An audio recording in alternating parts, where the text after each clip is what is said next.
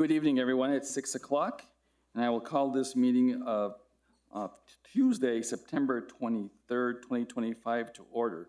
Again, the time is 6 o'clock. This meeting is streamed on the village website. The public can also participate via Zoom. Instructions and overall public participation guidance is listed on the website and on page 5 of the meeting packet. I will defer to our clerk for further instructions. Danielle? Thank you, Mayor. The Village of Los Ranchos is providing the ability for the public to participate in hybrid meetings. As with any application, digital service, or software, the opportunity for failure can occur. Therefore, the village is not responsible for the inability to connect to the meeting, either by Zoom meeting link or viewing via live stream. The meeting is being recorded and will be available online after the meeting on the village website.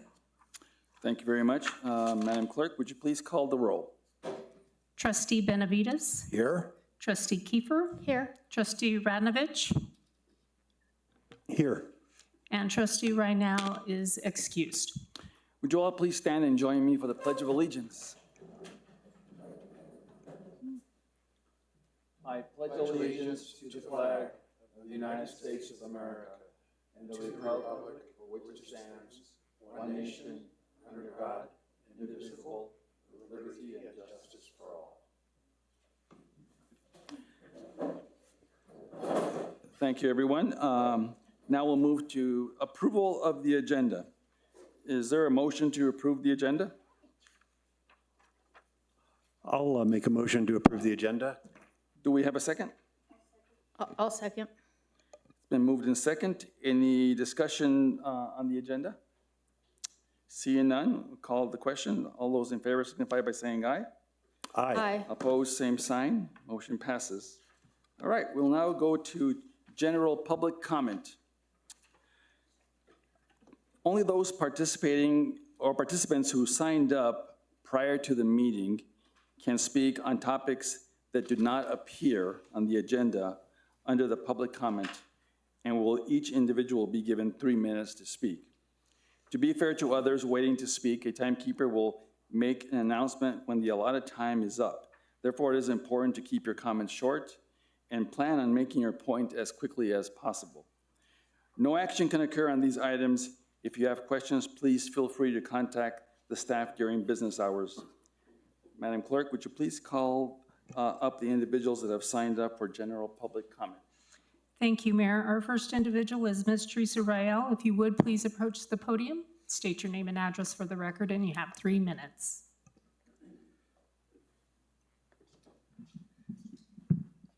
Teresa Rael, 1005 El Alhambra Circle, Northwest. I have 3 things. One is the village community yard sale is coming up Sunday, October 5th from 9 to 1:30. And the barn and the portico are sold out for spaces. However, we still have space on the grass. So if you want to participate, it's $25. You can pay here at Village Hall. And the money goes to the village for the Fall Festival Fund. So it's a great community event, and I hope you can come out, at least just have fun, socialize, and shop. Anyway. And then my second comment is October 22nd, 5:30 here at Village Hall.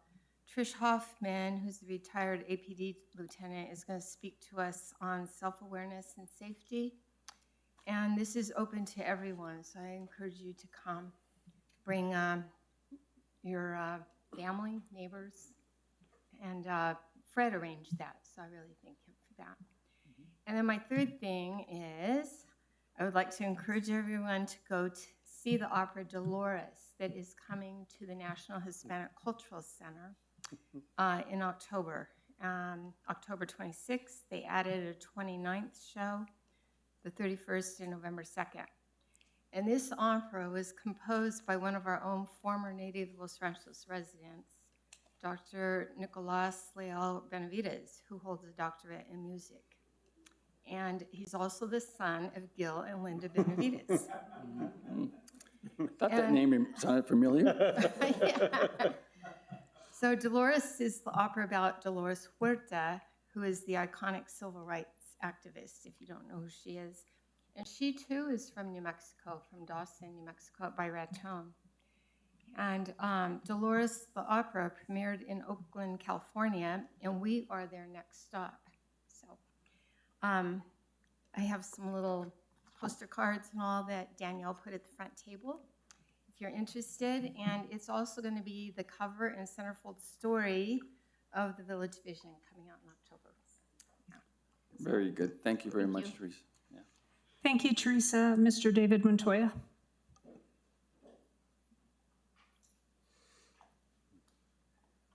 Thank you for this opportunity. David Montoya at 8831 4th Street Northwest. I have a couple of things to talk about. One of them being, I was told that, well, there's been a problem sometimes with the public comment period that nothing happens to it. And I was told that from here forward, and I don't know if that is officially going to happen, that after, in the trustees discussion period, that these items could be taken up, and they would, so that we wouldn't feel like when we're out here in public comment that, hey, we're just singing into the wind. And there's a little bit of frustration on that factor, and I hope that is actually, we're gonna do something about that. I have a couple of points.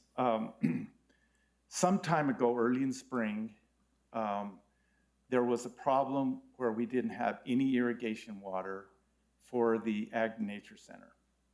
I brought up and did the work, went down to Middle Rio Grande Conservancy and checked into the ACL program, the Alternative Curtailment Location Program.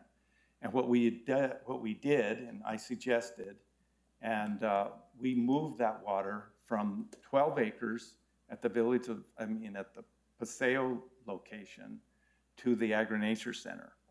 And we could see a need there.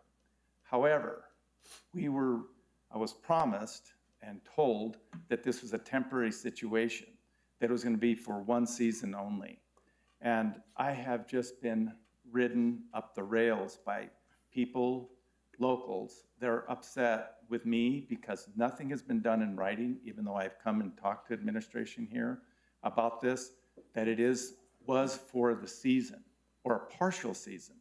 Now it looks like, and the last notice that I heard is that this purchase could take some time, possibly more than a year. And I'd like something in writing that it was done for temporary purposes and not to ultimately transfer water from the north to the south. And this is really important. So I would like, and I'm hoping, and I have to leave, but I'm hoping that we can hear something about this. And there's the third thing that the second thing that I want to talk about is that speeding in the village has just gotten at a terrible point right now. There's accidents constantly on Paseo. It's hurting and bringing traffic to every place on El Pueblo and Ortega. So I would like us to do something about this, and I think we can and we should. And I ran out of time, and thank you very much. Thank you. Thank you. I'm going to apologize up front for your name. Mr. Chappell, if you would.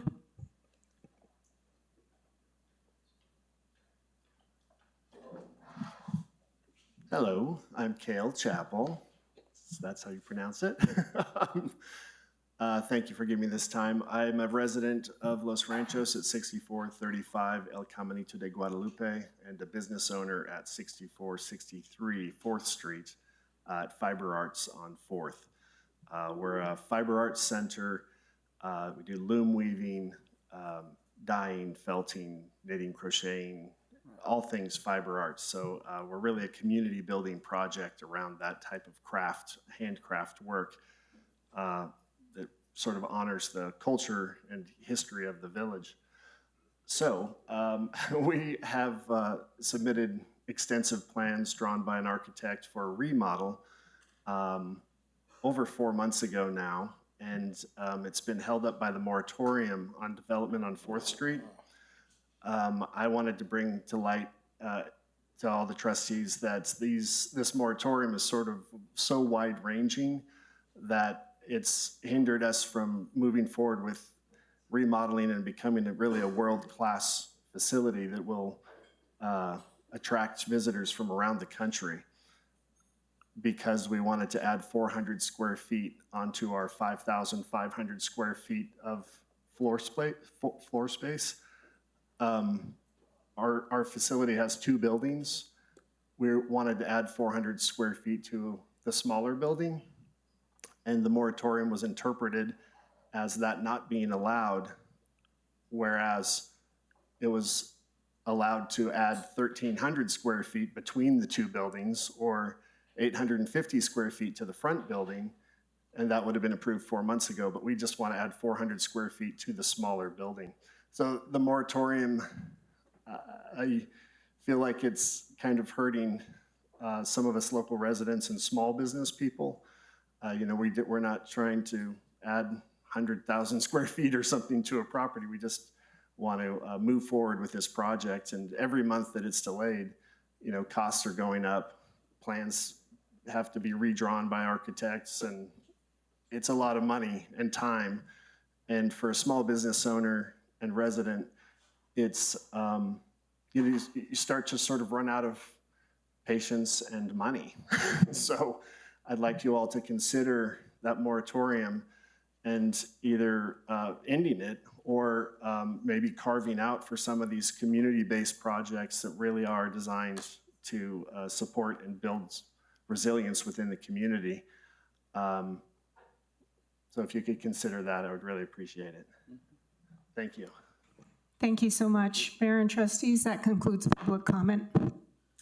Okay, just for the trustees' information, I know that a lot of times the public comes up and asks a lot of questions about what we're doing and certain things, and I appreciate folks' concerns about perhaps not having an answer readily given to them at the meeting. As we say in our introductory, if you will, to our public comment, that if there are questions that they want us to follow up, please let the staff know and we'll have someone get back. So John, if you wouldn't mind, just for Mr. Montoya's questions, if you could please give him a call and just give him and I'm sure that we'll have more conversation about that at this meeting, but I just don't want to get into a situation where we're answering every single question that comes up during public comment, because sometimes we don't have all the answers and we want to make sure we're fair. However, to this, our speaker on this issue of development within the moratorium, we didn't make a carve out, if you all recall, back in April for one particular area. And so I'd like for us to, and Shannon, if you would please, let's figure out how we can, that was always been my concern with the moratorium. It's a bit broad and it does stifle economic opportunity for some business folks, as this gentleman presented. And he and I spoke earlier today, and I'd like to see if we can't maybe figure out a way to let some of those businesses continue to grow and expand, and then really go after what really we're trying to do with the rest of the area. So thanks for coming tonight. Appreciate you. All right, with that, we'll go to item number 6, approval of the minutes of August 19th, 2025 regular meeting. Is there a motion to approve the minutes? I'll make a motion to approve the minutes. I'll second that. It's been moved in second. Any adjustments or any concerns with the minutes? Seeing none, all those in favor signify by saying aye. Aye. Aye. Opposed, same sign. Motion passes. Okay, now we're going to number 7, a public hearing. Ordinance number 303, adoption of an ordinance amending the text of 9.2.3 definitions, 9.2.6 transfer of development rights regulations, 9.213 gateway district zone, 9.214 village center zone, 9.218 off-street parking regulations, and 9.2.22 signs of comprehensive zoning code to remove duplicate and unused terms, modifying existing formatting for consistency and clarification, and update all standards to meet applicable specifications and requirements. That's a mouthful. However, let me begin by asking our attorney if you would please swear in the individuals who would be speaking on both public hearing matters and on ordinance 303 and ordinance 304. Anybody that's going to be speaking on a public hearing matter tonight, let's swear you in at the same time. So if you're in a public hearing, please stand. Are you going to testify in a public hearing? Stand, raise your right hand. Do you solemnly swear to tell the whole truth and nothing but the truth under penalty of perjury? All right, thank you. All right. With that being said, let me go to Ms. Schultz, to our zoning and planning director. And this is a rather complicated piece of legislation. So just ask the public to be patient as we go through this. So Ms. Schultz. Thank you, Mayor and trustee members. This request, although the title sounded kind of big and scary, I would kind of distill it down to doing two major things. One, fixing the definition section of the code, which is really where the rubber meets the road when I'm trying to interpret the zoning code. So making a lot of revisions to that to just make it clear, not making necessarily substantive changes that would result in me enforcing the code differently, but just making sure that we're getting rid of duplications or things that are in conflict with one another. That's kind of the first portion of the change. The second is quite substantive in nature, and that's a pretty significant overhaul of the signs chapter of the code. The changes to that section are much more substantive.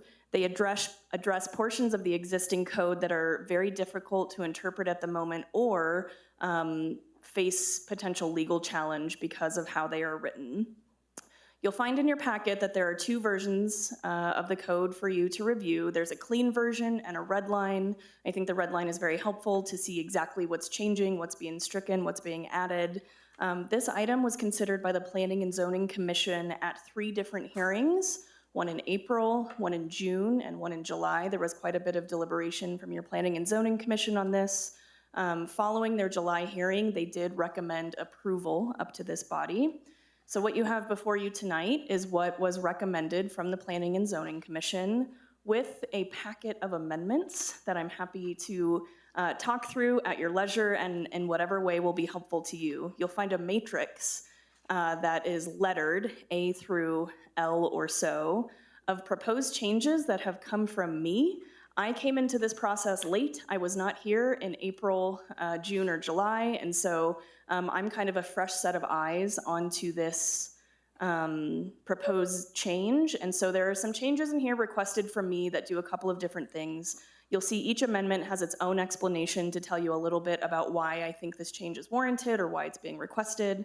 For some instances, there is still conflicting language in the code that needs to be cleaned up. That if it were to pass as originally drafted tonight, I would still have problems enforcing this code.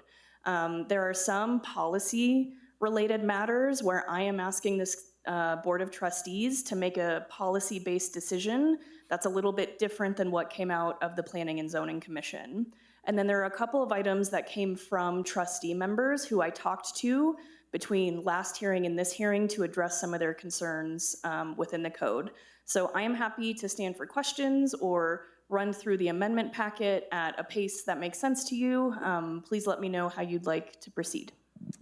Thank you, Ms. Schultz. Let's first, before we get too far down the road, why don't we have some folks that have signed up to speak and let them come up and say their piece, and then we'll move from that perspective. So, Madam Clerk, if you can just call up the folks that have signed up, please. Thank you. Thank you, Mayor. We have one individual, Mr. Vincent Sanchez. If you would, please approach the podium, state your name, and you have 2 minutes.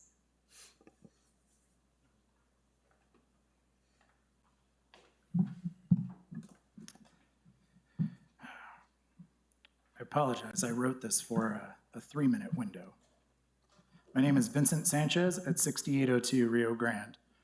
In previous P&Z meetings, I have brought up my concerns about removing lines and definitions. From my point of view, as the public, we get a few minutes to make comments, and those comments, for the most part, fall on deaf ears. Today, I want to reflect on what harm an extra definition does in the digital age. In past meetings, I used build to line as an example of removed definitions. The reason for the removal was build to line was not found anywhere in the code except in the definitions. I would argue that this underutilized definition could help the village define boundaries, especially helpful to define where setback boundaries are pertaining and where structures can be built. The village's own code pertaining to setback has been ignored in new constructions, where this definition of build to line can be applied. When I have tried to bring this to the attention of the village along with other problems, I have been dismissed or ignored by many leading the zoning department. Ignoring code or subjective interpretation has directly affected my family's access to irrigation water, a cornerstone of agriculture. Further insult to injury, the village makes a loud proclamation about agriculture but does nothing to defend it. I voiced past concerns about temporary consultants of advising alterations to remove definitions of village code. In previous P&Z meetings, 2 other commissioners specifically questioned about the removal of site development plan and economic plan language found on page 10, lines 18 through 26. On April 8th, Mr. Brennan was asked, why was there any precipitating events that inspired the removal of this language? Replying no, Mr. Brennan omitted that January 14th, in the P&Z meeting, where palindrome representatives specifically referred to may and shall language, as well as being cross-examined by a palindrome lawyer at the time. It was once more questioned June 10th.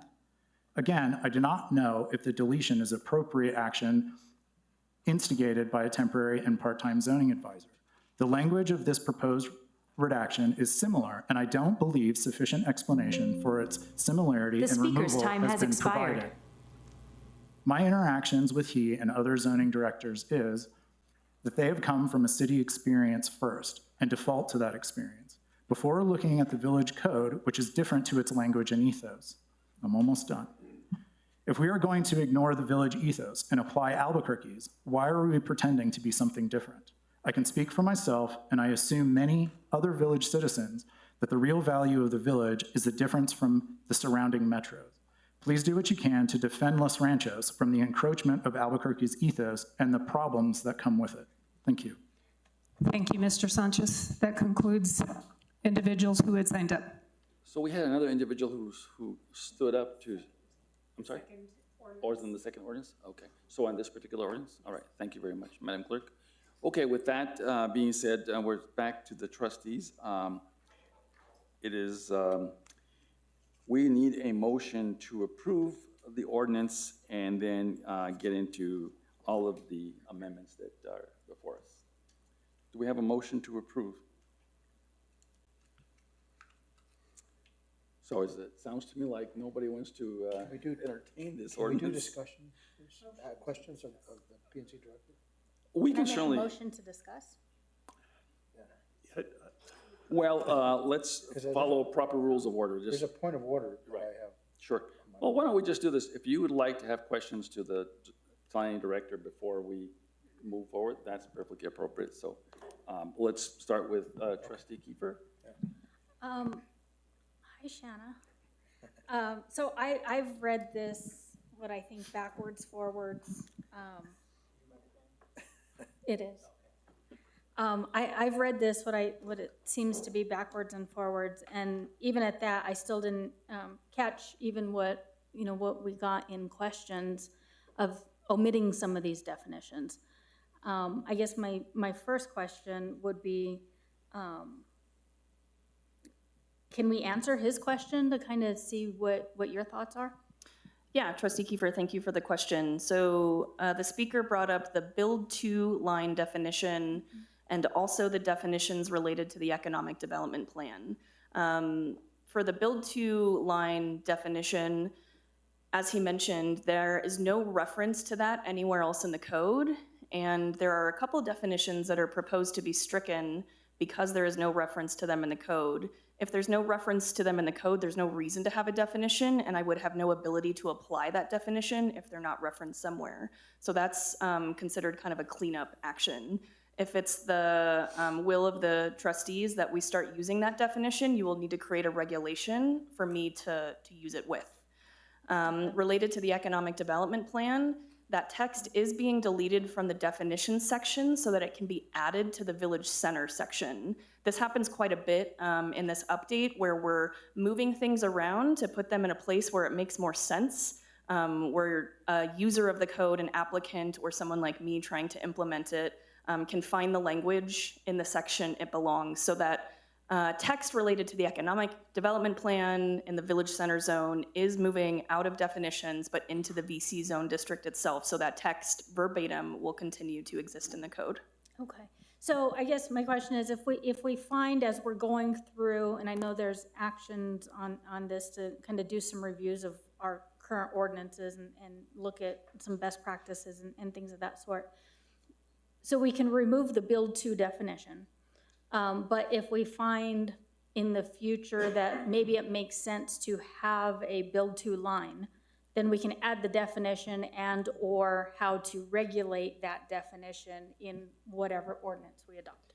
Trustee Kiefer, yes, for better or for worse, a zoning code is a living document, and it is meant to be changed over time. And so things are always up for discussion and change in this document. There's a process to do that, of course. You have to go to the Planning and Zoning Commission, then back to this body. But yes, nothing in here is ever set in stone. Okay, perfect. Madam, Trustee Kiefer, can I just add a point on that clarification? So Shanna, the speaker's interpretation of that is much more substantive in his perspective. Can you just quantify whether or not what he actually talked about actually needs to be put into the code, given the fact that we're taking this for now out of the code? Sure, and you're referring to the build to line definition in particular? Exactly. Yeah, the code has other definitions for things like boundary line, parcel line, setbacks. These are all the things that combined create your buildable area. And so we do not, in my professional opinion, we do not need a definition for build to line when all of these other definitions already tell us where we can and cannot build on a property. If it's the will of the trustees to create some kind of regulation based on that definition, we can talk about doing that, but I do think it would be duplicative of what already exists in the code. Okay. Well, and I wouldn't say, and Trustee Kiefer, just for a second, one last follow-up. I think it might be helpful to get an understanding, maybe there is a different part of the code that deals with this particular issue.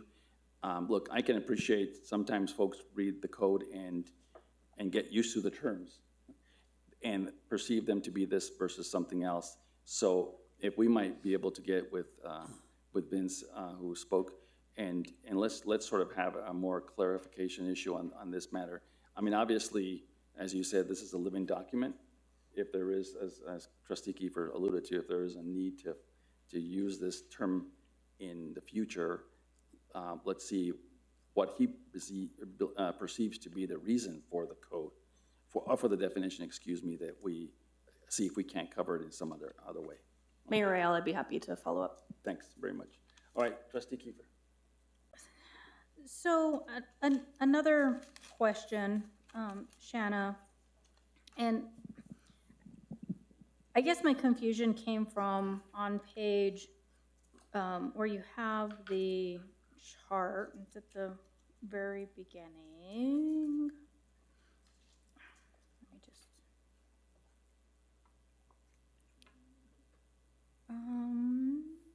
right. What page is this? This is going to be page.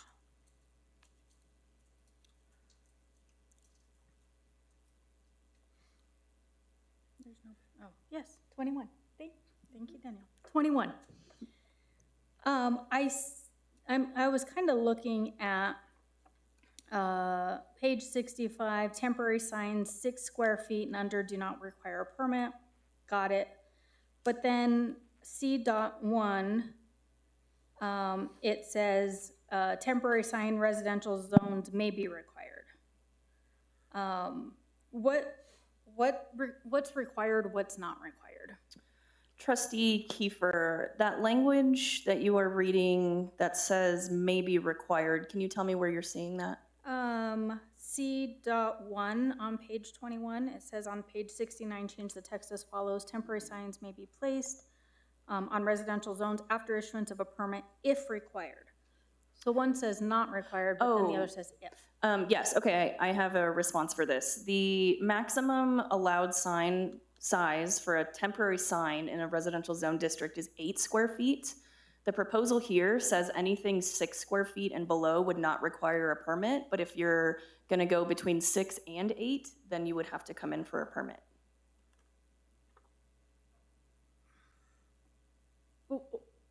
Why that specific?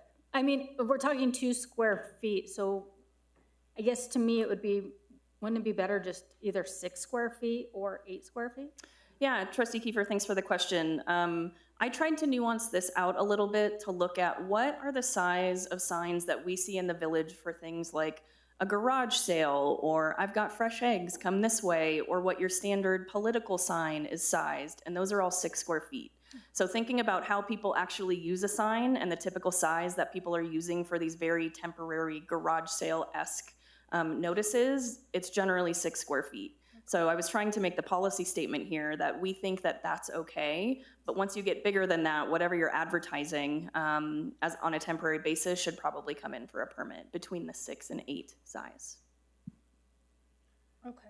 I do think that that is a policy call, so if it's, you know, the interest of the board to just have one rule across the board, maybe I tried to nuance it a little too much. Happy to have that conversation. Okay. I mean, to me, I would think if 6 square feet, what most signs are in a residential zone, then 6 square feet is what it should be, but that's just me.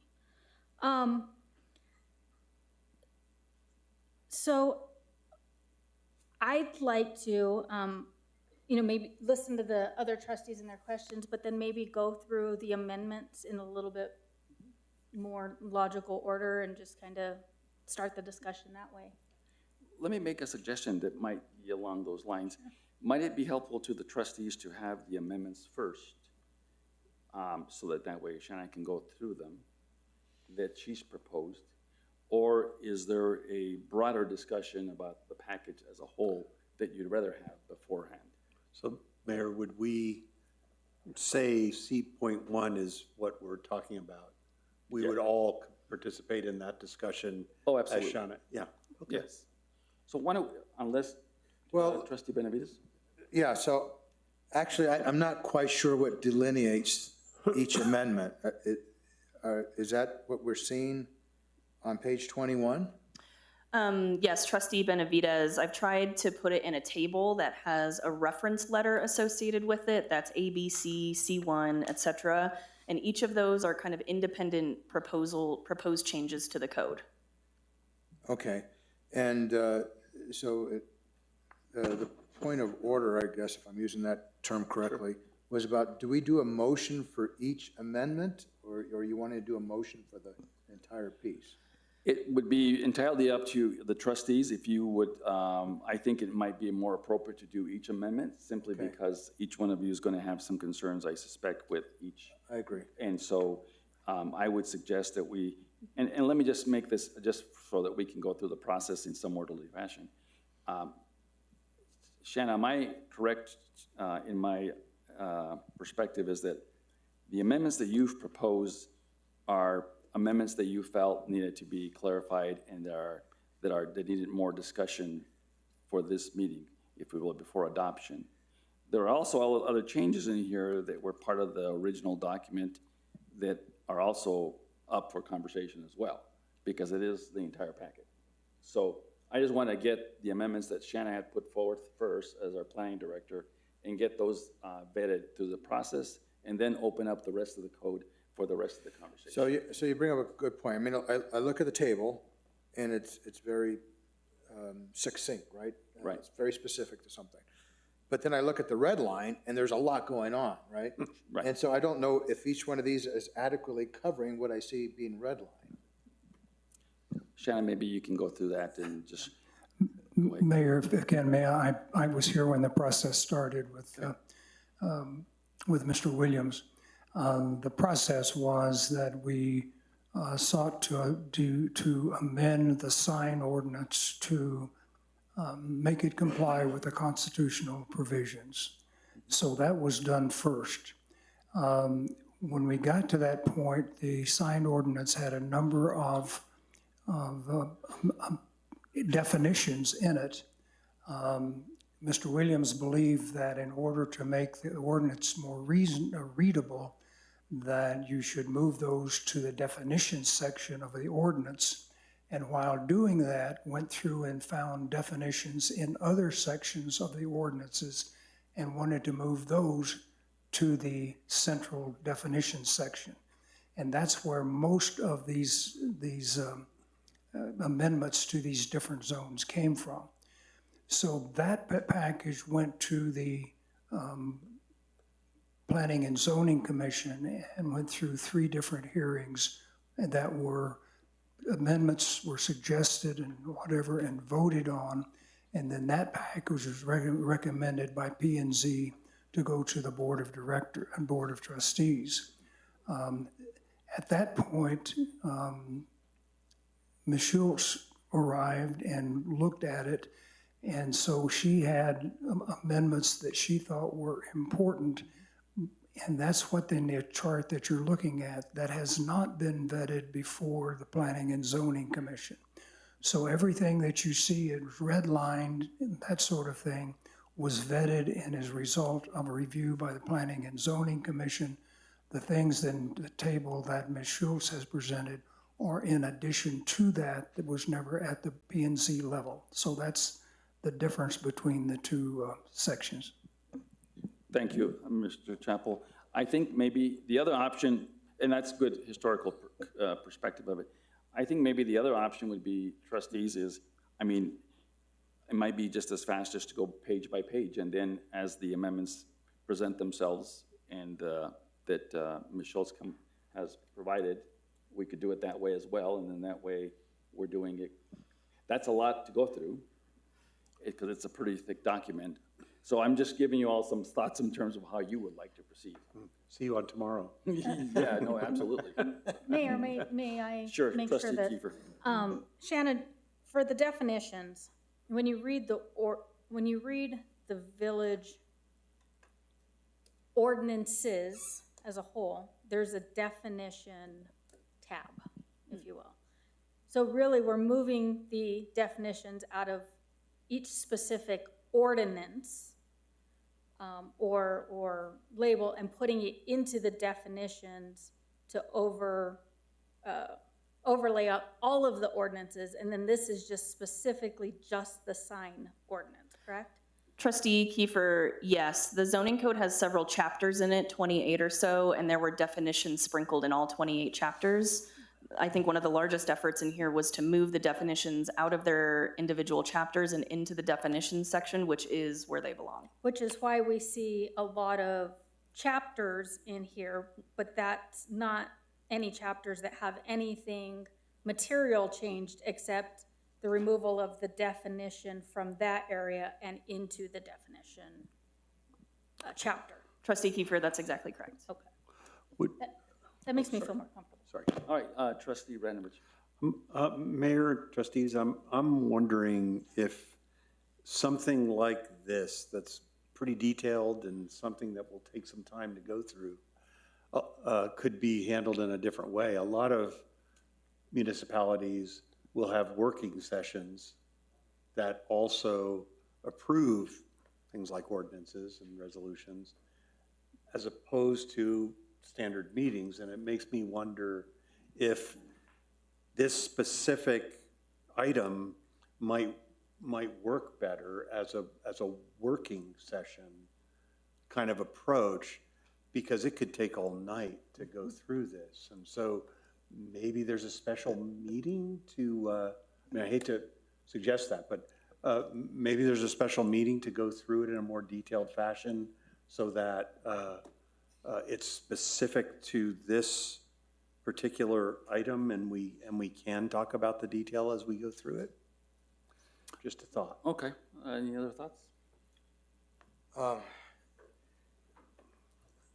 Yeah, I'm just thinking about it, and it's hard to get through it all.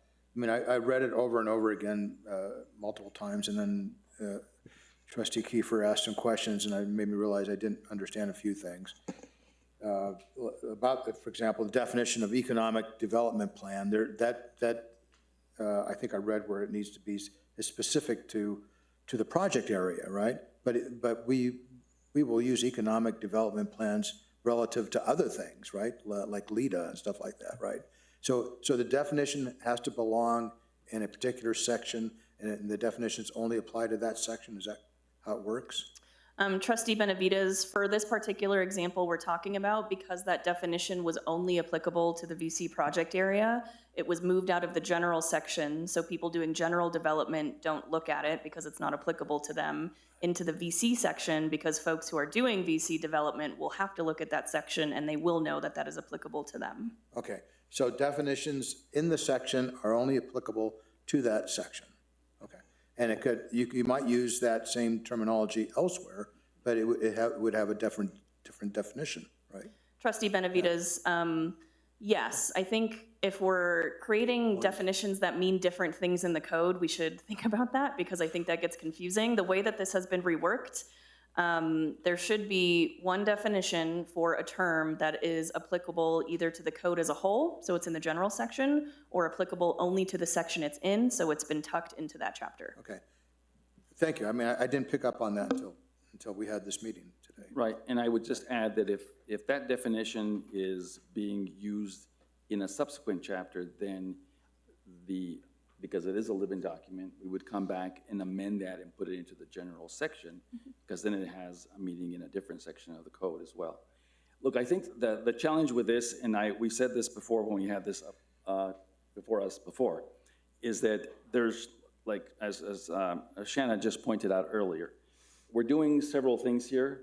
One is really cleaning up the definition sections and repositioning them, if you will, in the code, which I get can mean a lot to a lot of folks, and I get that. Then the other piece is the science section, which is the one that's also incredibly important to get that done. And so the question then becomes for the trustees, look, Trustee Ranovich has recommended some sort of a study group or session for these. I think that maybe that's one approach, certainly. The other approach is we, as difficult as this is, we plow through it and get it done if we all believe that this is what we want to do. But what I don't want to do is sit here for 3 hours, go through it, and then at the end of the process, one of the trustees let's defer this for another 2 weeks because we have some bigger issues. And before you know it, we're spending a lot of time on this. So let me make a suggestion.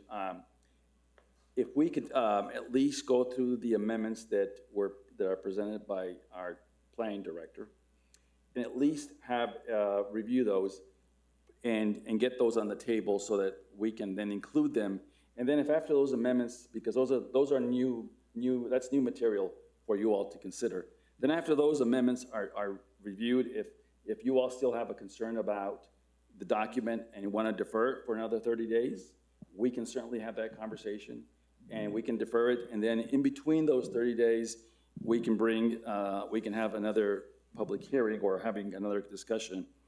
But that at least gives us an opportunity to focus on this. I think maybe I would say this on my part, maybe we should have broken this up into 2 different documents. We should have left the definition sections on its own, because it literally could stand on its own. And this did the sign piece on its own.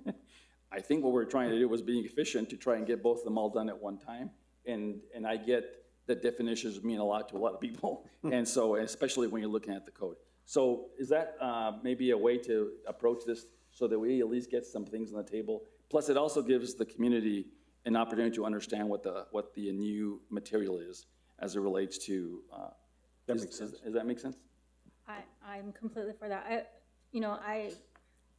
I think the longer as much as I believe in working sessions and certain things, I do think we have an obligation to get through this as much as possible, because Shanna needs something to be able to Absolutely. manage and enforce. Right. Okay. Well, then let's do this then. Let's with you all's concurrence, let's go through the amendments that Shanna has presented. And but before we do that, keep in mind, just for parliamentary procedure, moving it to a motion to to pass the ordinance. Does not mean that it ultimately has to pass tonight. Just means we're putting it on the table for conversation and amendment. And then subsequently, if we're going to defer it, we can make that motion, you know, after it's at the table. So that being said, do we have a motion on this to adopt the ordinance? I'll make a motion to adopt ordinance number 303. Do we have a second? Yeah, I'll second it. Thank you very much. All right, now we'll open it up for discussion and for the amendments. So if, as agreed to, Shannon, why don't you present the information that you have on your amendments, and we'll go through those amendments, and then we'll do a pause and see where we are. Thank you, Mayor Rael. So we're going to start with Amendment A, labeled in your table. This is related to the definitions that are associated with the transfer of development rights process. This was a request from Trustee Rhinow.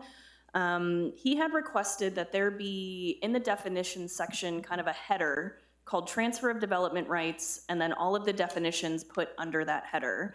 As a user of the code, that is not very intuitive to me. For example, you know, there's a definition for receiving parcel. I'm going to go to the R section to look for receiving parcel if I want to know what that means. I wouldn't go to T for transfer of development rights. So I thought a good middle ground would be to create cross-references. So for all the definitions that are associated with a transfer of development right, and they're all listed here, receiving parcel, sending area, etc. At the end of those definitions, there would be a phrase added that says, see also transfer of development rights, so that the connective tissue is added, but in a way that makes sense for the folks who are using the code.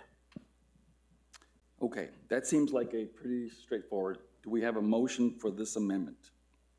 I'll make a motion to include amendment reference A. Do we have a second? Yeah, I'll second it. All right, any other discussion? All those in favor? Oh, go ahead, I'm sorry. Yeah, so just some points that I'd like to make about this. And I asked Director Schultz about have we ever done a transfer of development rights, and we have not. So I don't want to belabor it, but it's something that I don't know if the public has totally grasped what this means. And so we have, for example, we have maximum densities in various zones for housing, for, you know, as an example. So a question would be, does this allow someone to exceed what would normally be a limit on the density for that zone? Trustee Benavides, thank you for the question. The transfer of development rights process does allow a property to exceed its maximum density thresholds if it's given density from another parcel. So yes, to answer your question. Yeah, I'd like to hear from the other trustees. Are we okay with that? Before, let me clarify. But Shanna, in this particular amendment does not address that issue. Is that right? Mayor Rael, that is correct. This is only creating a cross-reference to definitions. If it's the will of the trustees to kind of delete transfer of development rights from the code as a whole, which I would be very much in favor of, that would need to be a separate process, a separate application.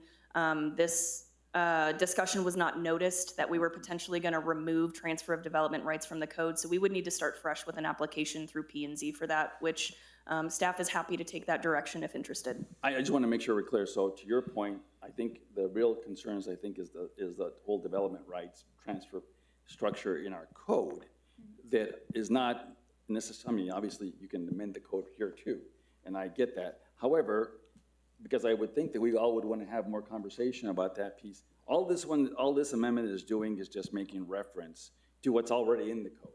Okay. So by supporting it, you're not endorsing transfer of development rights. You're just simply saying, for the purposes of reading the code, this makes it easy for folks to know where the section is. Okay, I mean, I strongly recommend that we revisit that part of the code. And that's great. Let's make sure we put that out. Yeah, we look at the transfer of development rights.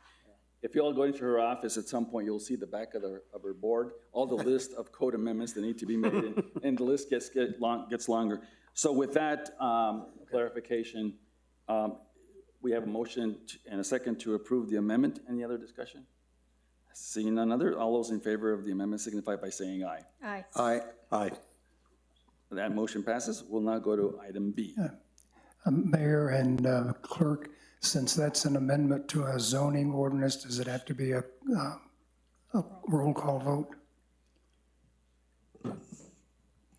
Mayor and Attorney Chappell, I was under the impression the way it was described is that we were going to do it as a whole at the very end, whether we were going to move forward with this this ordinance, excuse me. And then we would do the roll call vote accepting.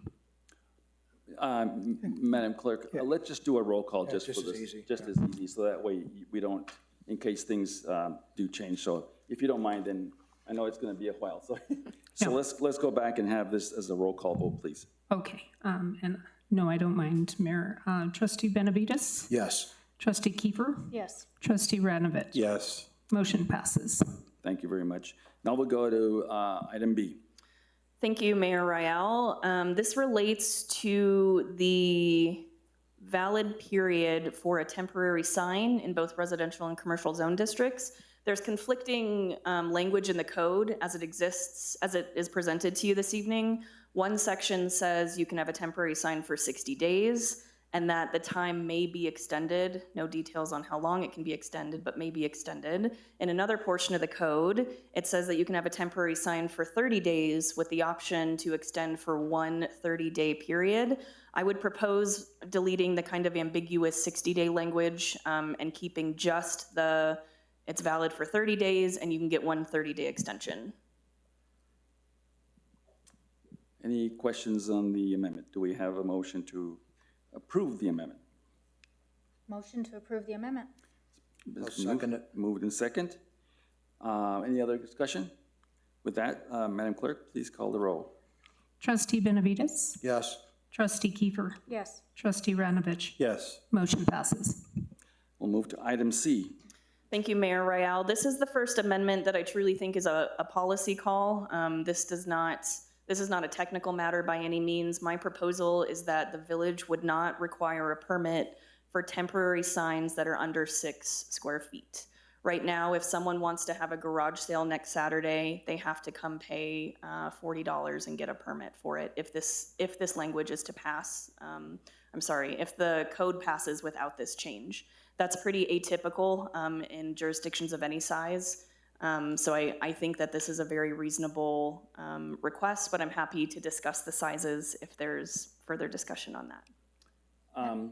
Before we go to discussion, would this include political signs as well?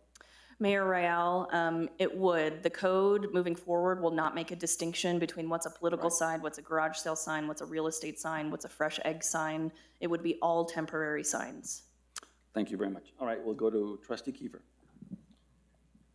For question. Comments? Yeah, comment? Oh, Shannon, were people really paying temporary permits for garage sale signs and/or political signs? Mayor Royale, Trustee Kiefer, that's a complicated question. In the code today, the political signs section is very explicitly different from the rest of the code. They had their own review and approval process independent from other signs. That's part of what needs to be cleaned up as a part of the constitutional issue with the code as it exists today.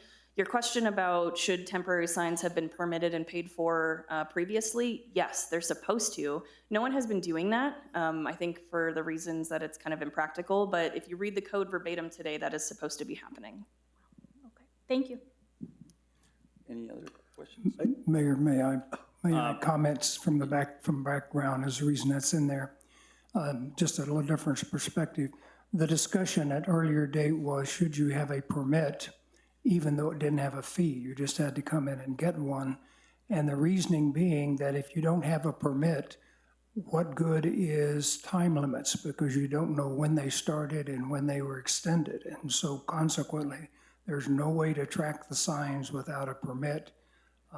Without a permit, then the time limits become unenforceable. Good point. Thank you. Trustee Ranovich. The size of a temporary sign, especially for political signs, is huge. I mean, it's 2 by 3. That's quite a bit larger than most political signs are up until now.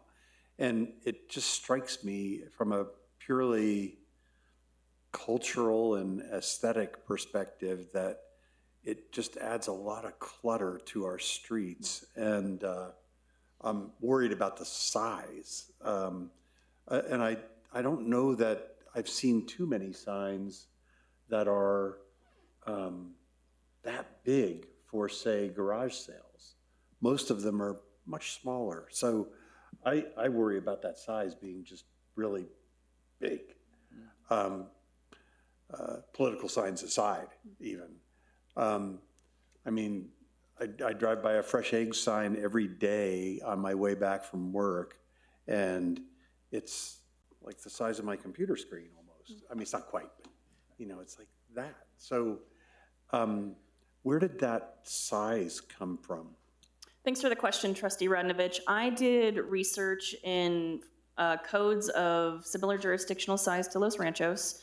I also did research on when you go to Amazon and you want to buy a pack of garage sale signs, what is the typical size? And 6 square feet is what I was consistently finding.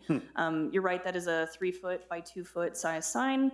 I am very open to changing the size on this if it's the will of the board. This was kind of my first pass based on the research I did, but happy to change that number if it makes sense to you folks. And before we, I'm sorry. Go ahead, that's fine. So what we see today, we don't have this restriction, is that right, in the code?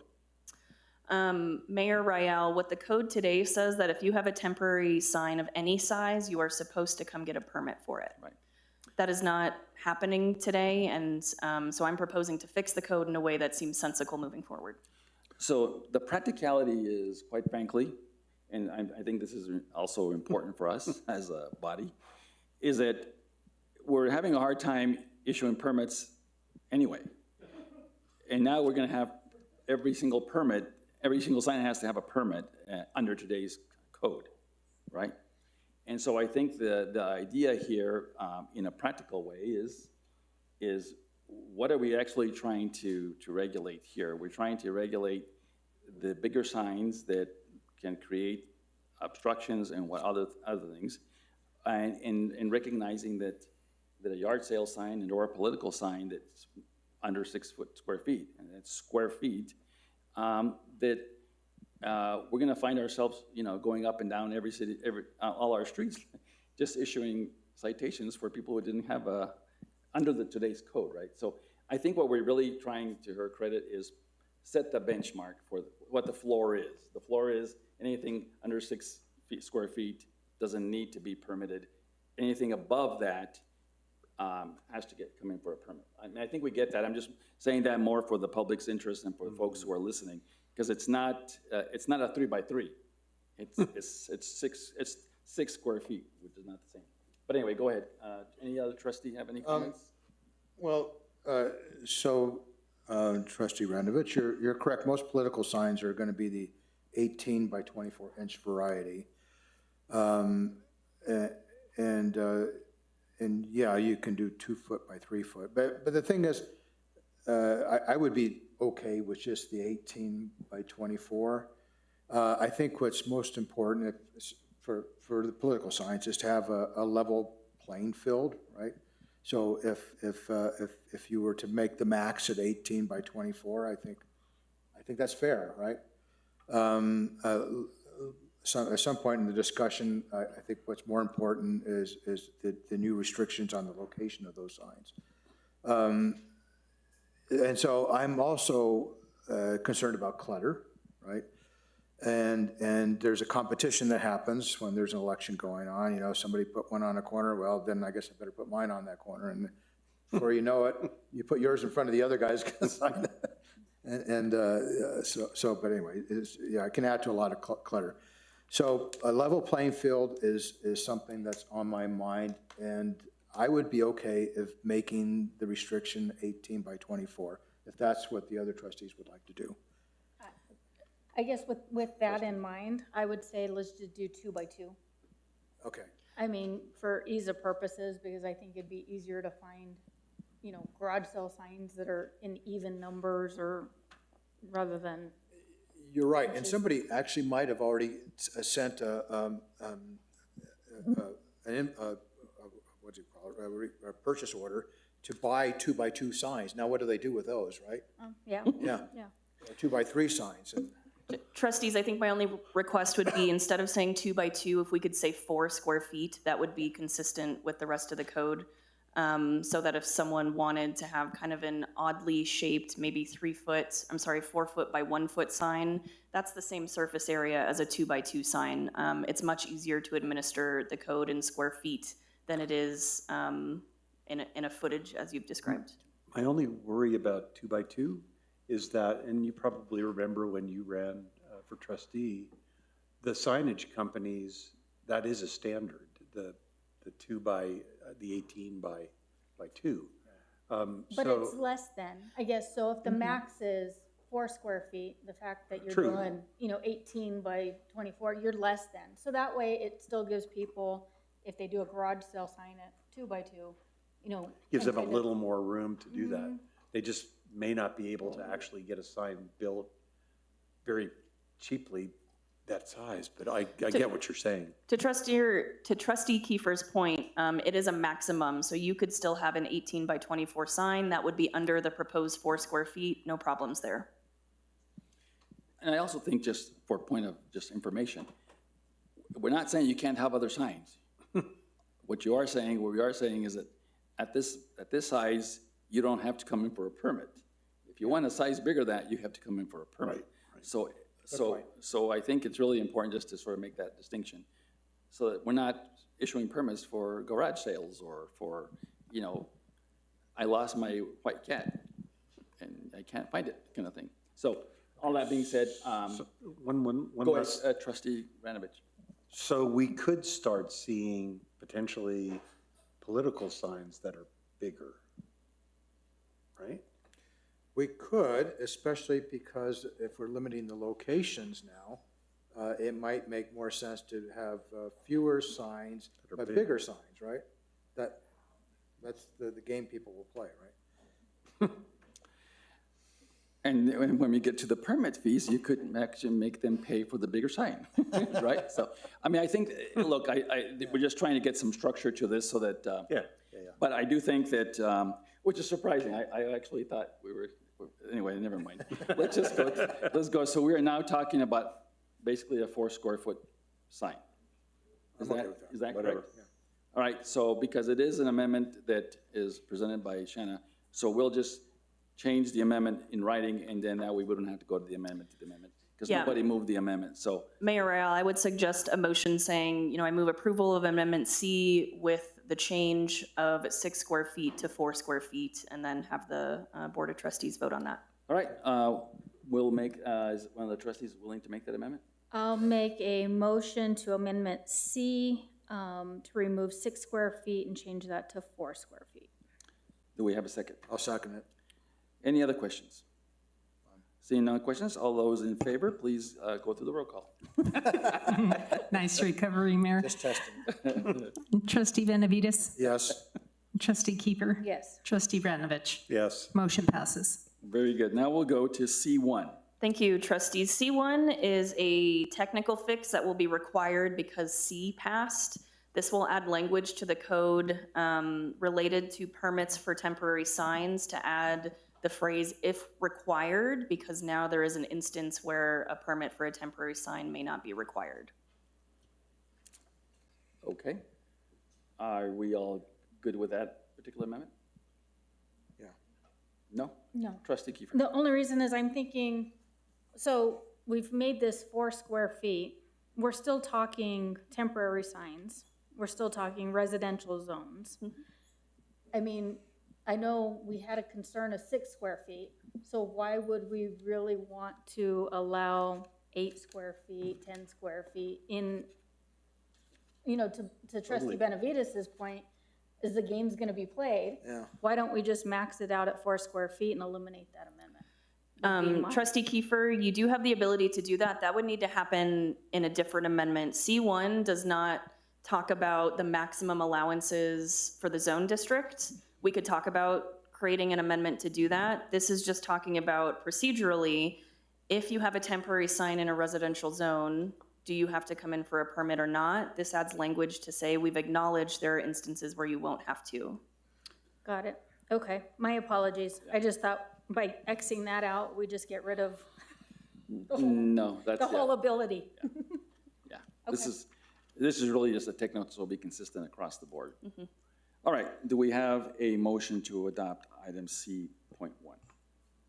Motion to adopt item C.1. Do we have a second? I'll second it. Okay, any other additional discussion? All right, Madam Clerk, please call the roll on Amendment C.1. Trustee Benavides? Yes. Trustee Kiefer? Yes. Trustee Ranovich? Yes. Motion passes. Thank you very much. The next amendment.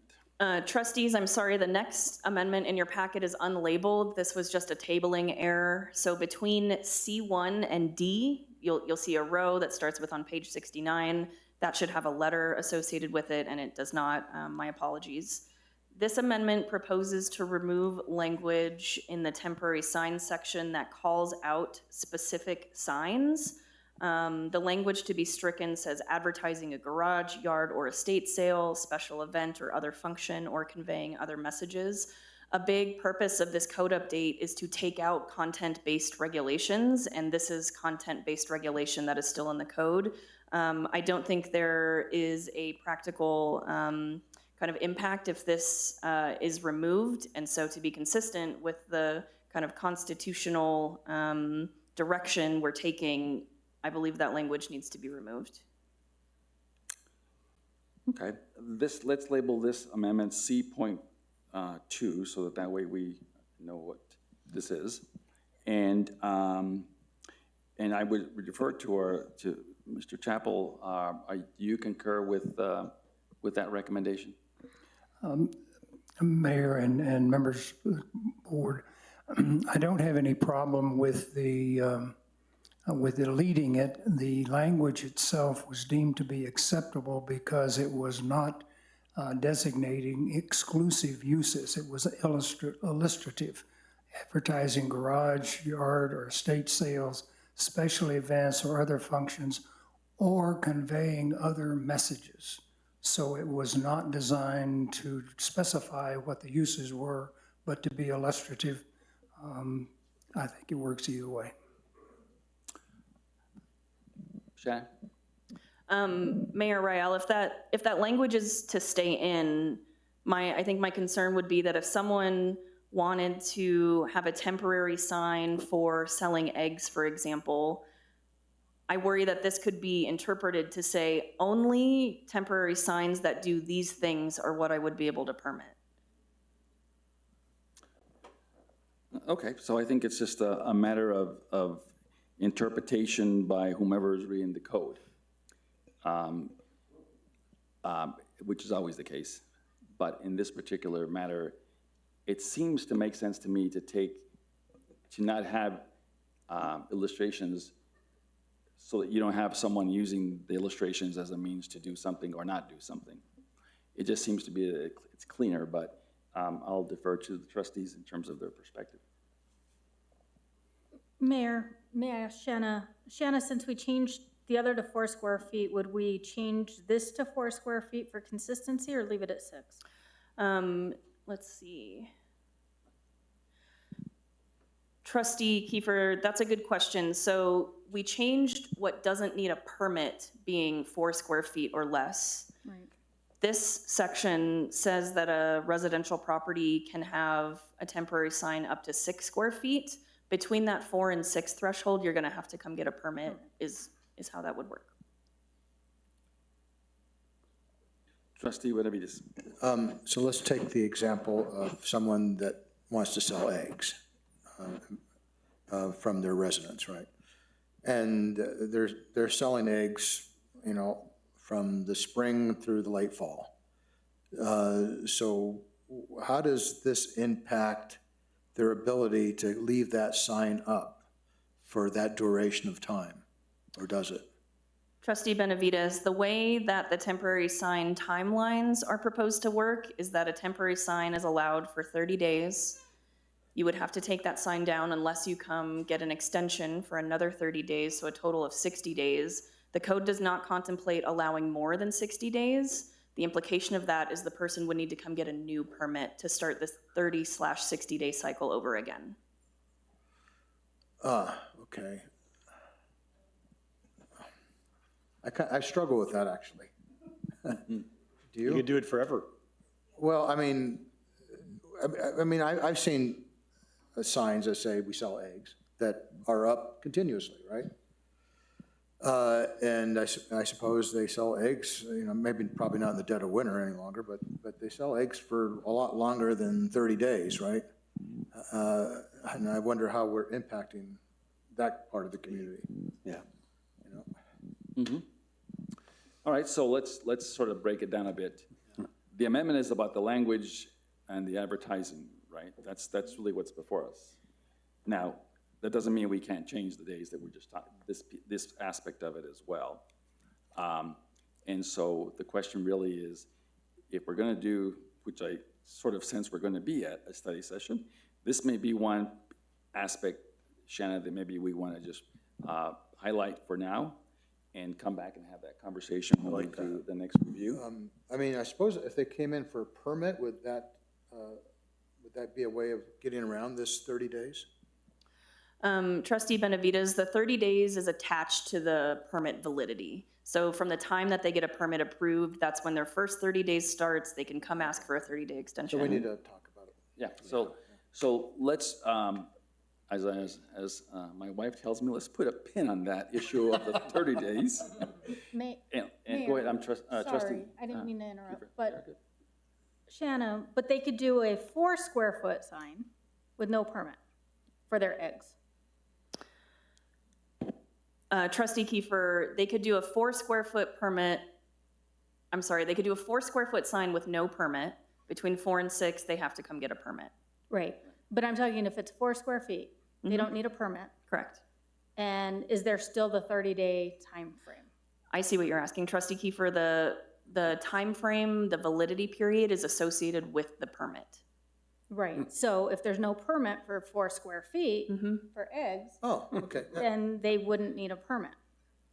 Trustee Kiefer, correct. And they could have it up for all year. Infinity, yes. Okay. Okay, but thanks for that clarification. That's important, and maybe we can get past it now. But I'd read it. It says the property may have 2 temporary signs of not more than 6 square feet. So we'll change that to 4 square feet? Trustee Benavides, the maximum allowance will still be 6 square feet. It's just 4 and under where you don't have to get a permit. Okay, but that is not clear in the way you read it, right? It just says anything under 6, whether it's 6 or 4. Trustee I'm sorry, Trustee C2. Benavides, you'd have to go look at the permit process and the allowances kind of combined to know what you can do on a maximum basis for size versus what size requires a permit. You can't look at them independently. I'm okay with it then. Well, we got the egg signs resolved, I think. Go ahead, trustee Rednovich. I've got egg all over my face, yeah. So hypothetically speaking, if I had a sign out in my front yard that's 2 square feet, Yeah. and that sign said something inflammatory, like, I love my neighbor, or I hate my neighbor, or I hate the neighbor at number 3625, whatever. Or the mayor cheats at solitaire. That would be a good one. Or the mayor cheats at solitaire. I could have a sign like that up as long as I wanted in my front yard. And if my other neighbor comes in and says, no, he's wrong, she's wrong. I may be taking it too far, but you could put almost any sign up with no permit, 2 square feet, that says just about anything you'd want to say. Trustee Rednovich, thanks for the question. Yes, that is correct. As a result of these changes, we will never be able to control what you say on a sign. That's the purpose of this. It's a First Amendment free speech right. We can't say, I hate my neighbor. I get that. Yeah. What we can control and what sign codes are intended to control is the visual clutter, the kind of massing and scale of signs and how they disrupt the kind of view of a streetscape. And that's why we're focused on size and not content. Then I'm worried about 4 square feet, because that's pretty big. And, you know, should we be making signs even smaller so that it reduces that potential and clutter and?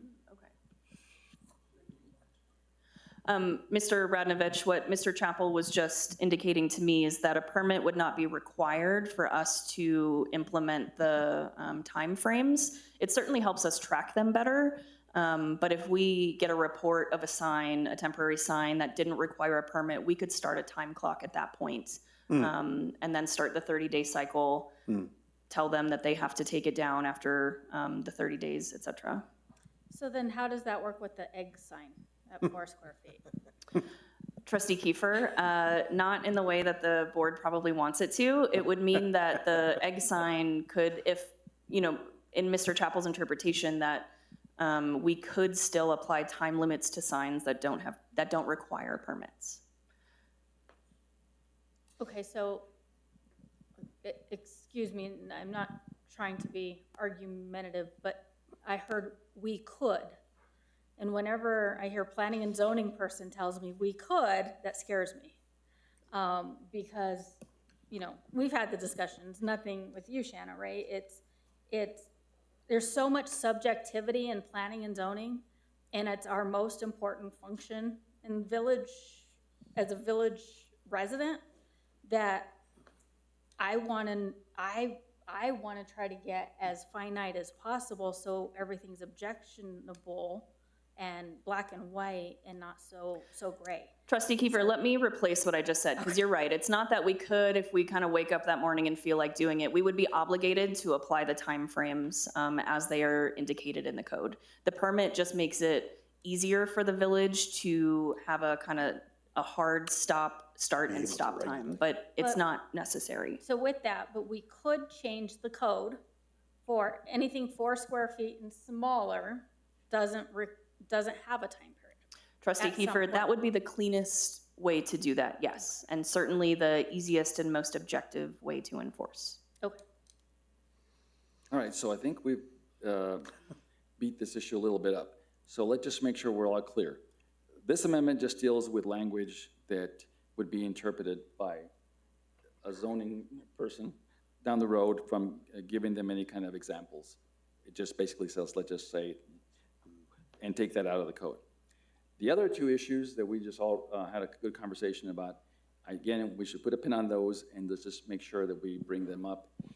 I would only err on the side of the following is, I mean, all of these issues about size and duration really require one major important step, and that is that if we had staff to do all of these regulations and requirements, we probably wouldn't be doing this sort of thing, right?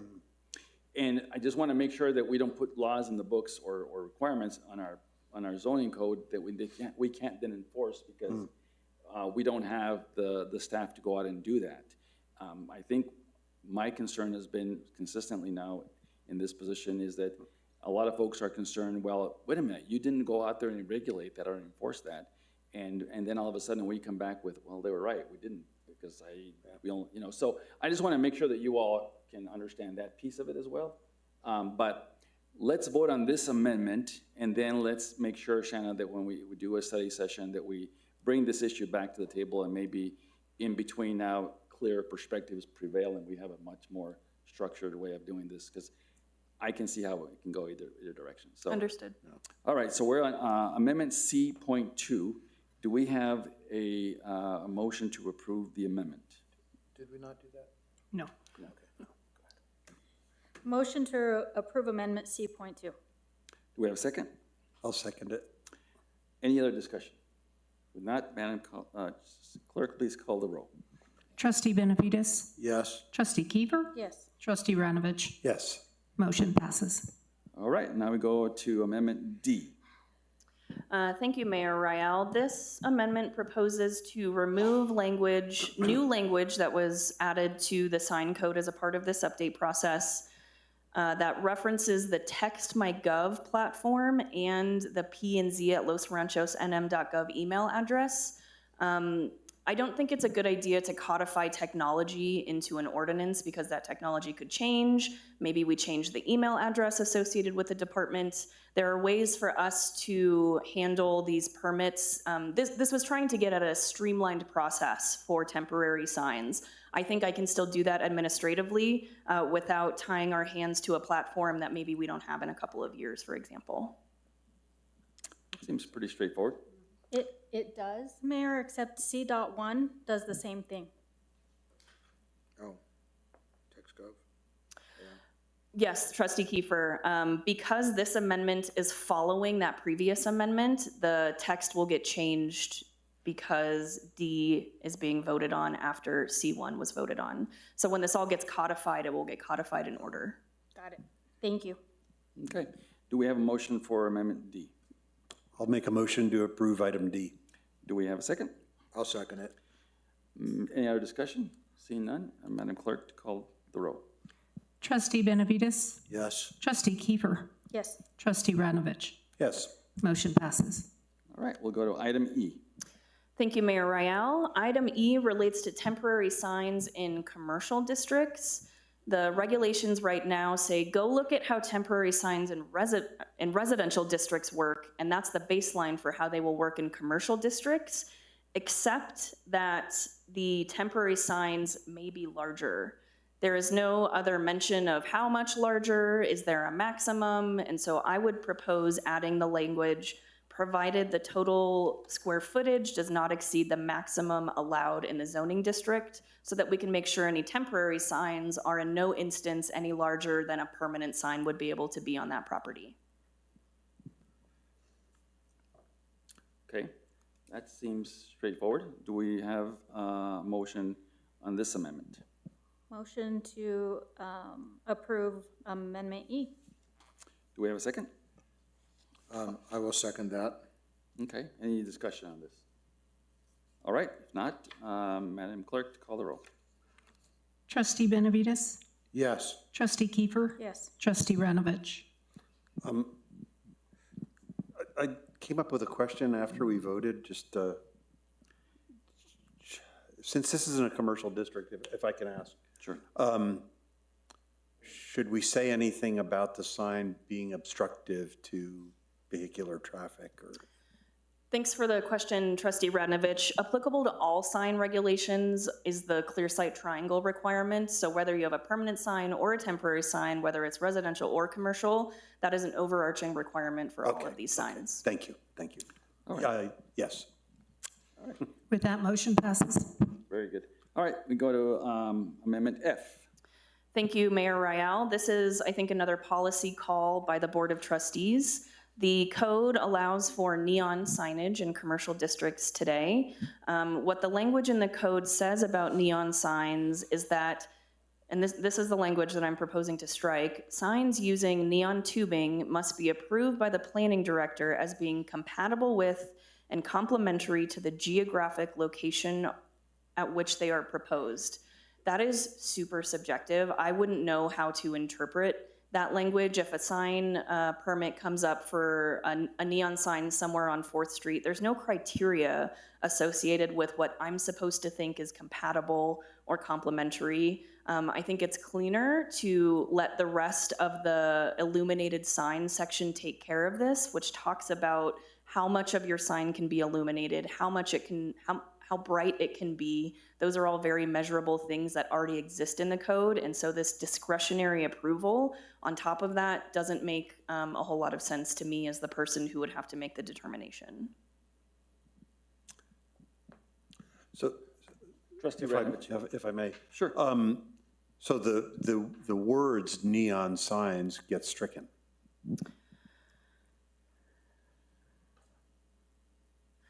And the reason I ask that is I've designed many signs in my career, and neon signs are a thing of the past for the most part. They don't even, I mean, it's very difficult to get a neon sign made in today's world because it's gas inside a tube. So I don't see the word neon in the actual language, anymore except where it says as follows.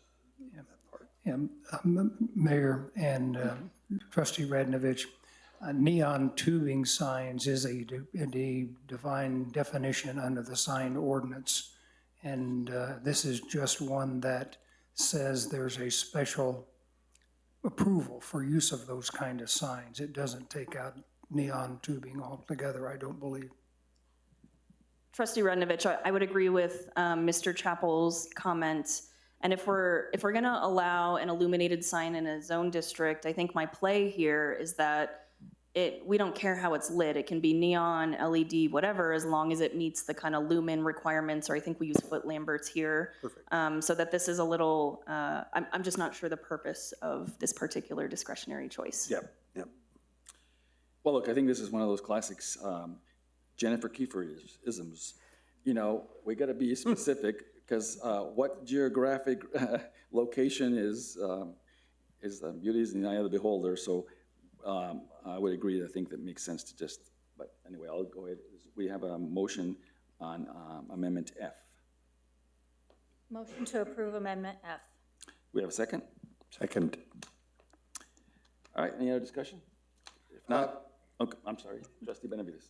You want to go first? Okay. I have nothing. I mean, so most lighting is diffuse, right? There's not a clear boundary between what's illuminated and what's not illuminated, right?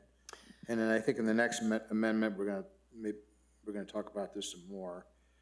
But do you see that as being a problem for saying they must not be illuminated beyond the sign face?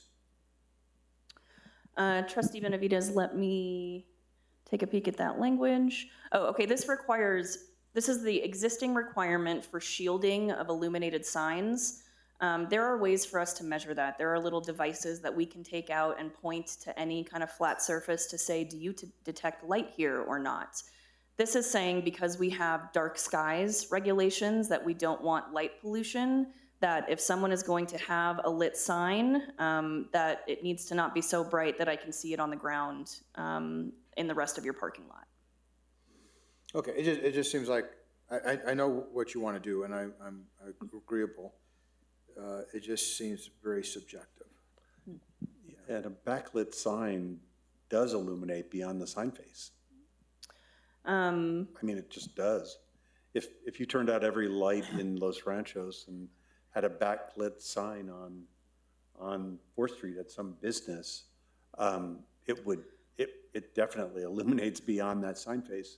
Trustee Ranovich, you're right. This language specifically says that this is about signs that are illuminated by ground or structure-mounted fixtures. So this is going to be applicable to kind of an external light that you have pointing at a sign. So it's not, and so the play here is point that light at your sign and your sign only, so that it's not light polluting Got it. on the rest of the surface. Mm-hmm. Okay. Do we have any other concerns on this? One other just physical, should there be something in this piece about reflective surfaces? Trustee Radnovich, can you elaborate a little bit? There are signs, for instance, that the DOT uses for street signs that have reflective tape on them that are made to reflect light from whatever's around it, whether it's your headlight on a car or another building. And so do we want that? And should there be something in this particular piece that restricts the use of reflective materials on the sign itself so that it doesn't become a problem? Because, you know, there are businesses that would try to do that, I think, to show off whatever they want to show off. So, Trustee Radnovich, I think that's a policy call. If that feels like an issue that's important to the board, we would need to create a definition for what we mean by reflective and then create the prohibition that does not exist in the code definitions today. already, so in manuals for design, so, yeah. Well, maybe what we should do then on this particular one, to that point, is, again, if we're going to go to the study session, I put a pin on this one and let's see what definition we can come up with as it relates to that. I get too nervous about getting too specific on these sort of things, but I get the idea that there are some folks that may try and make it a lot brighter than it maybe needs to be. Mayor Rael, if I might suggest, the conversation about reflective signs is wholly separate from this language about neon tubing and director discretion. I think that those two things could both move forward independently, that this amendment could be approved, and then you could, I'm hearing direction to do some research on reflective signs to bring to the next meeting. That's true. All right, so are we still on item F, is that right? All right, and we have a motion and a second. Any other discussion on this one? All right, let's just call the roll. Trustee Benavides? Yes. Trustee Kiefer? Yes. Trustee Ranovich? Yes. Motion passes. Thank you. For a moment there, I thought we had gone on to G and nobody had told me. So we're on, just for the members of the audience, we're getting close to almost done. So just, I appreciate all of you and the home folks listening on. So item G. Mayor Rael, this amendment came out of a conversation with Trustee Kiefer, so I'll give kind of an overview, and if she'd like to supplement, I would invite her to do that. This would create a new regulation in the lighting section to say if you have a lit sign, no more than 40% of your allowed sign area could be illuminated. Sign sizes are extremely specific in the code. In the example for the C1 zone district, you can't have more than 40 square feet. If you apply this regulation to that, this would say that no more than 40% of that 40 square feet could be lit. I will let Trustee Kiefer talk a little bit about why, from a policy perspective, that's important. Thank you, Shanna. So one of the reasons in the discussion, I think I brought this up last month too, is the last thing we want is to look like we're, the Las Vegas Strip on 4th Street. And technology is taking off, so we're starting to get a lot more of those illuminated signs, and I love the neon signs. I'm hoping we are able to bring back more of those. But when I saw 40 square feet as being the allowed signage on 4th Street, I mean, that would be a lot to have 40 square feet LED for businesses. So one of the things I told Shanna, I said, well, how do we limit, is it based on permits? Only like 10 businesses on 4th Street can have it, or how do we do that? And she said, well, we can't really discriminate on businesses, or you create that first come, first serve, and then you have people, upset with us. So it was, well, why don't we determine a percentage of the 40 square feet that can be illuminated, and then the rest is still signage, but not illuminated. And so, the kind of starting point was, well, let's start at 40% and kind of see what my colleagues up here think of that. Okay. Any questions? Yeah, Trustee Benavides?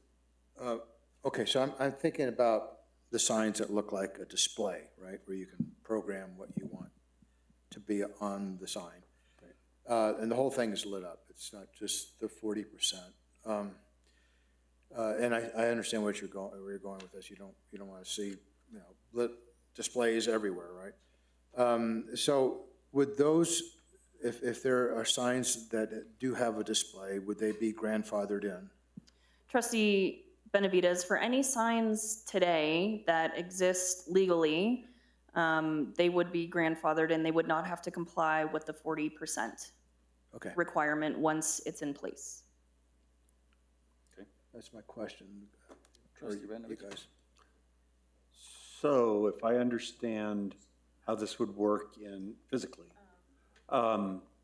if we had a 6x6 sign, I'd say probably Rick Saylor's shopping center at Ranchitos and 4th is probably at least that, if not more. What we're saying is that you can see the whole sign beyond the lit part during the day, but then at night, only a specific piece of that sign would be illuminated, would be allowed to be illuminated. Is that correct? Yes, or, you have businesses that have multiple signs. right? So they may have a 20 square foot sign that's just a regular sign, and the other 20 square feet they're using as purely illuminated sign. So they can mix and match their 40 square feet. It's just saying of whatever is illuminated is 40% of that total amount. I see where you're headed to, and I like the place you're headed. I'm trying to think of how that would work physically in the field. I will just put my 2 cents in on this one.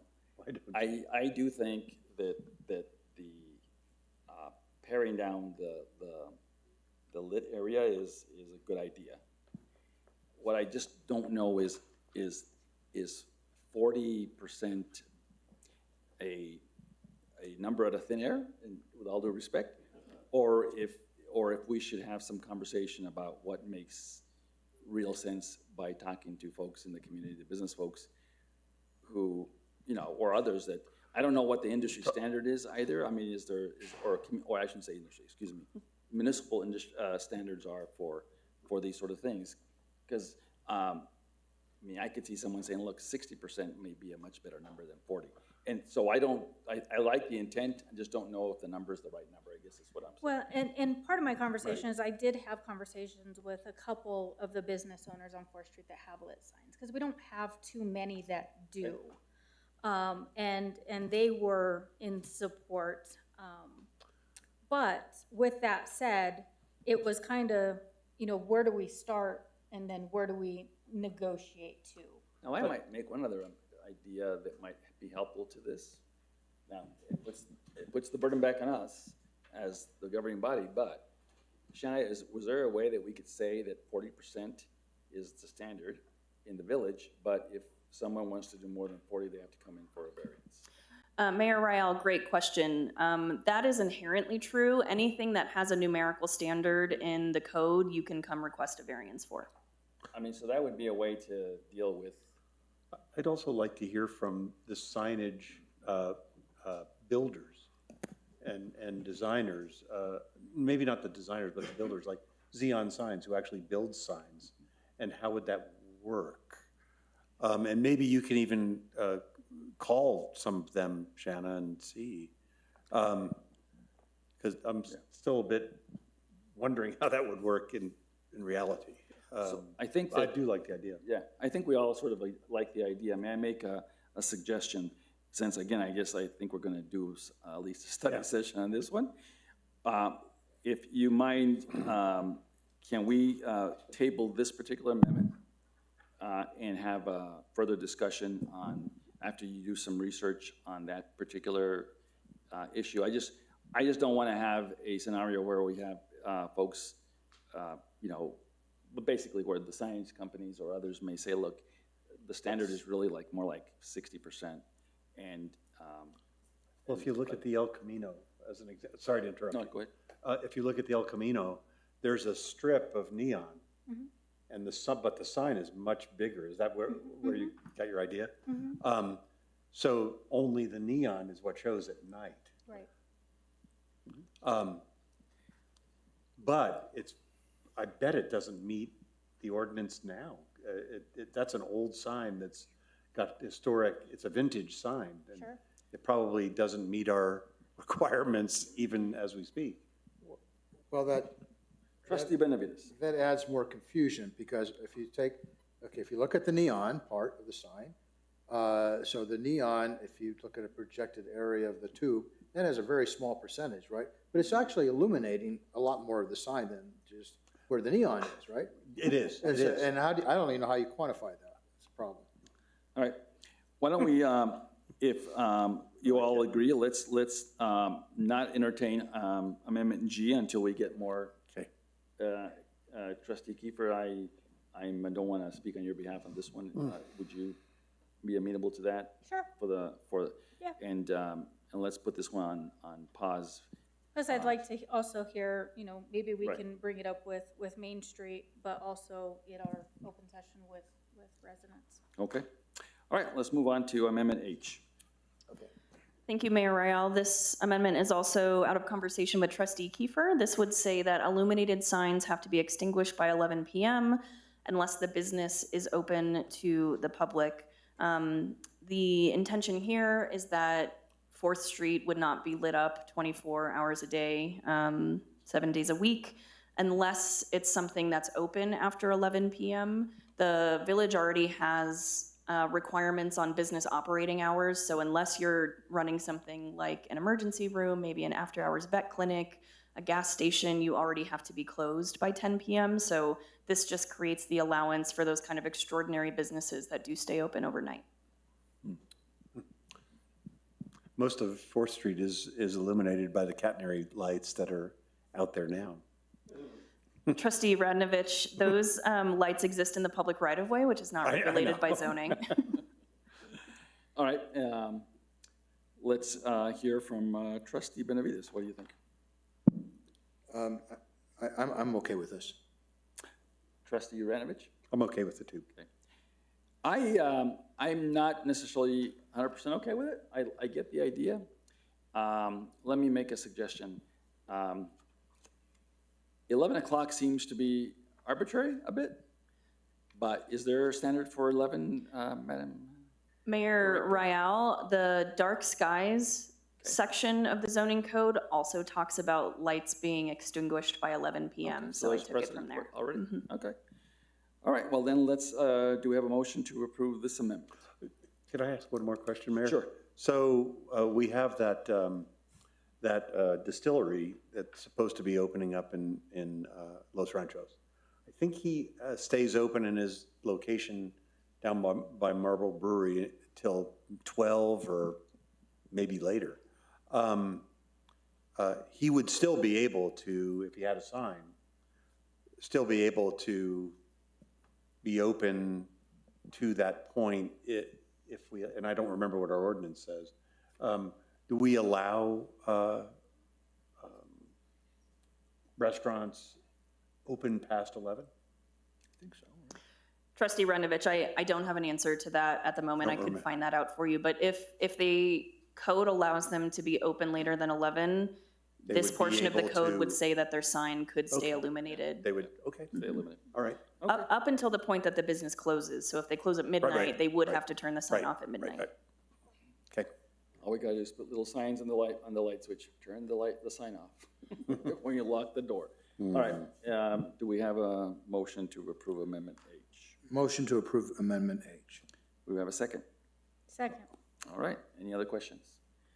All those in favor, Madam, call the roll. Thank you, Mayor. Trustee Benavides? Yes. Trustee Kiefer? Yes. Trustee Radnovich? yes. Motion passes. All right, item I.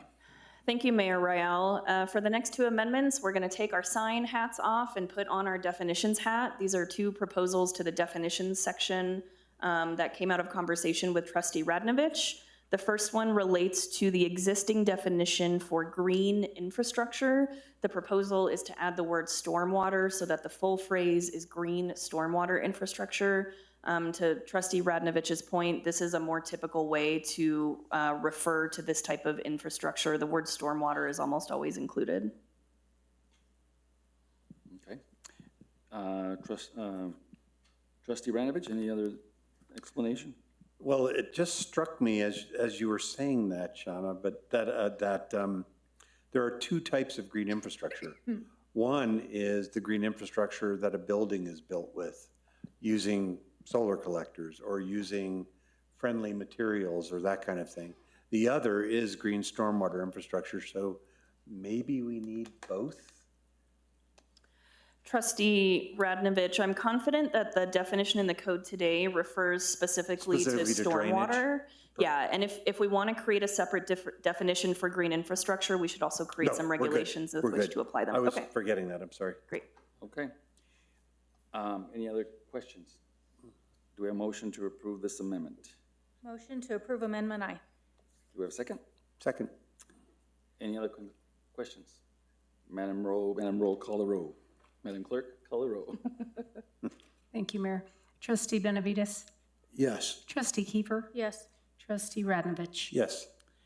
All right, Motion passes. thank you. Item J. Thank you, Mayor Rael. Item J proposes to add 2 words to the definition of sidewalk. Today, the definition says a sidewalk means an improved pedestrian surface that is typically located adjacent to a roadway, period.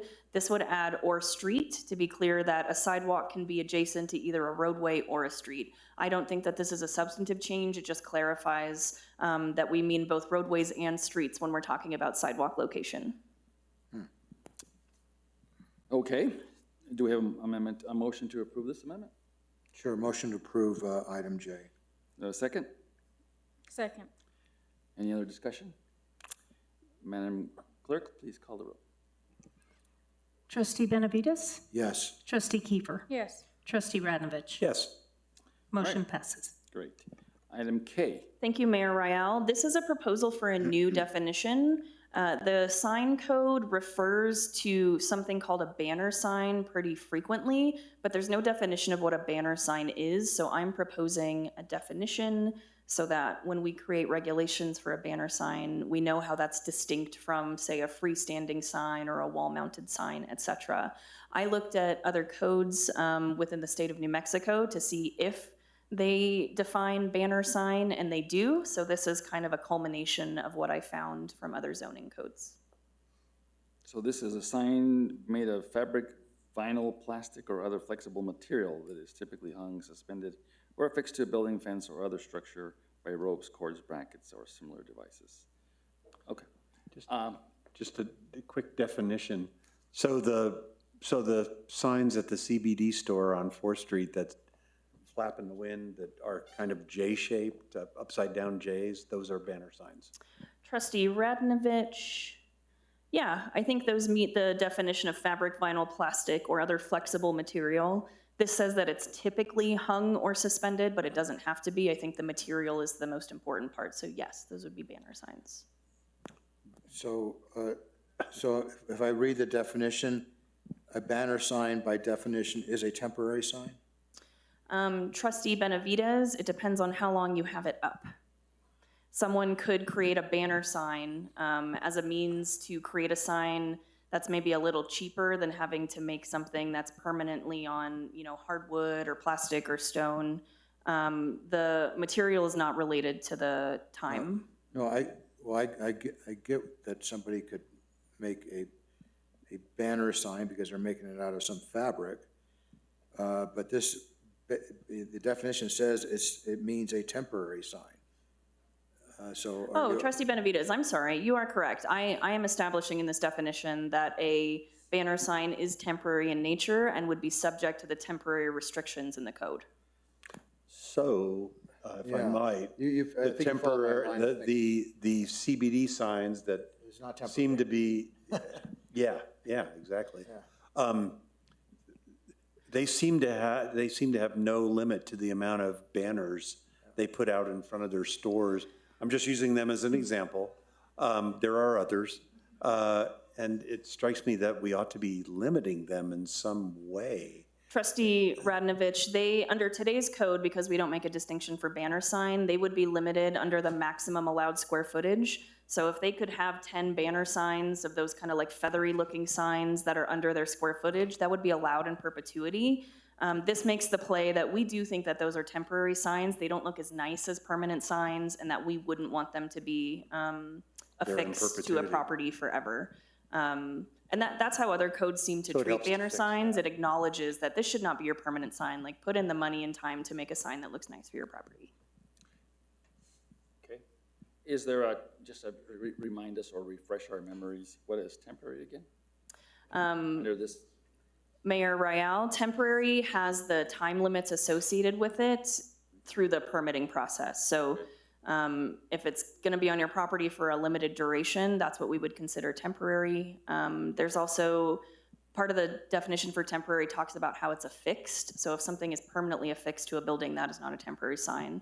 These banner signs are almost always more temporary in nature because of how they're affixed, whether it's kind of posted in the ground or hung by ropes. Okay. They're ubiquitous. Yes, they are. Do we have a motion on Amendment K? Motion to approve Amendment K. Do we have a second? Yeah, I'll second it. Any other conversation on this issue? Again, Ranovich. I'm still worried about the limit. If,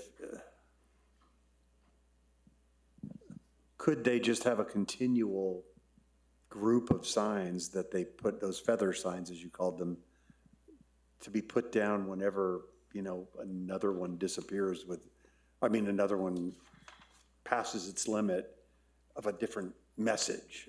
And so there's a constant, you know, grouping of these things. Trustee Radnovich, if this code were to pass kind of how it's drafted now and this definition of banner sign were to go into place, that would be considered a temporary sign. They could only get a permit for that on a temporary basis, the 30 and 60-day time limit, after which point they would have to remove the signs and/or come in and get a new permit. So yes, there could be this continuous cycle of banner signs, but they're gonna have to come in and pay us for those and fill out a permit for them. And do we have someone that would be able to police them? There's many of them out there. Trustee Radnovich, we do have a one-man code enforcement division. It's more like a 0.5 man because he also plays the role of a planner. So we do our best. I'd love to see them just go. Trustee Radnovich, for certain they are legal under today's code. So this would at least create more restrictions that don't exist today. That's true. Yeah, that's true. And Shanna, out of, Mayor, may I? Shanna, how is it determined whether or not something's grandfathered as we adopt something versus, you know, if they're using it as a sign and we're saying, okay, now that we say this, it's gonna become temporary? What makes that distinction? Great question, Trustee Kiefer. If they have an application that has been approved, which means that we have considered that sign to have been legal at the time that they erected it, that's when they're grandfathered.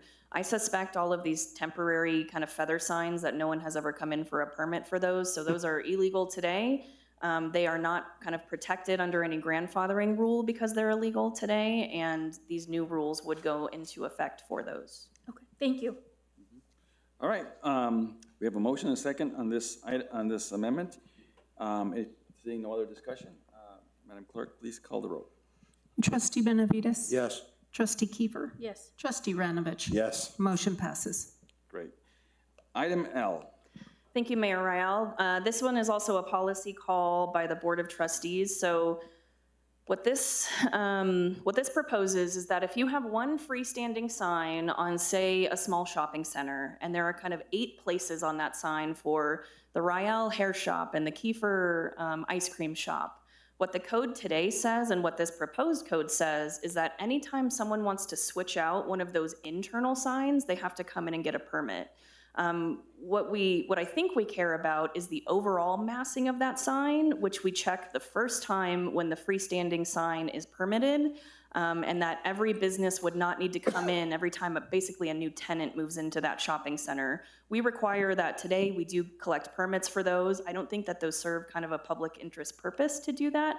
So the play here is that once we permit your freestanding sign as compliant and legal, that you can swap out your tenant signs as often as you need to without having to come talk to us.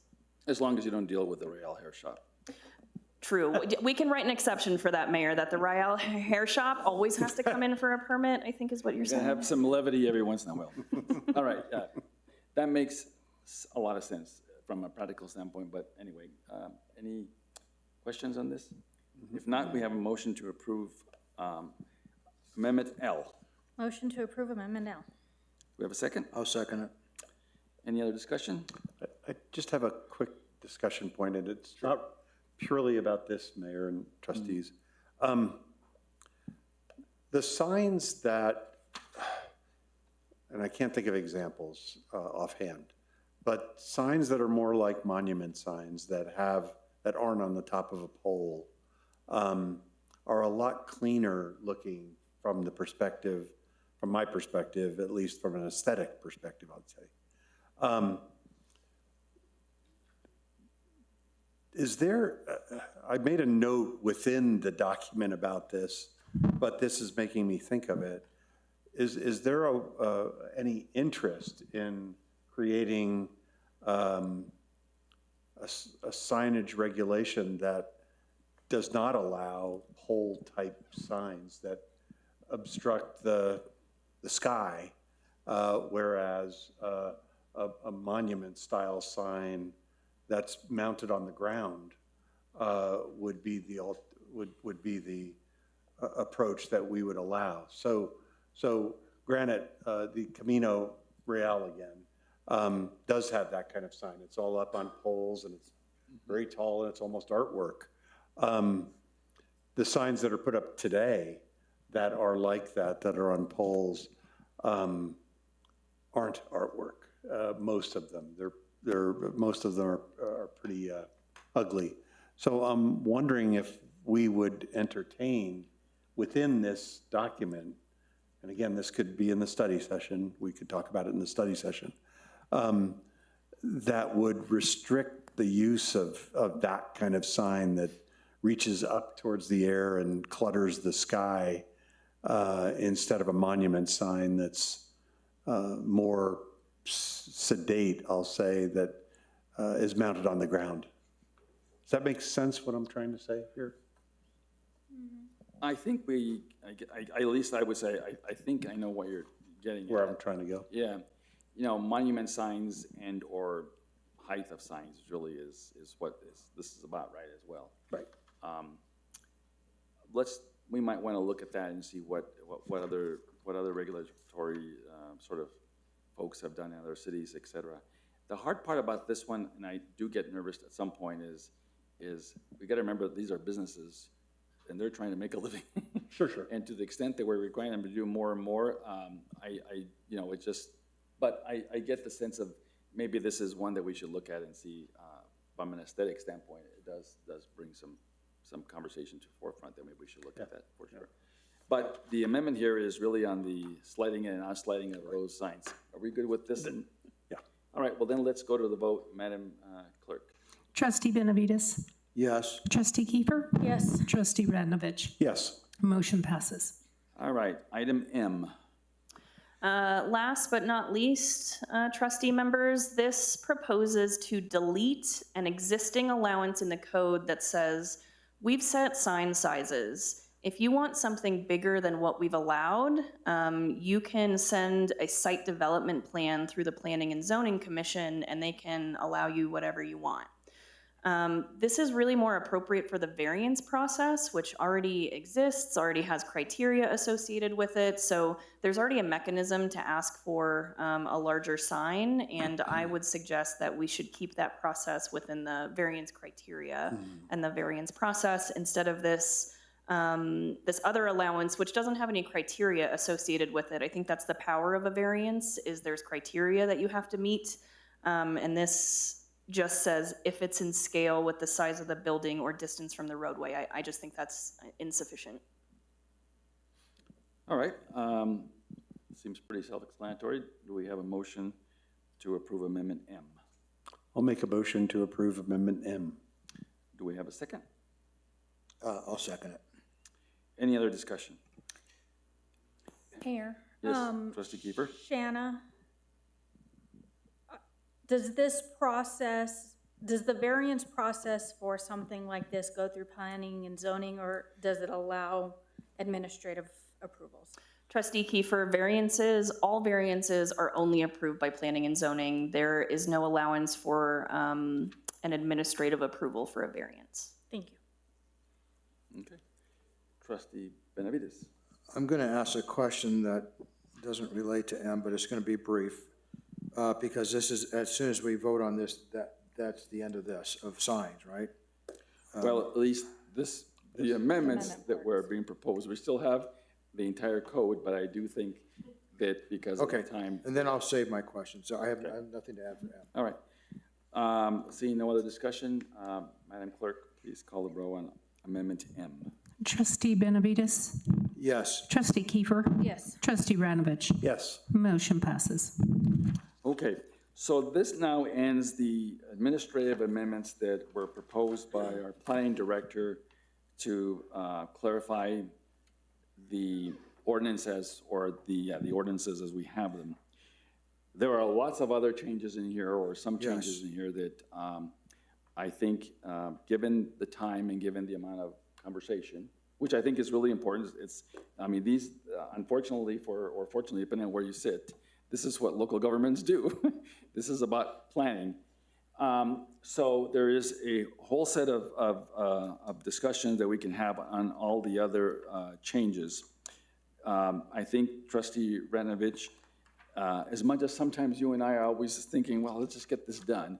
I do think that because of time, et cetera, that we ought to propose that we move this to, or that we defer this, or at least that would be my suggestion. You all have to make that decision. That we defer this to the October meeting, and that we, in between the October meeting, ask Shannon if we might be able to do just a study session in some way. The challenge with study sessions, I might add, is that we have to, obviously we're a public body, and so we'll have to advertise it, and it'll be like it is tonight. So it almost seems a little bit redundant, but we could have a special meeting just to consider the rest of the amendments, and then between now and October 23rd or wherever the next meeting is, and then come back with the final passage of the document. But I'll defer to you all in terms of, in this particular case, it's really the trustees' call. Mayor, might I suggest that you do it in a special meeting so that you could vote like you are tonight to resolve issues that you discuss and decide.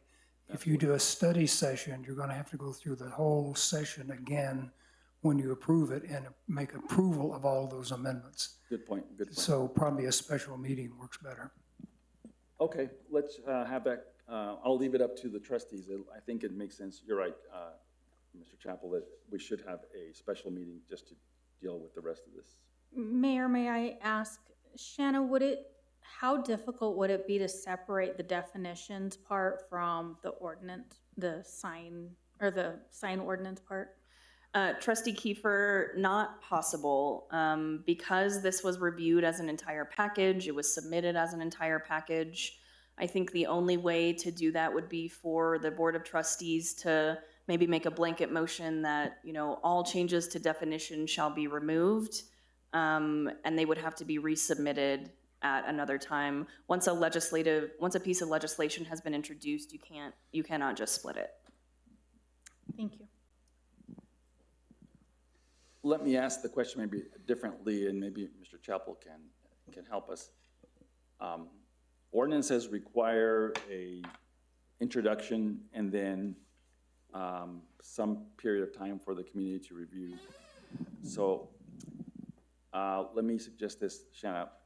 What if we introduced at the next trustee meeting 2 separate ordinance changes, one dealing with the definitions and one dealing with the sign ordinance, which would mean that we'd have to have 30 days, which would mean we wouldn't get to this till end of November. But you would have the separation if that is the primary concern, that you would have the definitions. And what we would do with this particular item, we could actually, and I'm thinking here, I don't know that I want to vote it down so that it's not available for future discussion, but I'm trying to figure out if there's, that just delays the process for another 60 days. It just seems to me that it might be better just to have a special meeting and just plow through this like we did tonight and see how far along we get. You mean just vote on 7A, and talk, which includes all the red line stuff? I think it might be good to go ahead and delay it until the November timeframe, just because this is an election season, and you're changing the rules right in the middle of the election season. And in particular, I think about the location of where you can put signs and things like that. And if I had known this was coming, billboards, and so whoever's running would realize billboards are more important than yard signs now. You elevated the importance of billboards. So I would recommend postponing the adoption of this until the November timeframe. Okay? How do the rest of you feel about that? That makes some sense.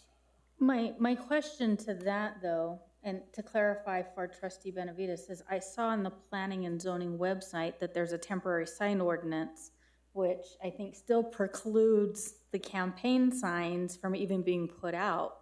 So I don't think even by deferring it, there's that temporary ban on the signs already, that it's gonna make a difference for the campaign part of it. And I guess that's a question, is that true? Trustee Kiefer, yes, the department and the administration has implemented what we're calling interim sign regulations, specifically related to the constitutional issues surrounding treating election signs differently than other signs because it's content-based.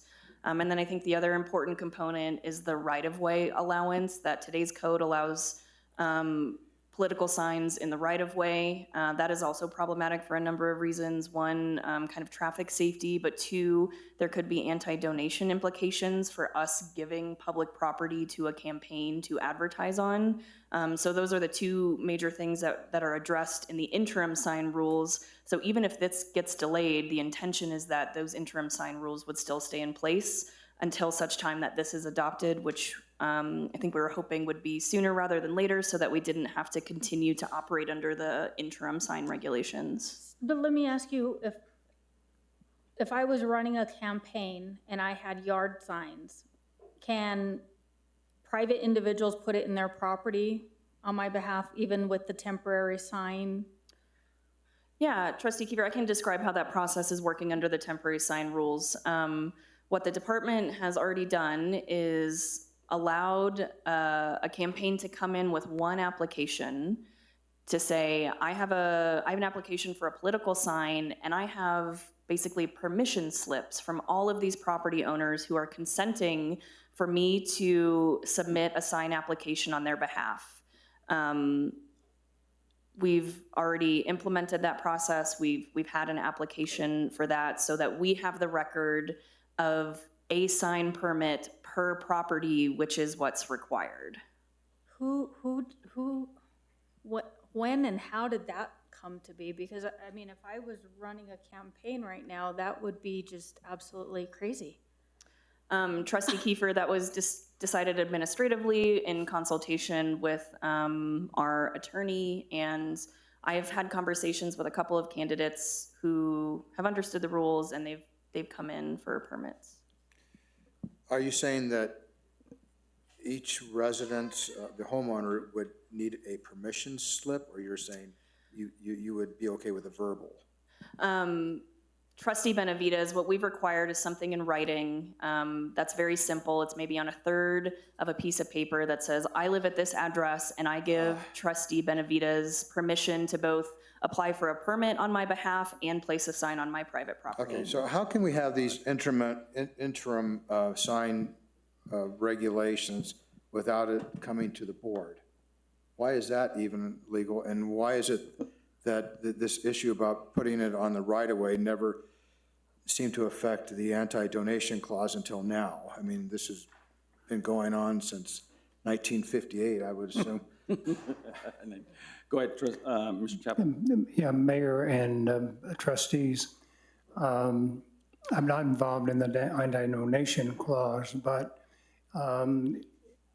it was believed that because of the preferential treatment of political signs over other signs, to allow that to occur would violate the current constitutional requests, the standards of dealing with signs on a content basis. So the decision was, from a constitutional perspective, is to simply deal with all temporary signs equally as now basically handled by temporary signs under the sign ordinance. But So don't you understand what you've done? You've created an uneven playing field by doing that, because this was not done at the onset of the election season.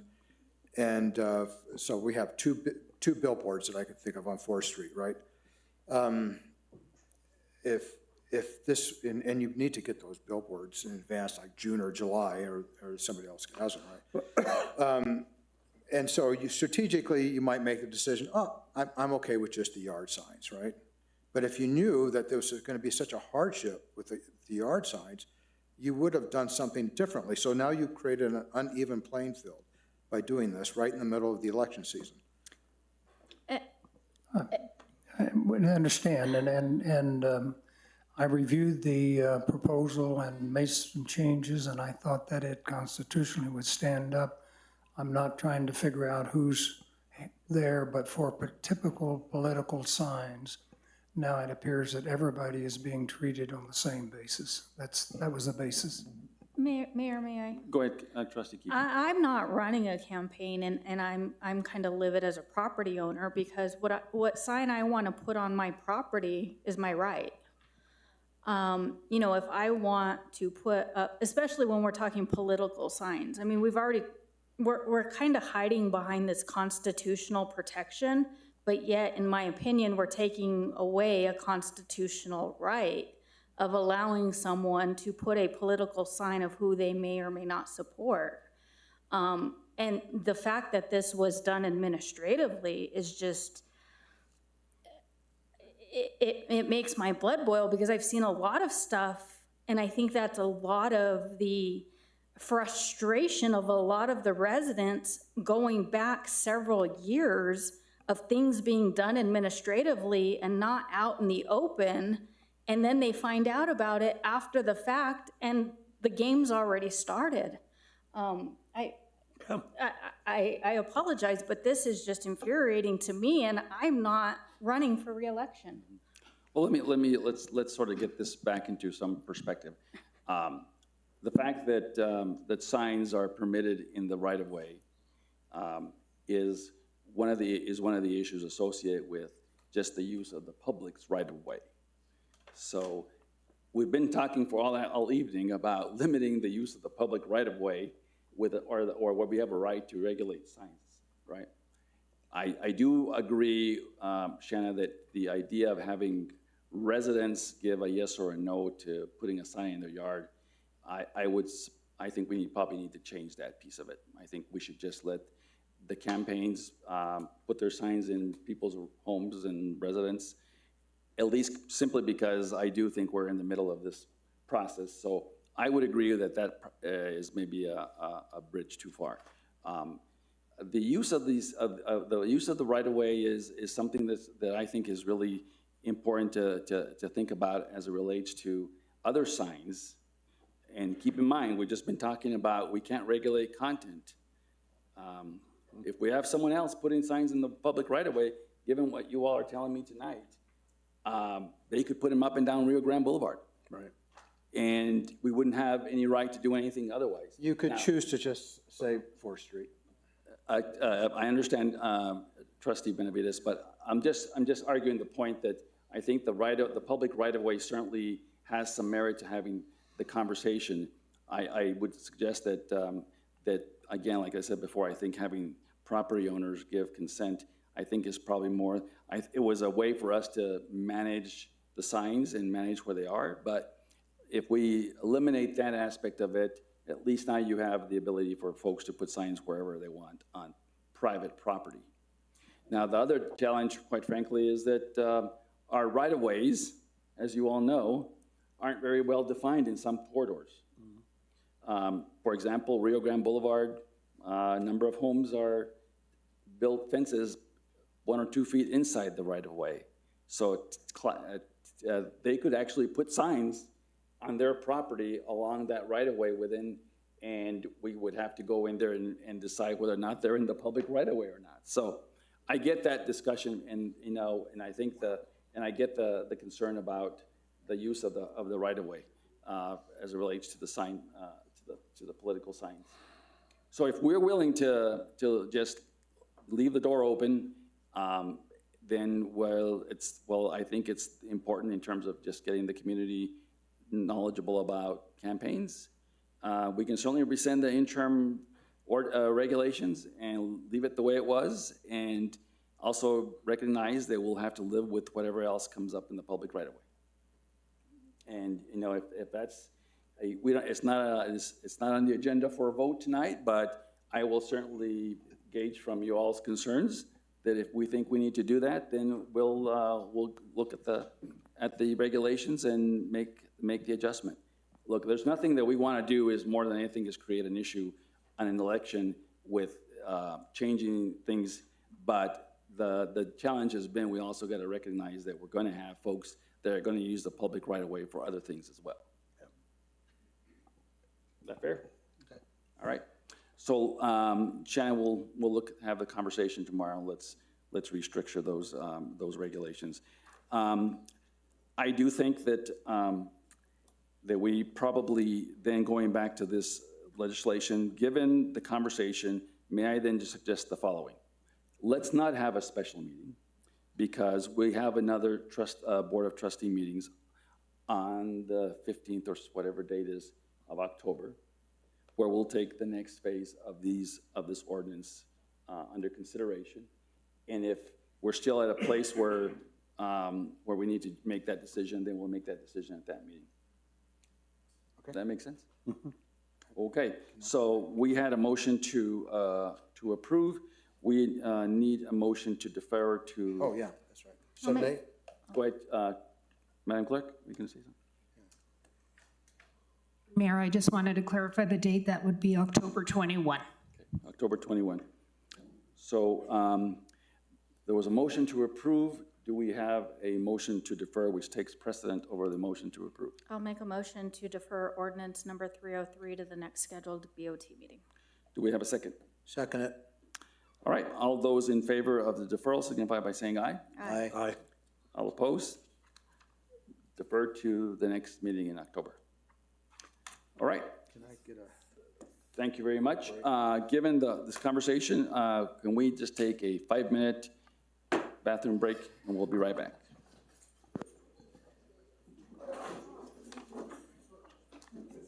Thank you. Yeah, no, I know that.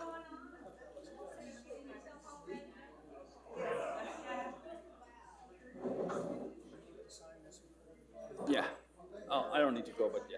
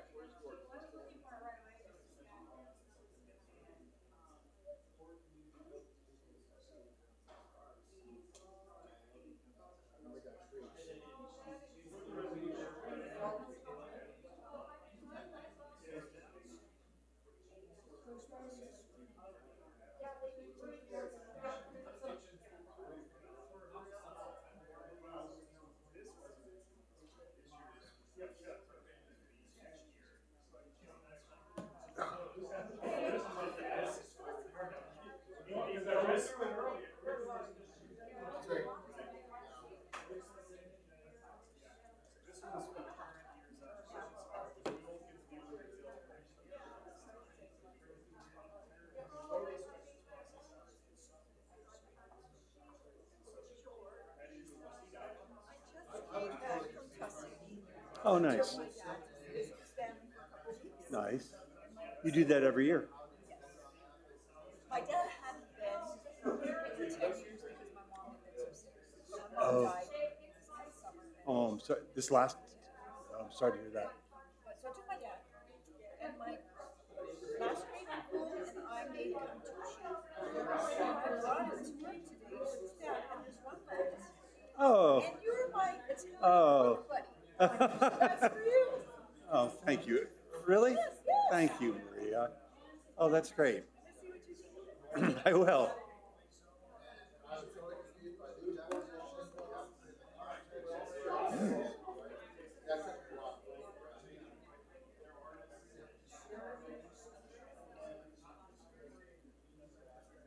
Maria, great. My Longo heritage would be proud. It's better addicted than Lemon?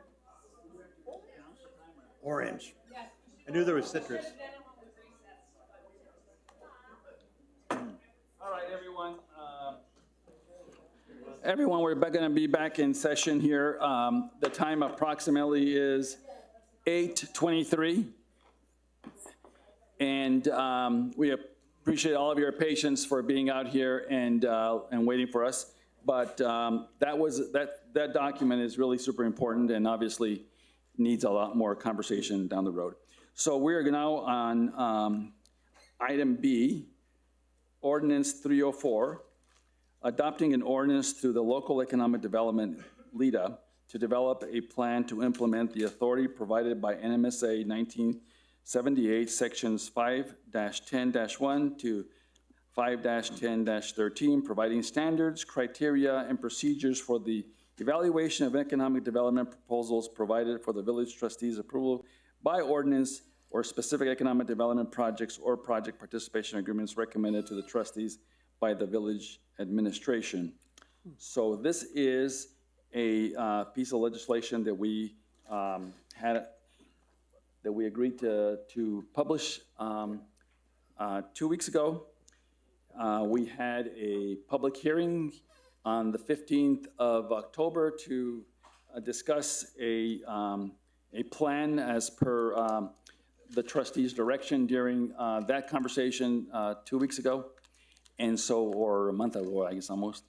So we are here again this evening to consider the ordinance, and I just want to be clear, this ordinance gives us obviously the authority to then receive state funds that might be available to the Local Economic Development Act, if we will, for retention and expansion of businesses. The public hearing we had back on the 15th was to begin the discussion of actually adopting a program or a plan for the village. That plan will come to the trustees for approval as well. So this basically sets the motion to ensure that that plan gets done, and that we also give the village the opportunity to receive Local Economic Development Act funds should they become available. This is separate from the, if you will, but related to what we approved as well was on the to put a question on the ballot. So this sort of is the last piece of that two-legged stool, if you will, is this ordinance, and then we will see the plan come to the Board of Trustees for final approval. So with that being said, I think that Shanna, do you have has a presentation on this, just to refresh everyone's perspective, et cetera, and if anybody in the community wants to sign up. I assume, Danielle, do we have some folks signed up for this as well? Mayor, yes, we have an individual who signed up to speak on this item of business. Okay, very good. So let's go to Shanna for a quick presentation, and then we'll go to our public speaker. Thank you, Mayor Rael. My presentation is going to focus on the LEDA plan, and I think that gives a good overarching view of what this type of funding mechanism can do for the village. If you attended the presentation on the 15th, this is going to sound like a bit of a broken record for you, but there are folks here who didn't hear that, so still very worth giving the discussion. We're calling our LIDA plan, the draft of which is available on the website, by the way. There was an initial draft that was published prior to the meeting on the 15th. We had a meeting on the 15th that was well attended by the public. There was a lot of really good discussion, and there has since been an updated draft posted on the website that incorporates quite a bit of the feedback that was received. Okay, Darnell, next slide, please. So what I'm going to talk about today is why LIDA? Why is that important? What can it do? What does the village already have going for it that LIDA can really help build up and emphasize? What would the village do with LIDA funding? How would the LIDA funding work? What would the process and procedure be behind that? And kind of looking ahead, what are the next steps? Next slide. So why LIDA? LIDA is a framework for what we are saying is investing in ourselves. LIDA can support businesses, agriculture, and culture, which are three of the most important things to the village as I understand it. This means putting resources into 4th Street businesses, restaurants, shops, the services that we all go to on a weekly basis that help give that corridor its life. It means taking care of the agritourism sector of the village, including the Anderson House, the Del Norte Open Space, and the Agri-Nature Center. And making sure that those places continue to welcome folks and maybe can even welcome them in new ways that they can't now. It means supporting the nonprofits and the cultural groups in the village who help tell the story, such as the Historical Society, for example. Everything in the LIDA plan ties back to the 2035 master plan, which is the long-range visioning document for the village. It sets the guide and the policies for how we as a government want to shape the village moving into the future as informed by its residents. So when you think LIDA tonight, hopefully we can kind of dissipate any idea of some abstract funding program and give you some concrete examples on what LIDA can do for the village of Los Ranchos. Next slide. So what do we have today? When we talk about economic development in Los Ranchos, it's important to start with what we already have, because the truth is we're not starting from scratch, and this LIDA plan doesn't seek to kind of reinvent the wheel when we already have a great wheel here. As I mentioned, we have 4th Street, which is the commercial spine of the village. These are where the restaurants, the shops, and the small services exist. It's quirky, it's eclectic, it's very much village scale. LIDA can and will help maintain all of that. There's anchors in the village, such as the Anderson House, which ties the village to its open space and its history. There's the Del Norte Open Space, which is still in active farming and doubles as a community asset that could certainly benefit from improvements that could be funded by LIDA. And there's the Agri-Nature Center just right down the road, which has become a hub for community workshops, community farming, farm-to-table education, etc. On top of that, scattered throughout the village are working farms, orchards, the growers market, the arts markets, which help feed people here in the village, but also preserves the rural landscape that we're all very familiar with and what makes Los Ranchos special. This is the foundation for the village, and this is what LIDA can help preserve, can help further.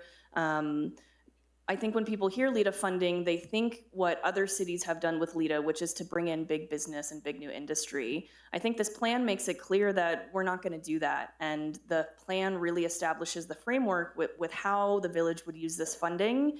And it would be as a means to invest in what is already here. Next slide.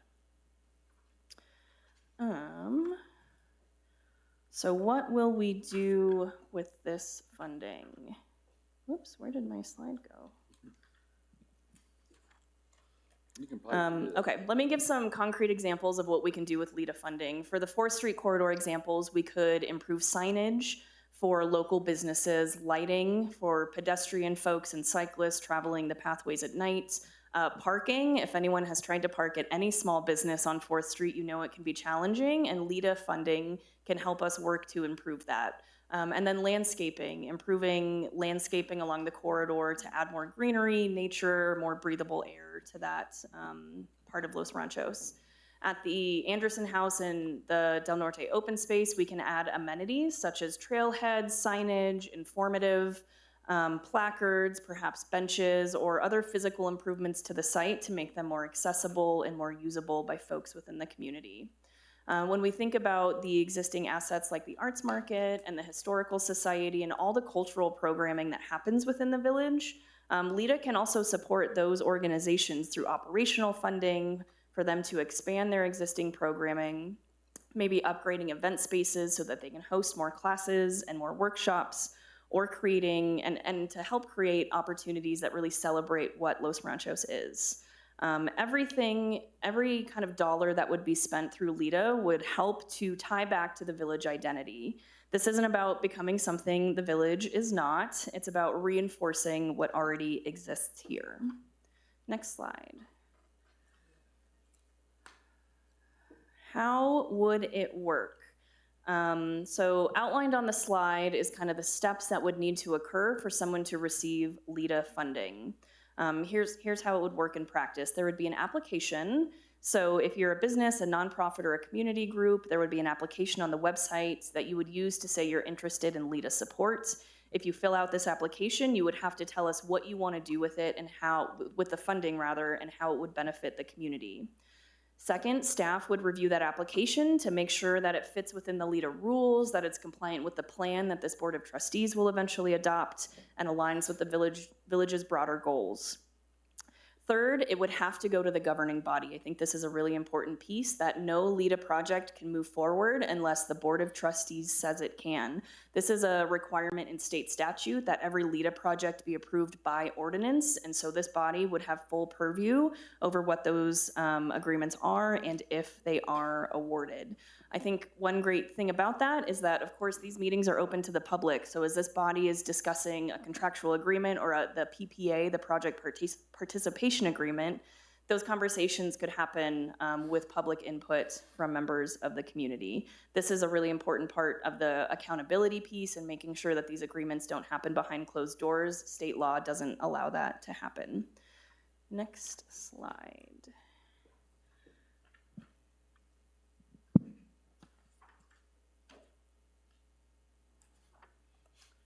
Gosh, I'm sorry, I don't know how I got so turned around here. Okay, looking ahead. So to kind of summarize, LIDA is a tool for reinvestment to build upon what is already existing in the village, not to kind of wipe out what's here to bring in something that wouldn't fit.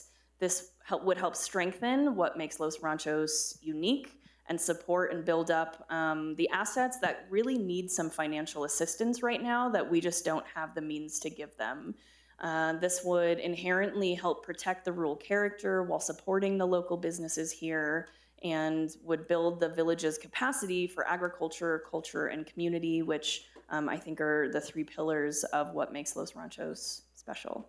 That's an overview of the plan that, as Mayor Rael mentioned, will come before this body after the ordinance is adopted, if that's the will of the board tonight. There can't be a plan without an ordinance. It's a little bit of a catch-22, so it's important that the ordinance be adopted if the plan is to move forward. And I think the intention, as I've heard from the mayor, is that if the body chooses to adopt the ordinance, perhaps even at the next meeting, we would bring the plan forward for review. I would stand for any questions. Thank you. Thanks, Shanna. Let me add a couple of other points that I think as it relates to the plan itself. As we had a public hearing on the 15th. This is another opportunity for folks to weigh in, and we have one speaker, but it is on the public website, and so we want to make sure that folks are sending us any thoughts, etc. There's two other pieces that I think are really important and worth mentioning. The plan will also have opportunities for microloans and or even grants for businesses to do expansions, etc. I think that's really super important so that we have businesses that might be wanting to put an awning out for outdoor dining, for example, or needing some additional parking, etc., and that we look for some land that the village might purchase to create additional parking in the corridor so that businesses can continue to thrive. So it really is very centric to the businesses, to some extent on Fourth, but also available obviously to businesses within the entire, if you will, village limits. But the interesting piece of this is it's really about investing in ourselves and setting up a plan. So again, as Shanna said, this is a document that is a living document. So we've got I think we put in a timeline, Shanna, was it, we would have to update the plan, how often? Mayor Rael, as a result of the public meeting and public comment, we put in a requirement that every 2 years, the village would revisit the plan to see what needed to be updated, to make sure that we're keeping up with the need. Right. So it gives us an opportunity to continue to evolve as the community grows and as new priorities maybe become more important than others. But it does require a process, right? So all of that is going to be what will come to the Board of Trustees for approval in the future. I would just make one other last comment is, if you look at the title of the ordinance itself, it talks about providing approval by the village trustees, obviously, but it calls for criteria and procedures, et cetera, that need to be incorporated into that plan. And so we will incorporate those procedures. For example, this would be a plan that if the voters, for example, approved the quarter cent, that would now be part of the budget process. So in the budget process, you would set up structures in the budget that said, for example, 50% of the proceeds from the tax would go for, let's say, grants and loans and or small business investment, and the other 50% would go to a major project, for example, Del Norte Open Space, the Agri-Nature Center, or what have you. That would be really up to us as the governing body to make those choices. So the plan will not get that specific because that is a realm of the elected, not in a plan. But it'll have information in that plan that'll govern that structure. So I go through this detail only because, again, for residents that are listening to us this evening, again, the plan is on the website. Feel free to provide additional information. Tonight, we're not voting on approving the plan. Tonight, we are voting simply on the ordinance that gives us the directive to make the plan a real document for the village. So with that, trustees, I think we need to have our clerk call up any of our public speakers to come up. Thank you, Mayor. Our individual who signed up is Mr. Cale Chappell. If you would, please state your name and address for the record, and you have 2 minutes. Thank you. My name is Cale Chappell, resident at 6435 El Caminito de Guadalupe Road, and small business owner at 6463 4th Street.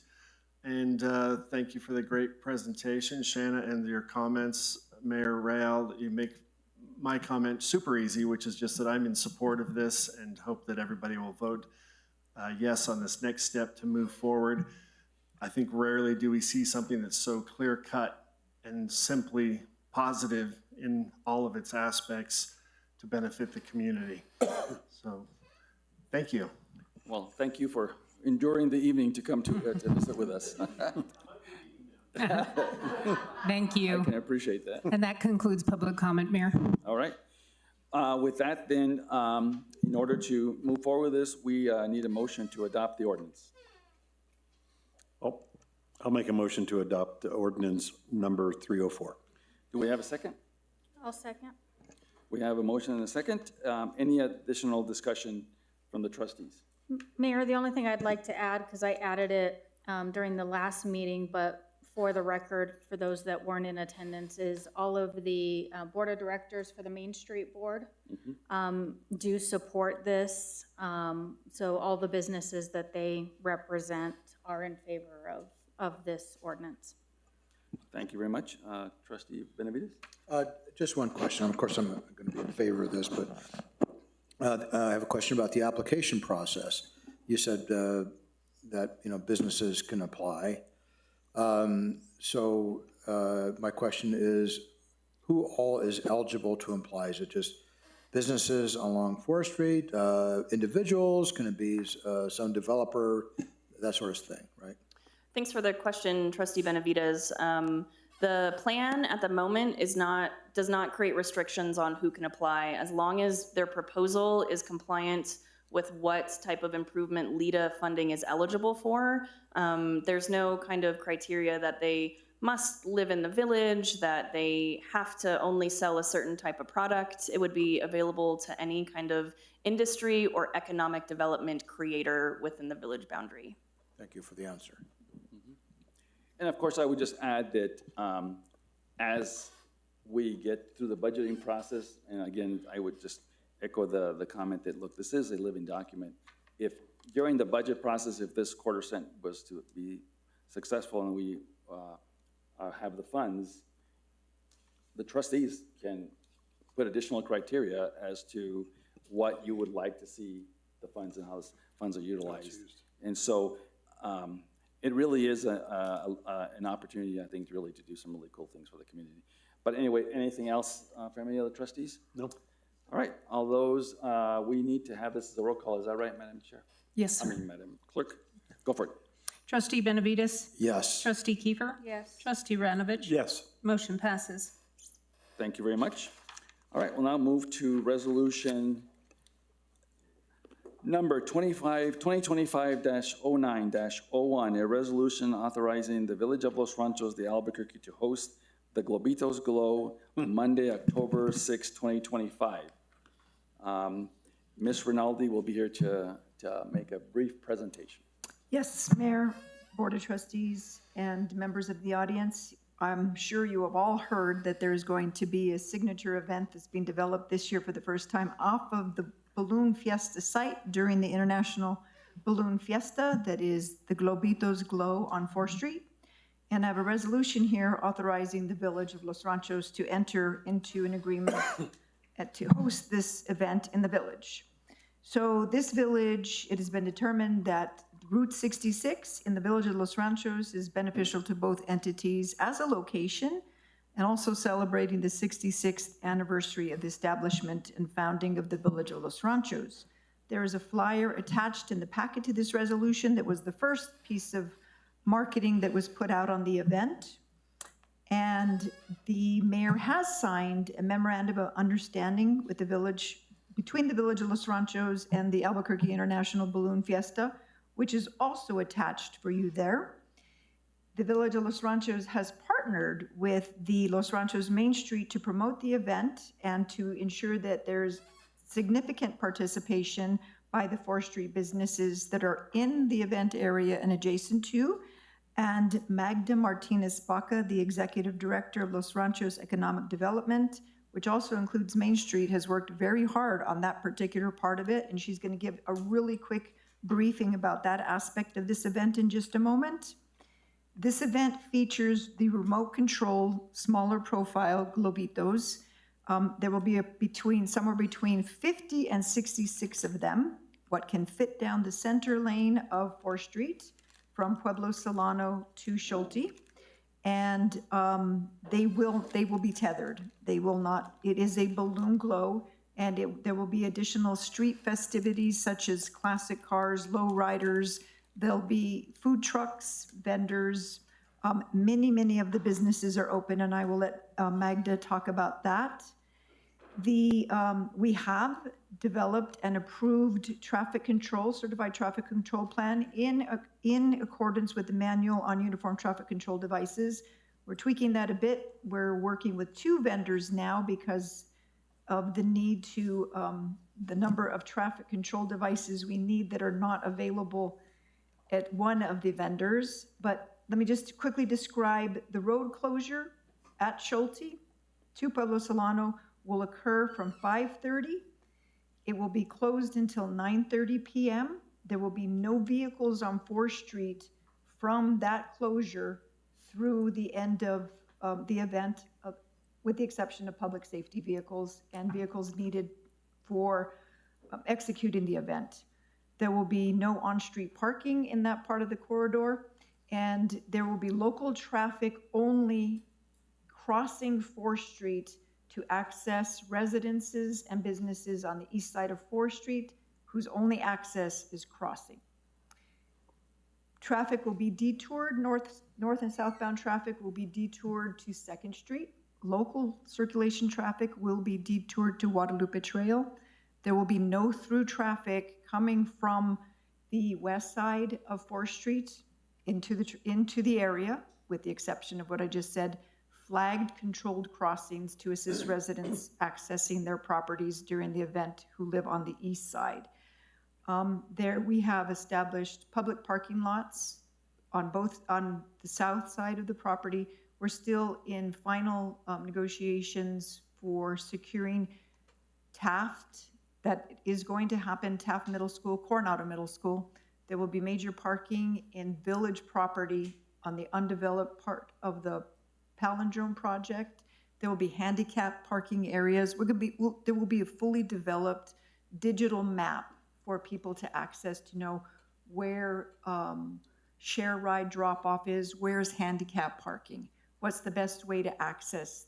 And it will be manned throughout. We have volunteer staff from the Village of Los Ranchos, and the Los Ranchos Civilian Civic Corps are really stepping up and helping us a lot with this. We're soliciting additional volunteers. If anybody wants to work this event, please let us know.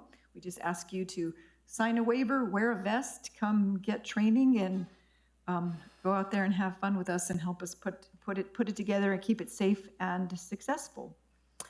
In your package, you also had samples of information that has been distributed to all of the businesses in the corridor. Magda and I actually walked the entire corridor and made personal contact with each of the businesses, and she's done a lot of follow-up work from that.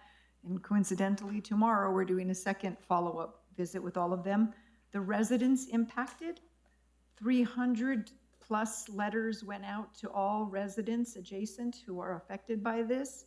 And door hangers will be placed on residents next week whose only access is on 4th Street.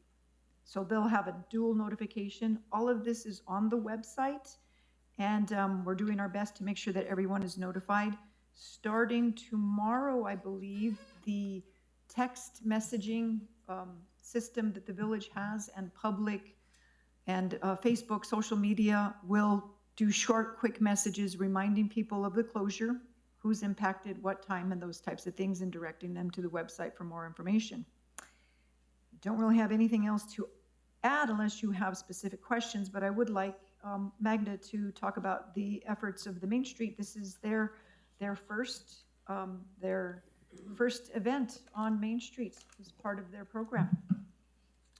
Thank you, Maria. Thank you, Maria. Good evening, everyone. Board of Trustees, Mayor Rael. So on behalf of the businesses in this wonderful event that's happening October 6th, Globitos, great feedback from businesses, and we have 15 businesses so far that are involved and will participate. And some feedback from them is as the great opportunity to support small businesses, and also just an opportunity to bring our community together again. So with pride and joy and in celebrating the spirit of Los Ranchos, also very excited about honoring the legacy of Route 66 and also the 66th anniversary of our village founding. So that's really important too.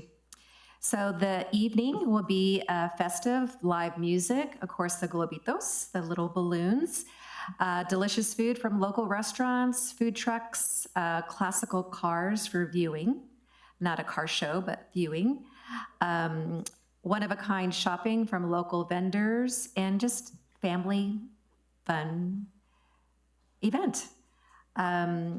There's, out of the 15 businesses, there's 8 restaurants that are participating, 2 wineries, 2 ice cream custard shops, and 4 specialty stores. Are there any questions?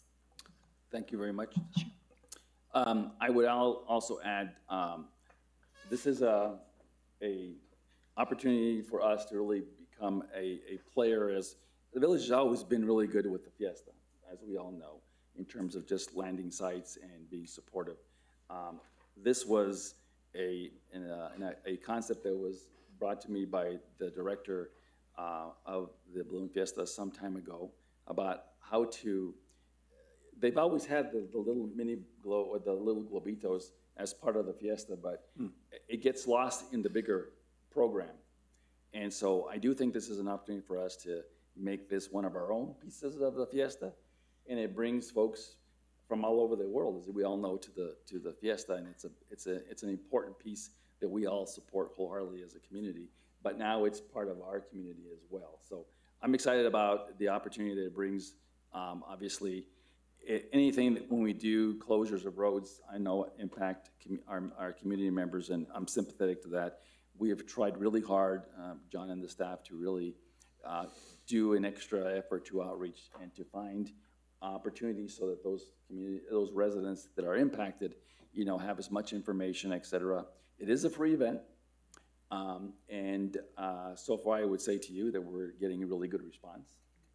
The other piece that Maria didn't mention is that we did get our friends at the Rio Metro to provide for us some buses.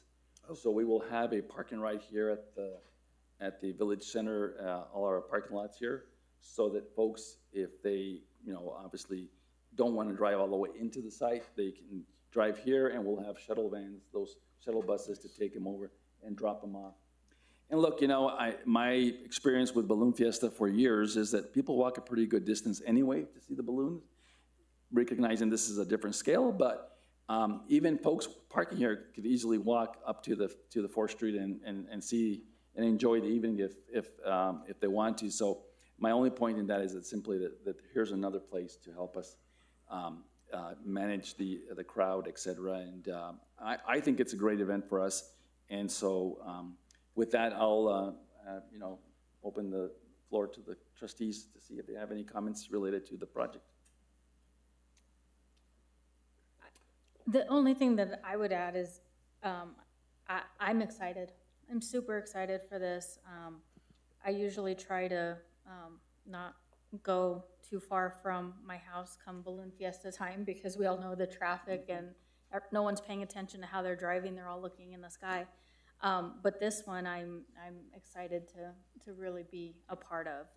And the fact that our businesses are embracing it, and they're super excited about it, and it's gonna be our first Main Street project towards accreditation of Main Street, because Magda worked very hard in getting that, the project approved to be a Main Street, to count towards one of the Main Street approvals, is fantastic, and it's been a pleasure working with you as well, so thank you.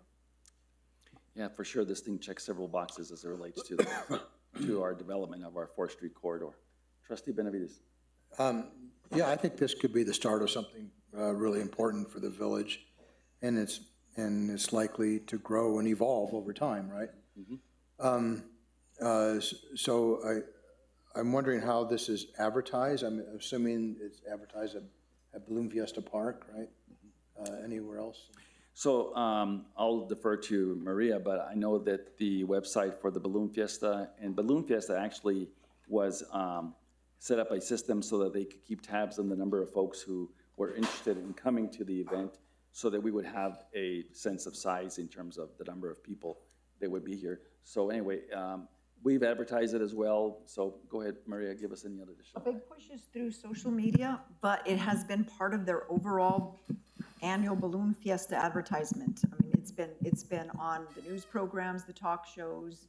It's just been listed as as a sponsored project of Balloon Fiesta in partnership with the Village of Los Ranchos. It's been advertised widely. You've seen the QR code to scan for a free ticket. That is simply to gauge potential attendance, and it's gone from a little over 100 to over 3,500 in a week or so. So we are preparing as best we can, and we'll do everything we can to accommodate a very good attendance. Yeah, I think advertising is not our problem. Yeah. But look, I think one of the things that's interesting about it is they've included it as part of the fiesta, like the glows are. It's a big deal. So it's a big deal. So with that, thank you, Maria. We need a motion on the resolution.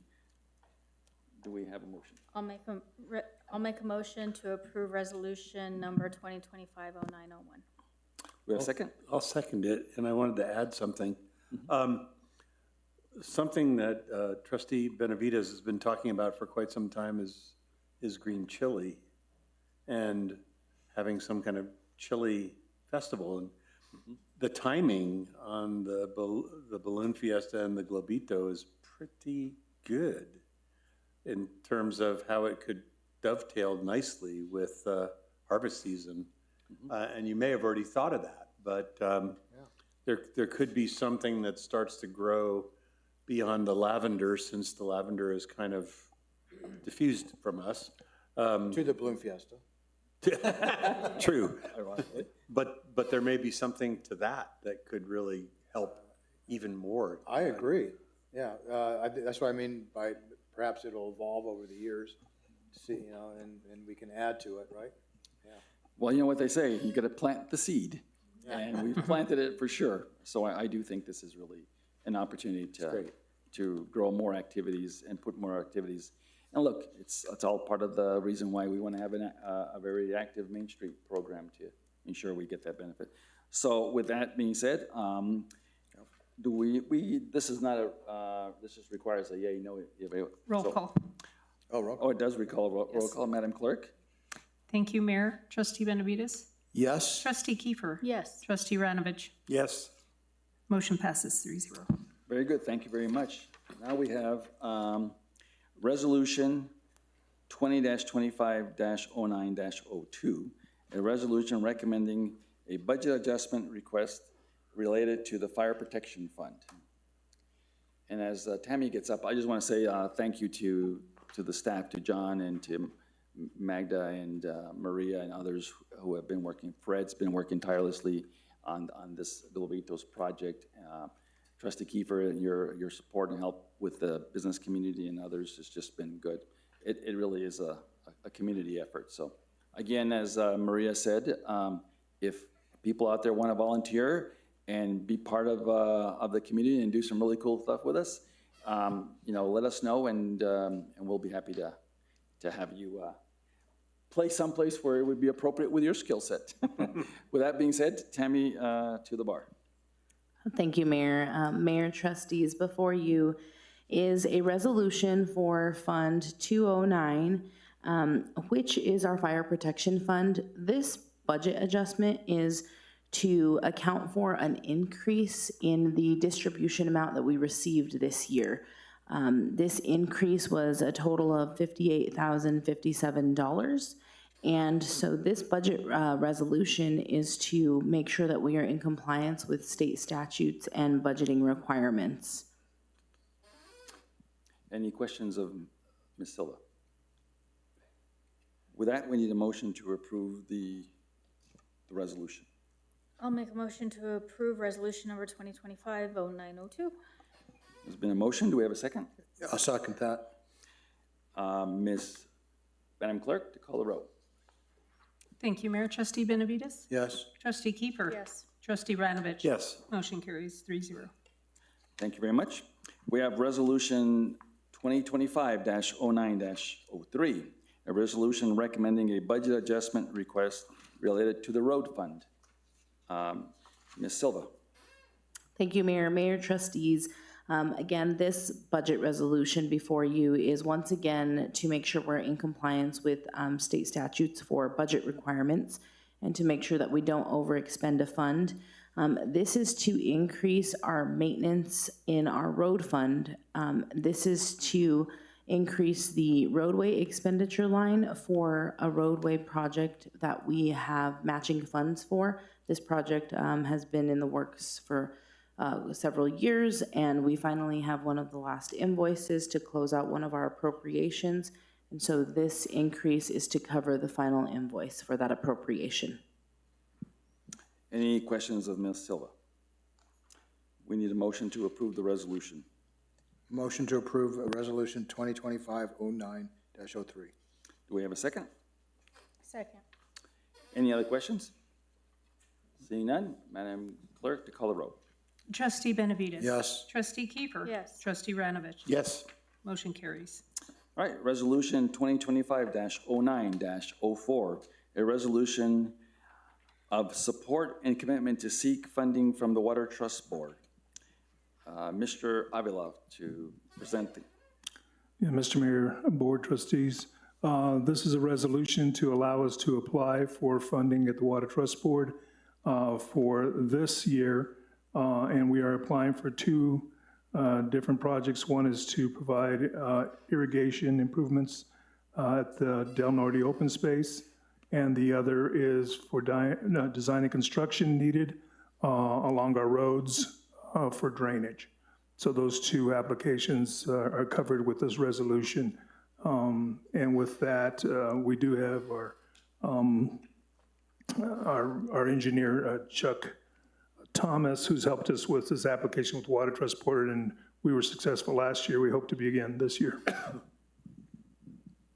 I want to just have Chuck come up and say a few words, if you might, on this particular item. And here's why.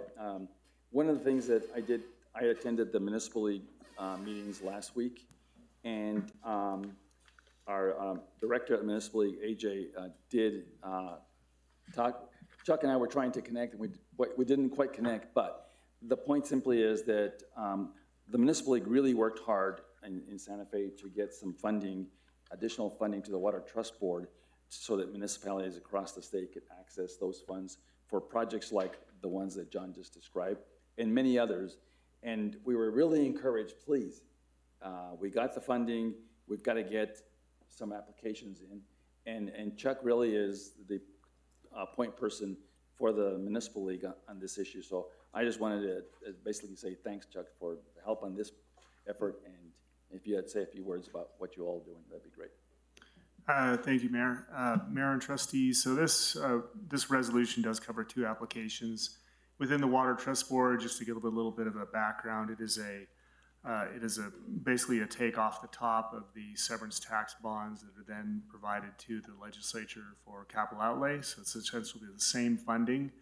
They just take 9% of that funding and set it aside to the Water Trust Board, with the intent being that these projects will be managed much more closely. They'll go through a vetting process so that this funding gets spent in a timely fashion to move forward. And so the legislature, it's been a very successful program to use those available funds. As you mentioned, last year, Senator Munoz added $200 million to the Water Trust Board funds on top of that 9% take. Some of that was used last year for the benefit of all the applicants. So last year, every applicant was funded, which included the village.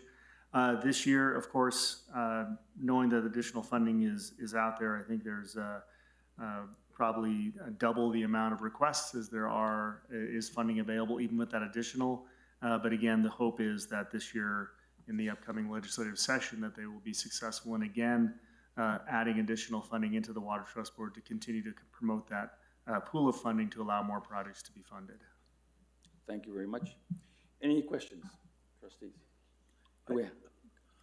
Mayor, I would like to, and I don't know if I can do this, I would like to request a edit to the resolution, if I could. Okay. I would like to add to the second sentence, the storm flows will be captured, directed towards trees, and infiltrated into the ground. And you and I have talked about this, and this seems like the perfect opportunity. Chuck, I know you and I used to work on projects just like that, using green stormwater infrastructure to direct the water to places that trees could be planted. And as I mentioned last month, Tree New Mexico would be a good advocate and a good partner in that effort. So instead of just letting it release into the ground, let's use it along the way and plant more trees in Los Ranchos. So the actual words I thought might could be, the storm flows will be captured, directed to trees, and infiltrated into the ground. So the resolution, as it has the enabling language, just simply says authorized to adopt, to accept, approve and adopt the funds.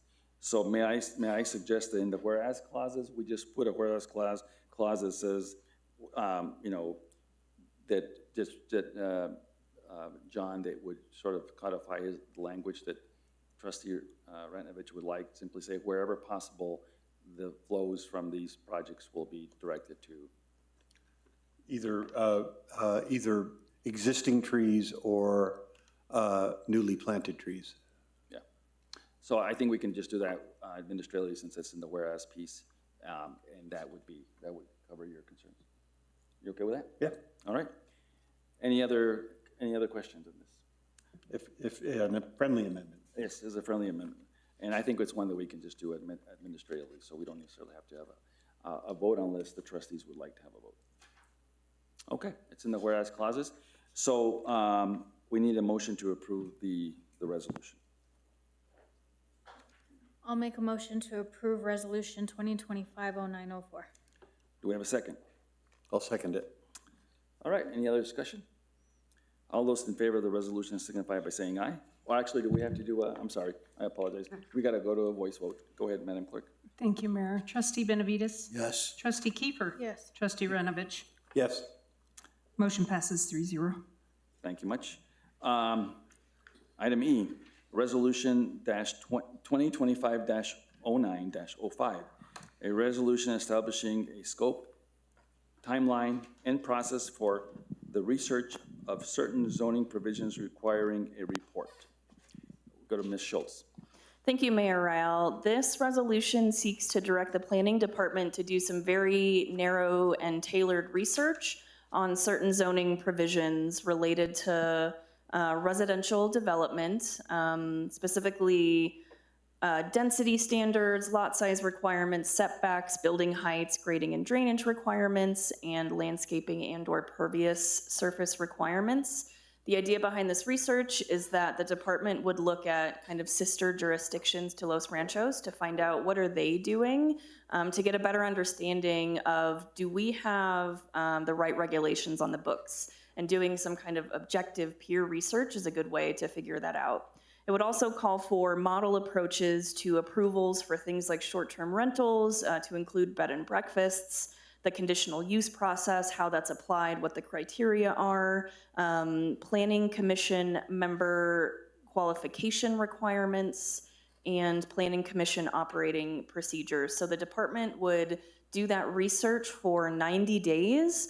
The jurisdictions that are called out in the resolution include Corrales, Bosque Farms, and Santa Fe. It's an including but not limited to list, so I will look at other jurisdictions outside of that list as well. And then I would bring to this board a report that outlines what I found.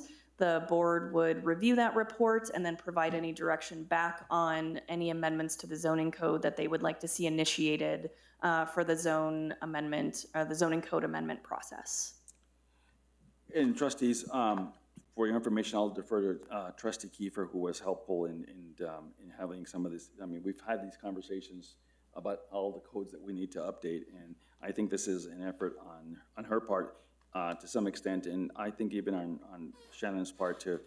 We just got to do a lot more work on some of these codes, and this lays out a framework for some. This is not all inclusive, I suspect. There's probably lots of others, but at least this, I think Trustee Kiefer might say this on your behalf, that I think this gives us at least a blueprint on those that are on the table, and then obviously use this model maybe in the future. So I'll defer to Trustee Kiefer if she wants to add any additional remarks. Thank you, Mayor. Yeah, so I was super excited to work with Shanna. I mean, she did all the hard, heavy lifting for me. You know, I keep coming up here and we all keep talking about we need to figure out how to protect the village we love. And at some point, action needs to be taken to those words. So I went to Shanna and I said, help me. How can we start even looking at this? And with her immense experience and her professionalism, she said, well, really, it's just kind of seeing best practices at other places. So I said, well, let's start there. And so I kind of did some of the resolution drafting, if you will, and she said, yeah, you're not good at this part. let me help you. And so this is what it's become. So really, it's just a start of figuring out, you know, we keep hearing from the villagers of houses being built from lot line to lot line, and, colors and aesthetics and size and all that stuff. And I think until we kind of have an idea of what needs to be fixed and what's broken, and so that's kind of my anticipation in working with Shanna of identifying those needs. Okay. Trustees, any comments? No, I think I agree totally with updating the codes. There's a lot of need, and this is a way to kind of push it forward. Okay. Yeah. Trustee Benavides? I'm totally fine. Okay. Yeah. All right, with that being said, we need a motion to approve resolution. I'll make a motion to approve resolution number 2025-0905. Do I have a second? I'll second that. All right, hearing no other discussion, Madam Clerk, call the roll. Trustee Benavides? Yes. Trustee Kiefer? Yes. Trustee Ranovich? Yes. Motion carries 3-0. Okay. Item F, review and discussion. This is a unique, if you will, title to this, amending the village zoning code to require public hearings for all conditional uses requests and to modify variance criteria. So I am going to direct to Shanna, and you can just please present this. Thank you, Mayor. So while the previous resolution was direction to research and report back to the Board of Trustees, this discussion is to give the department some kind of hard and fast direction on two pieces of the zoning code that, again, I worked with Trustee Kiefer on this, that if the board agrees, should be changed. The first one relates to the conditional use process. Today, what the code says is that if someone wants to come in for a conditional use, the conditional use request we see most frequently at this time is for guest houses, for example, that staff can approve those administratively after a 15-day waiting period in which no adverse comments have been received. If adverse comments are received, then it gets kicked up to public hearing. The request here is to say that all conditional use requests should go to a public hearing, that there should be no staff approvals of those. That's actually pretty standard. And in terms of a zoning code, it's odd that, in my professional opinion, that Los Ranchos allows conditional uses to be approved administratively. So this would direct staff to take that change before the Planning and Zoning Commission and then bring it back formally to this board for review and approval to change the code. The second piece of this change relates to the variance criteria. There are 5 variance criteria in the zoning code right now. I would say most of them are pretty standard. Variances across New Mexico and across the country don't vary oh my gosh, I'm sorry. They are not different from one another, generally speaking. However, Los Ranchos has a special criteria number 5 that really allows for a variance to be requested for any reason at all. Variances are supposed to be about the size and shape of a lot and development being hard because of the size and shape of your lot. I characterize criteria number 5 as kind of a get out of jail free card. If you can come up with any other justification of why there's a hardship for the applicant, then the board can approve the variance. This criteria was added long before I was here, but my understanding of the history of this particular criteria is that at one point in time, the Board of Trustees felt that variances were too hard to get. And so this was kind of an additional relief valve that was added. It seems like maybe we've skewed too far to the other end of the spectrum, and now that it's a little bit too easy. So the proposal here is that we would ask the Planning and Zoning Commission to review removing that criteria and keeping the variance section with just criterias 1 through 4, which are a little more standard and relate only to the size and shape of the lot. Okay, do we have any questions from any of the trustees? No questions, but I'd like to make a comment, Mayor, if you don't mind. Go ahead. So again, this was kind of part 2 of my conversation with Shanna, and really what I'm trying to achieve with this, and I think all of you will agree, is really just starting to have transparency. When we allow conditional uses requests to be made at an administrative level, as long as there's no adverse comment, then maybe someone was on vacation.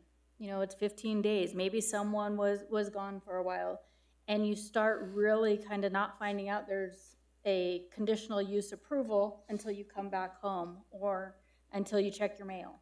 And so really, my thought was getting in front of this, making it a public meeting where planning and zoning have to hear these types of issues. And then on the variance criteria, I don't know if you've all have looked at that, but the hardship is pretty much anything and everything. And what I have seen come through planning and zoning and just kind of watching their meetings is developers have gotten very creative. Everything seems to be a hardship. And so it's really hard, I would think, if I was on the planning and zoning side, to be able to say no to some things when their hands are tied based on this escape route. And so kind of going back to, as we analyze the best practices in the other resolution, how do we kind of curtail the runaway train a little bit is my thought process. Okay. Any questions from the trustees? Trustee Benavides.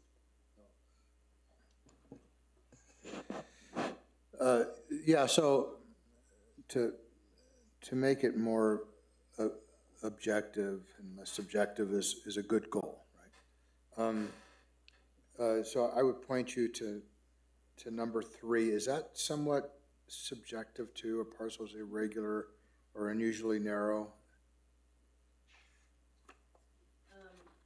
Testing. Trustee Benavides, that language says the parcel is irregular or unusually narrow in shape, and the condition existed when provisions were adopted or was created by natural force or government action for which no compensation was paid. I do think that if someone's going to use that criteria, they have to come up with some pretty deep analysis about the lots surrounding theirs to kind of compare it. And if everyone's lot is narrow, then yours isn't special in any way. It is pretty objective for us to know, did government action happen to a property in which no compensation was paid? It's easy for us to know, was there a condition created by natural force? That's usually going to be some kind of like natural disaster that made your lot kind of undevelopable. I hear your point about irregular or unusually narrow, but that is why this type of request goes before a public hearing, is because someone needs to create that justification, and it needs to be discussed amongst Planning and Zoning Commission. I do think there are ways to justify that with enough research. Okay, so what I hear is it's still somewhat subjective, but the bar is higher, right? Trustee Benavides, I think that is a perfect way to put it, yes. Okay. So my only comment on this is I wholeheartedly agree on the conditional uses. I think that given our interest in being transparent and giving our Planning and Zoning Commission, who hears all these cases, an opportunity to weigh on these conditional uses, I think that makes sense. I think the only thing we might want to just, and it's not in this resolution, but it obviously, look, the Planning and Zoning Commission can also come up with other criteria as part of their hearing process. So I just want to make sure that our our commissioners are here, and others that might be listening, is that, look, this resolution is about giving them an opportunity to weigh in on these variances to ensure that we can get substantive and empirical evidence as opposed to subjectivity on some of those. And I think that's really what, at least I know that Shanna and Trustee Kiefer were trying to get at. This hardship is such a broad term.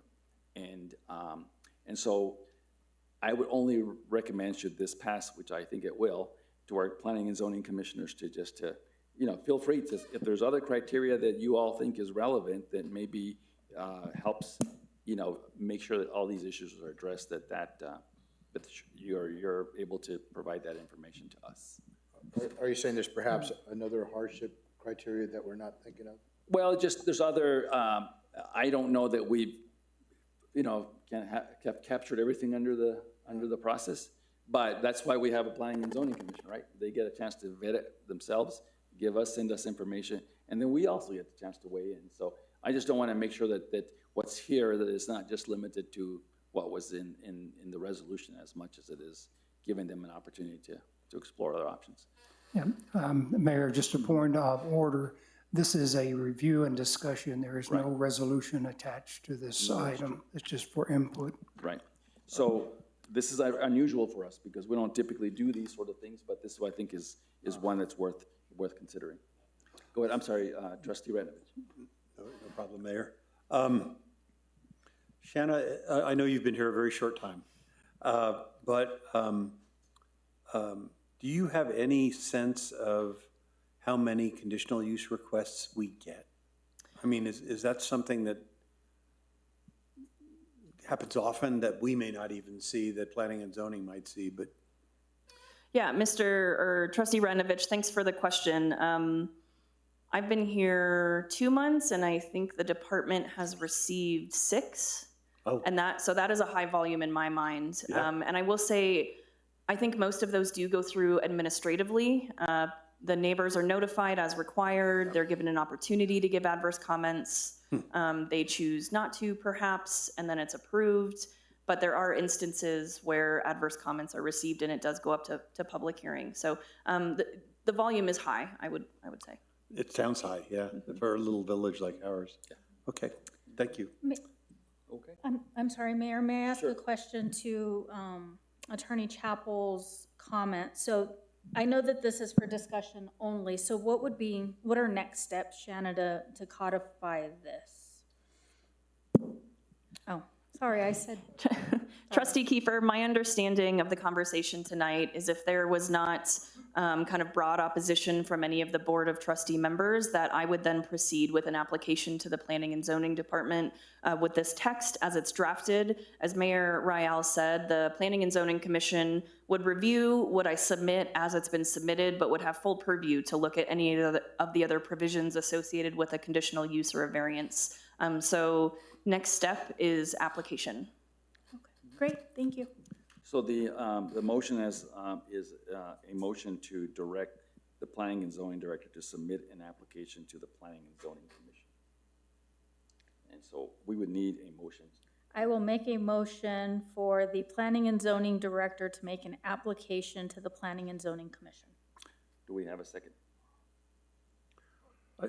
I'm sorry, I'm a little confused. I thought it was for discussion only.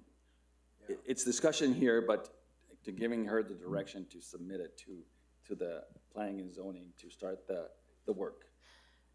Trustee Radnovich, I think the distinction between kind of the motion that Mayor Rial made and the other motions that you make is you're not creating law as a part of this motion, you're giving administrative instruction. That motion is very helpful for me to know whether I should do the work or I should not. Yeah, so about that, Trustee Radnovich, is it okay, I'm on board with all this, but is it okay that it was not specified on the agenda as that sort of item and it was not Something we would advertised? actually vote on. Are we okay with that? Well, we have in the agenda for review and discussion, right? So is it maybe we should ask Chappell. Bill, should we have a motion or should we just?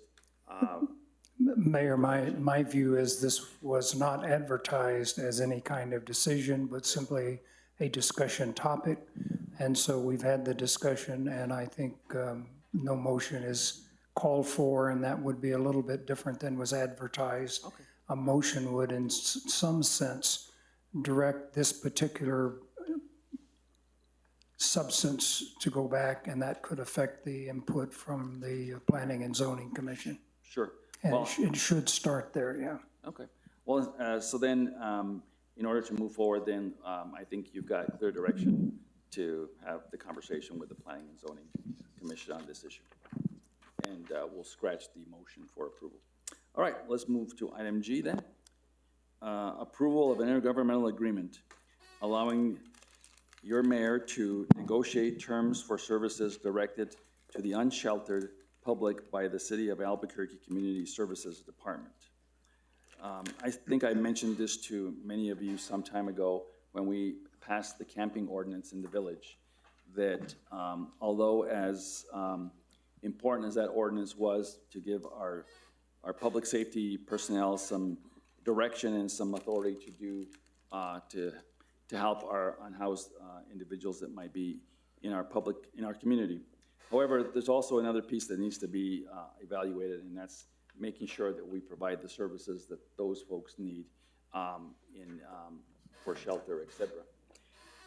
On that score, I had indicated to you all that I have been working with Mayor Keller and the administration at the city and asking them if they would consider using their public safety, their community services department, who does all the outreach to the homeless community to provide everything from counseling to shelter information to vouchers and other opportunities to give these folks a safe place to be. The mayor directed his director of that department to come to provide us a contract, and what's before you is enter into a contract with the Albuquerque Community Services Department to provide those services in the village. I think it's a great opportunity for us to show the compassionate side of our community, that we're willing to spend some dollars to help these folks find a better place to be, and this would be a contract to make that work. So if there's any questions, obviously I'd be happy to answer them. John and I have been working on this for a while, but we certainly need a motion to approve this item.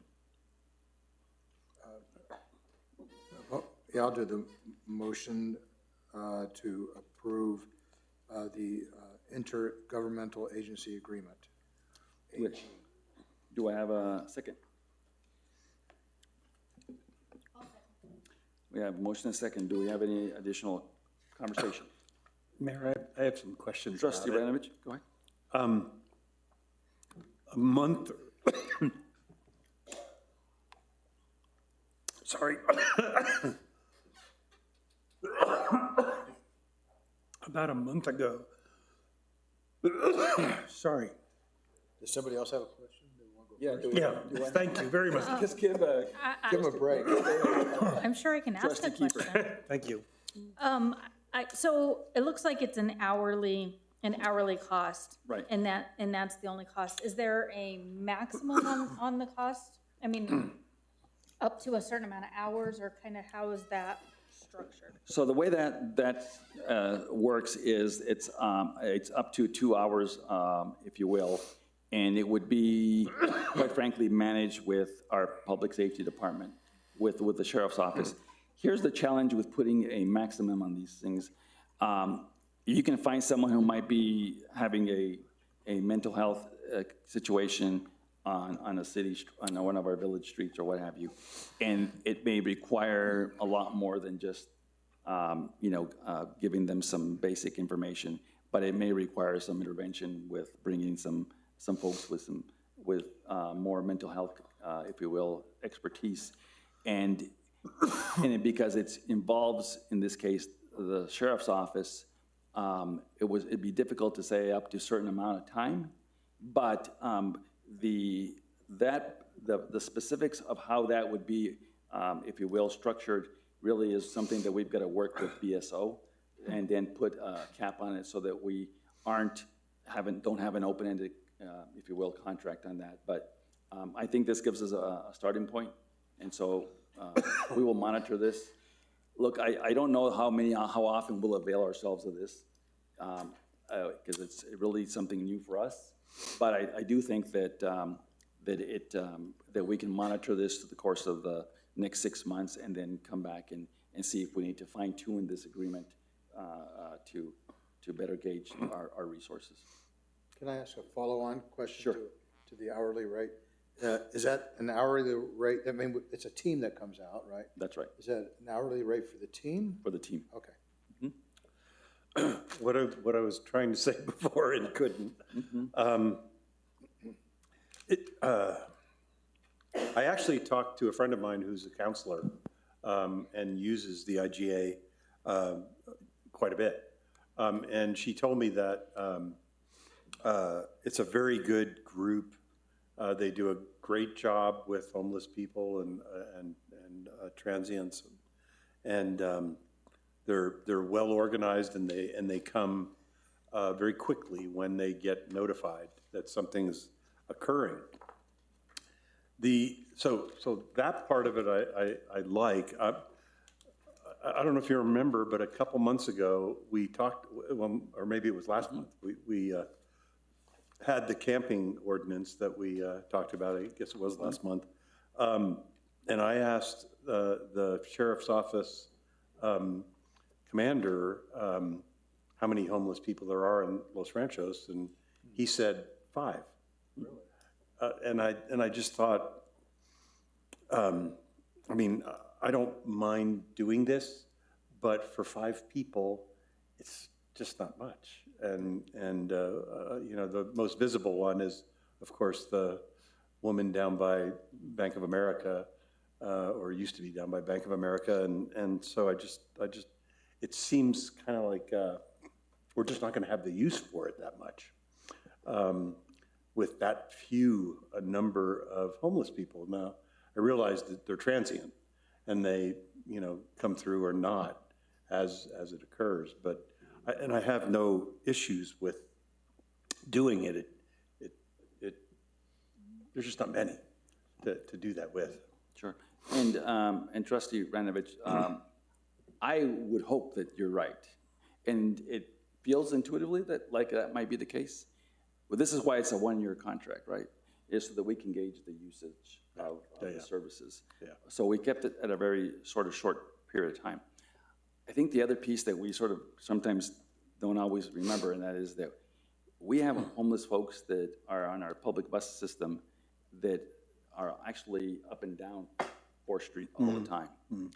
They're not necessarily folks that our sheriff's officers are encountering, i.e. all the time, but I'd rather have a service, a professional service like this at our disposal than to have the village personnel, or quite frankly, even our sheriff's officers are now in the unincorporated area of Bernalillo County actually putting together a program just like this. So my thought would be this is a middle interim sort of gap measure to ensure that we have as much services as we can to help those folks. But I think in a year, the county is going to come back to us and say, look, part of the public safety services that the sheriff is providing is now a team like this. And then, you know, we can decide, do we want to continue to use the city or do we want to use the sheriffs? I think, but again, I want to make sure that to our folks in our community that have called me and said, look, camping ordinances are important, but let's just make sure that we're just not turning our back to these people in this community. So I think that this was a way to bridge that concern. And also, quite frankly, I would give Mayor Keller credit for stepping up and saying, look, we'll help you out on an interim basis until the county gets their program off the ground. So, okay. Mayor, excuse me, just 2 specific portions of the agreement that might deal with somewhat you're concerned about. The agreement says it anticipates 1 to 8 calls per month. And then in the later sections, it says it can be terminated by either party for no cause on 30 days' notice. So this is really a try it and see if it works. Thank you. Yes, that's, thanks for that input. The homeless problem is just getting worse and worse, and we've got to try everything we can to help abate it and help people. Yep. All right, we need a motion to approve the IGA. Oh, actually, you have a motion, right, Madam? I think I did that. Yeah, do we need a voice vote on this, Madam Chair? No? All those in favor of the IGA signify by saying aye. Aye. Opposed, same sign. Motion carries. All right, we're almost home, folks. Approval of appointment pursuant to State Statutes 3-11-6, NMSA 1978, subject to the approval of the majority of all members of the governing body. The mayor shall appoint all officers and employees. We have hired a animal / husbandry manager at the Agri-Nature Center. His name is Theodore Scott, and Mr. Avila has some information on the individual. Mr. Avila.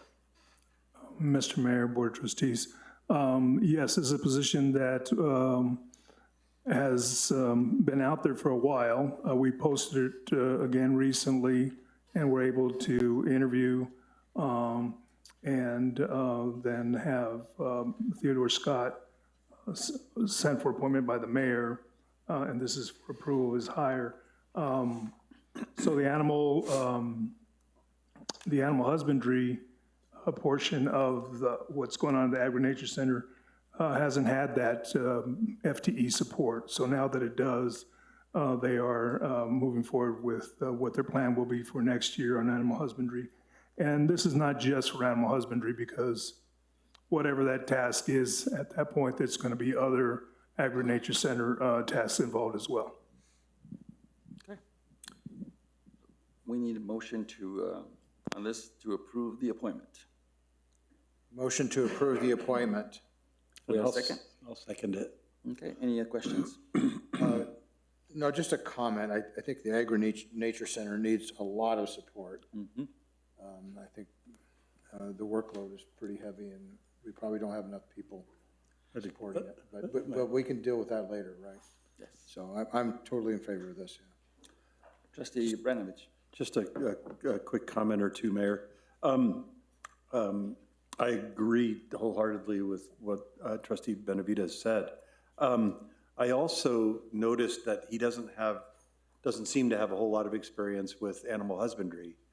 I assume we're going to be giving him some training so that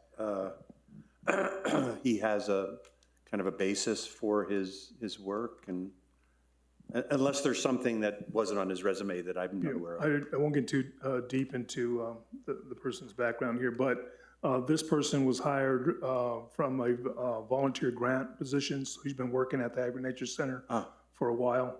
And yes, there is training provided and undertaken independently even for this position. Nice. Thanks, John. Okay, any other questions? I will just say for you all's information, I spent all afternoon or a good portion of the afternoon with Willie at the Agri-Nature Center today, and had some really good conversations, and I would wholeheartedly agree with all of your perspectives. We need to step up our efforts in that jewel of ours, and we'll be presenting to you some plans within the next 6 months to do some additional work there, because it does need some more, if you will, direction, for sure. Yeah. And Willie is obviously doing his very best, and we're going to continue to help him with that. So with that being said, all those in favor of the appointment signify by saying aye. Aye. Aye. Opposed, same sign. Appointment's confirmed. All right. Our friend Tammy, I was trying to get you home before 11 o'clock, so Tammy, you're up. Cutting it close. Cutting it close. I'm going to defer here to Trustee Benavides for a second. I got to go to the men's room, so please continue. Oh, wow, okay. Let's see, so we are on 8H, right? No, 9A. 9, sorry. 9A, cash report, yes. So Tammy, could you give us the cash report? Yes, thank you, Mayor, Trustees. So the cash report before you is for the month ending August 31st, 2025. We have an ending cash balance of $14,336,335.49. This is a decrease for the month of $73,321.90. However, we still have a year-to-date excess of revenue over expenditure of $28,885.66. And listed below are several significant items, checks and ACH payments that were paid out during the month. And I stand for any questions. I have none. Do either of you have questions? I have a question, Trustee. I'm looking for the company's name. The company that did the kitchen remodel, IS, Powerhouse Consulting. Are they done? Because it seems we've been paying them monthly for about 3 months now-ish. Trustee Radnovich, we did not pay them monthly. We did progress billing. We were paying them when they got to 25%, 50%, 75%, and 100% completion. I see. So we have finished paying them. They finished in July and got the final green tag from the county that everything was good to go at the end of July, which is where the last payment came in here in August. Okay, okay. Yeah, I went to the ag meeting not the last time, but the time before, and looked like it was done, so. Thank you. That's all I had. All right, any other questions? Yeah. I'm sorry. I forgot it. You're back. Any other How'd it questions? feel in the big chair? All right, with that being said, then, we'll move over to Mr. Avila to do departmental updates. Mr. Mayor, Board of Trustees, just point out a couple of things here. One, we have talked about I don't think. getting this agreement with the city of Albuquerque that done. It will help us with our tools that we have with the homeless. Let's see, we're looking at a program for speed cameras that still needs a partner to work with before we can get to the ordinance. So that will be taking a little bit longer, but it's actively being explored as far as who can help us with that. And we think we know who that is, but we won't say so until we get those agreements in place. This morning, and following up on the mailings from Easy Fiber, what we have is, and that it may have been explained individually, but they put together a mailing packet in their rollout, and somehow we got included in that. And that's why these mailings were out even very recently, because they couldn't stop what was already being sent out.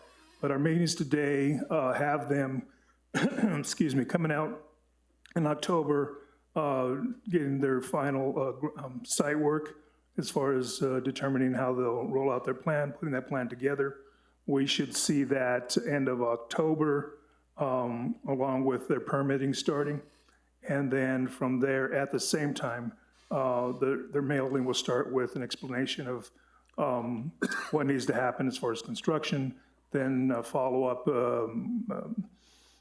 information as to when they'll get started in the area, and then from there, they'll have door hangers and so forth, so that there is that's their program. They're watching it. There's a few communities that had this crossover mailing, and so that is the explanation as to why we had them before they actually had their plan together. But we are working on that with them. Excuse me.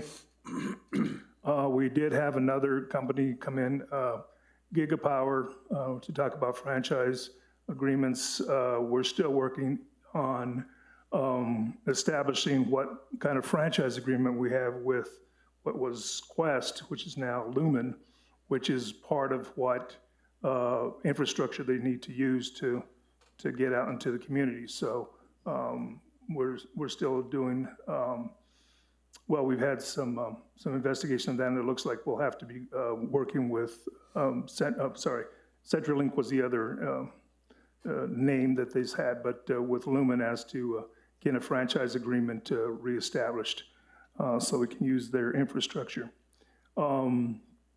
We'll be doing an RFP for waste management so that it's in place at the new calendar year. Not just for waste management, but for solid waste, excuse me, and see who posts besides waste management. We're on a temporary agreement with waste management until then, and we are having them help us with, the green waste drop-off, which is that recycling of green waste that has reduced quite a bit of the impact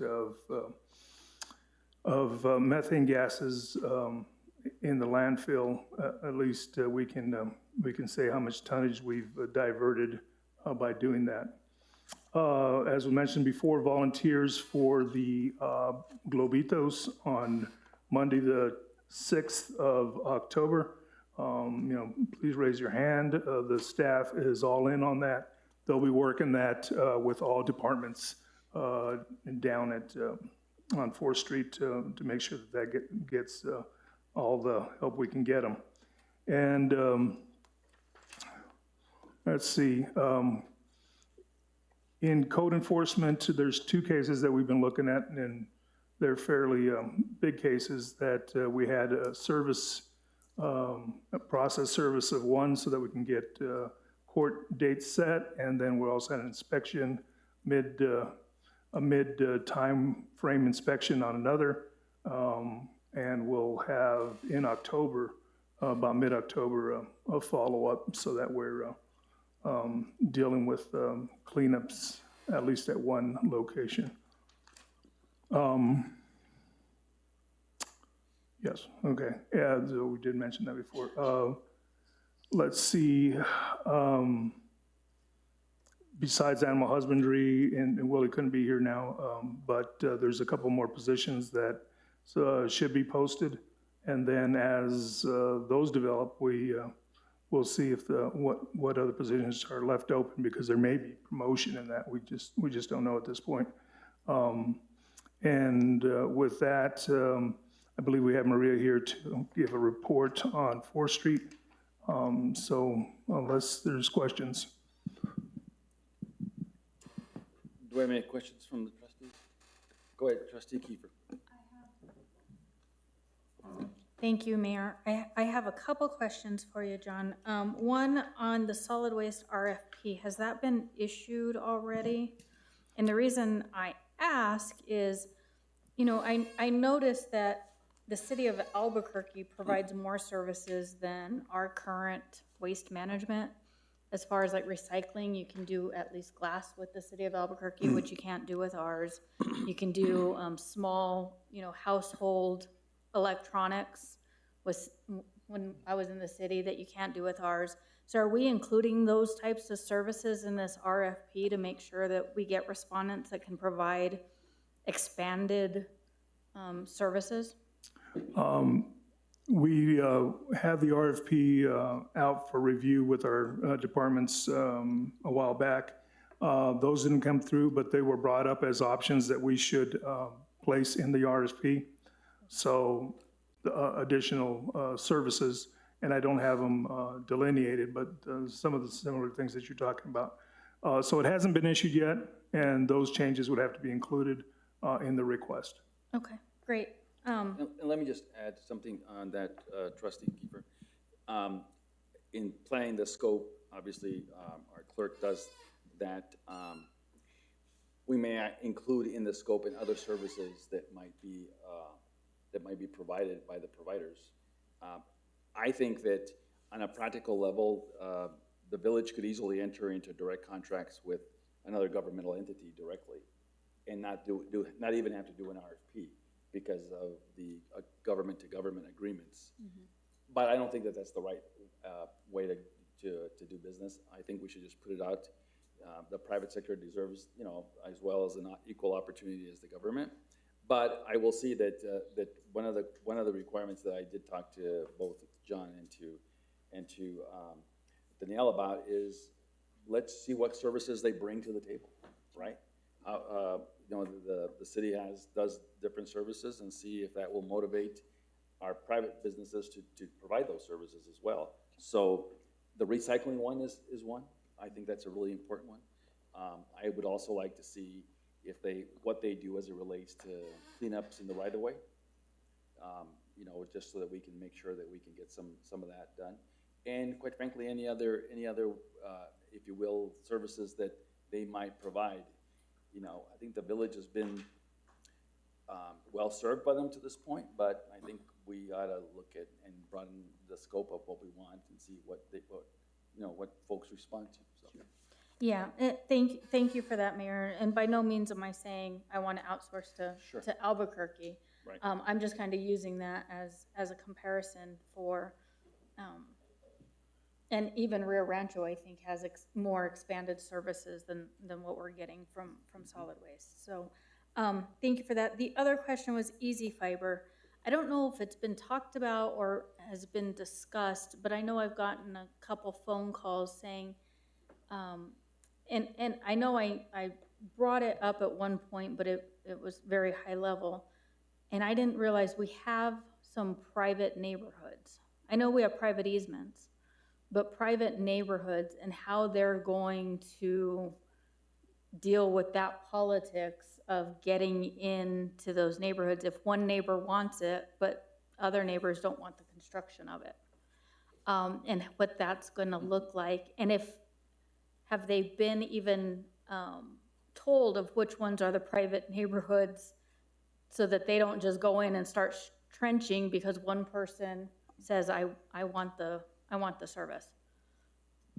We did inform them of homeowners associations and private streets and neighborhoods. They said they had a plan to address that, that neighborhood, because not only, from their point, not only they do need that permission, but they might be able to get better pricing, that type of stuff. So it's more efficient for them to market that way. So that was brought up this morning as well. And we'll give them all the information we have. And as well as, trying to make sure that we're going to also have from them support for oversight is one of the key items that we have in there. So they'll be funding an inspector for the rollouts. Great. And I would just add, I was in that meeting as well, Trustee Kiefer and trustees as well. Look, I think we're really clear about that issue. Secondly is that, obviously, we've given them authority to be in the public right-of-way through the agreement. That doesn't mean that they get to get in it whenever they want. We're specific about rolling out the program as John described. Right now, the whole error on sending out those notifications was a sort of an error at the corporate level. They've since, they were very apologetic about it. They're going to roll this out later in the fall and maybe early winter. And what I impressed upon them, not only an inspector that we would hire or that we would have to have, so we have a third party reviewing their work, but also looking at presenting a plan to the village as where they're going to be on week 1, what areas, where they're going to be on week 2, that sort of thing, so that we can monitor and then make sure that if they're going into areas that have a homeowners association or not, public roadways, they have to deal with that issue with those individual homeownership groups.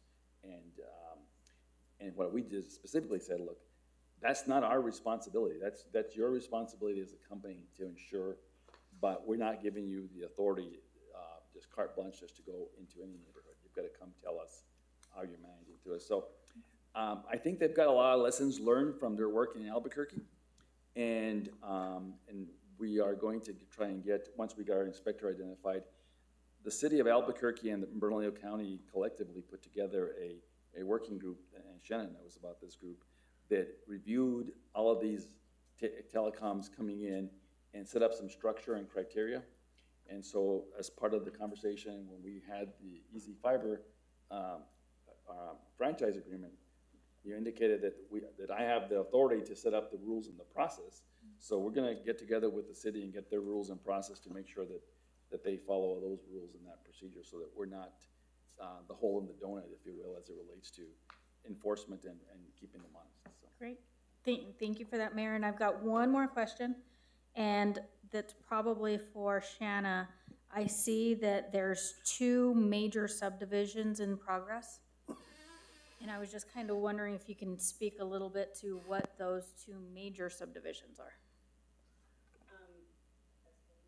Testing. Trustee Kiefer, I'm going to look to Mr. Chappell here because these would be considered quasi-judicial requests, and I don't think it would be appropriate for me to dive into the details of those here. I think that those requests should stay within those public hearings, which will eventually come before the Board of Trustees. Does that sound correct, Mr. Chappell?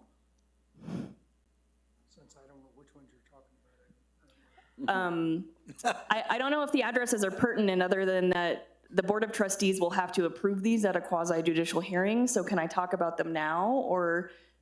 Just identify them, I think. I see. Trustee Kiefer, I don't have the addresses in front of me, but I would be happy to email you and maybe all the trustee members about where those are. What is the definition of major for Los Ranchos? I can't remember the number of parcels.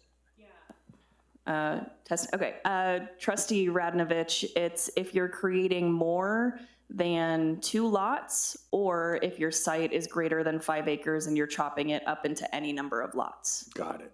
Okay. Okay. Any other questions? I have. Trustee Benavides. Yeah. So about the recycling and recycling different types of materials, maybe there's some lessons to be learned.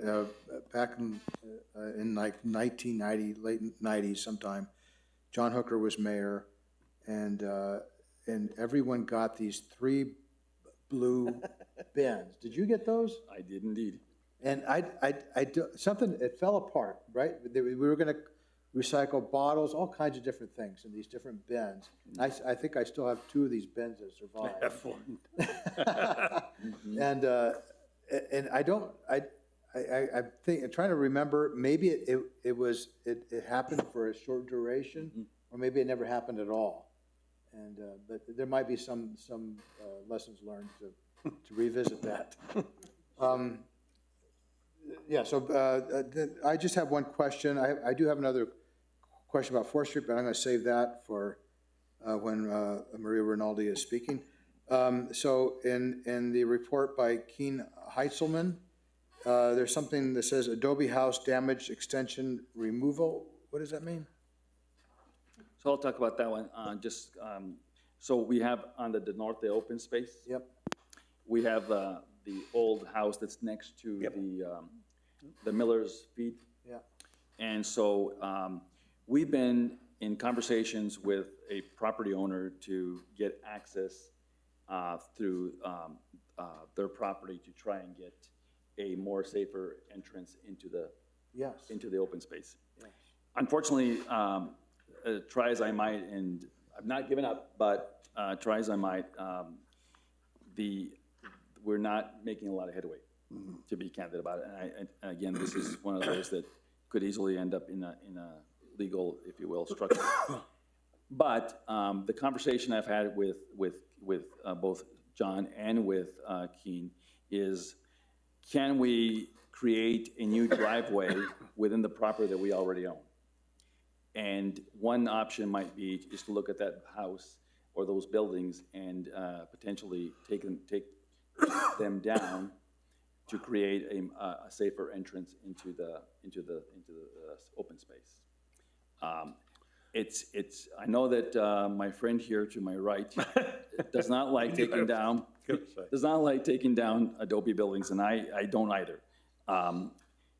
The challenge that we have is we're sitting, I believe, in a situation where we have an access to the open space that's unsafe. Yeah, I agree.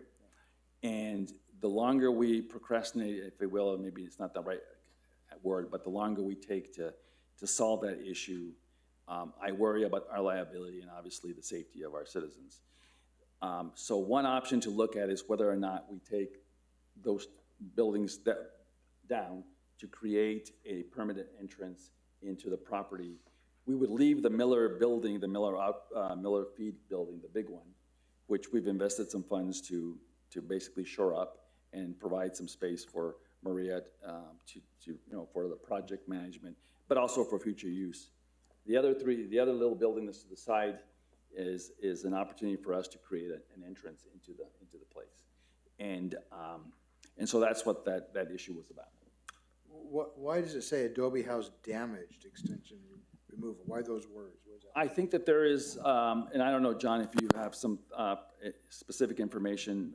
Keen had been evaluating the buildings, and so I don't know if there was some damage in one of the buildings or not, but maybe you know more. There was a wooden structure attached to the building, and that was damaged, and so that was removed.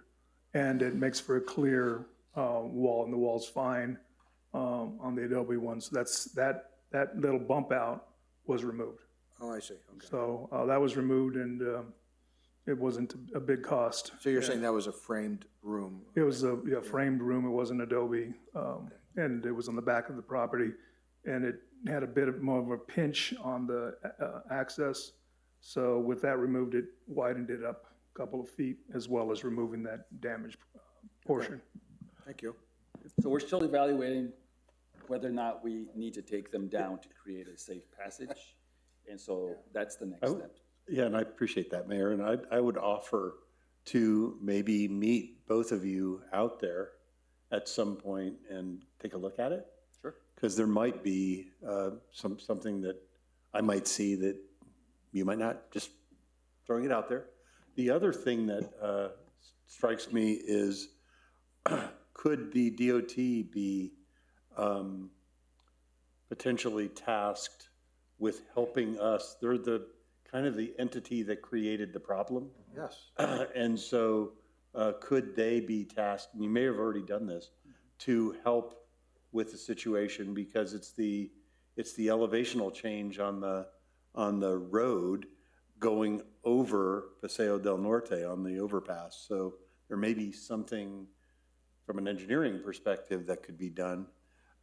Those buildings aren't historic, but they are adobe, and they were around back in the 40s and probably before. And so it just strikes me that we want to do everything we can to kind of try to keep them. Understood, and I know you. I know I would agree with you. I will say I met with a District 3 engineer some time ago about that very issue, because look, I'm not interested in knocking him down any more than you are. Yeah. The dilemma is the bridge structure over Paseo is at such elevation that in order to create a ramp out of the open space, we would be taking a portion of the parking lot because the ramp would be so steep that you'd have to have enough of a way to get folks from the parking lot up to the level of the street. Yeah, that's one of the reasons. Yeah, and then and even at that, they feel very uncomfortable because the line of sight from on 4th Street coming from the south is such that you would have a very difficult time making a left turn. And it's just the way the bridge was constructed and the access point. You know, John and I have been there several times. I mean, we've looked at it every which way to Sunday. We'll go back and evaluate. Love to have you go look at it and see what you think. I'd love to if you want to go. But you know, one of our first original sort of, to be candid, the first thoughts was to try and see if we could just make Gardenia Road, which is the road that's in front of, you know, Bruno's, and then make that into a driveway and then get an easement across the private property to get into the site. I've had a conversation with the property owner. I've sent a letter to the property owner, and we're still not getting a response. I get the sense that the property owner does not want to split their property. And as a result, I mean, we all know the other alternative, and I don't want to use the other alternative. I think it's when we have an opportunity to solve our problem. So, but you know, I always love your perspective, and so maybe John or I can go out there with you, or any of you, just to look at it. But I view that we've got to make that decision sooner than later, especially if we're going to continue to apply for funds to develop the open space, that we need to make sure that the first and foremost and most important part is getting people in and out safely. Yep. So that's the crux of the conversation. Okay. Okay. All right. With that being said, then we'll go to I don't know. I'm done, yeah. You're done? Trustee Randall? Nothing. Okay. Let's go now to Maria's 4th Street update.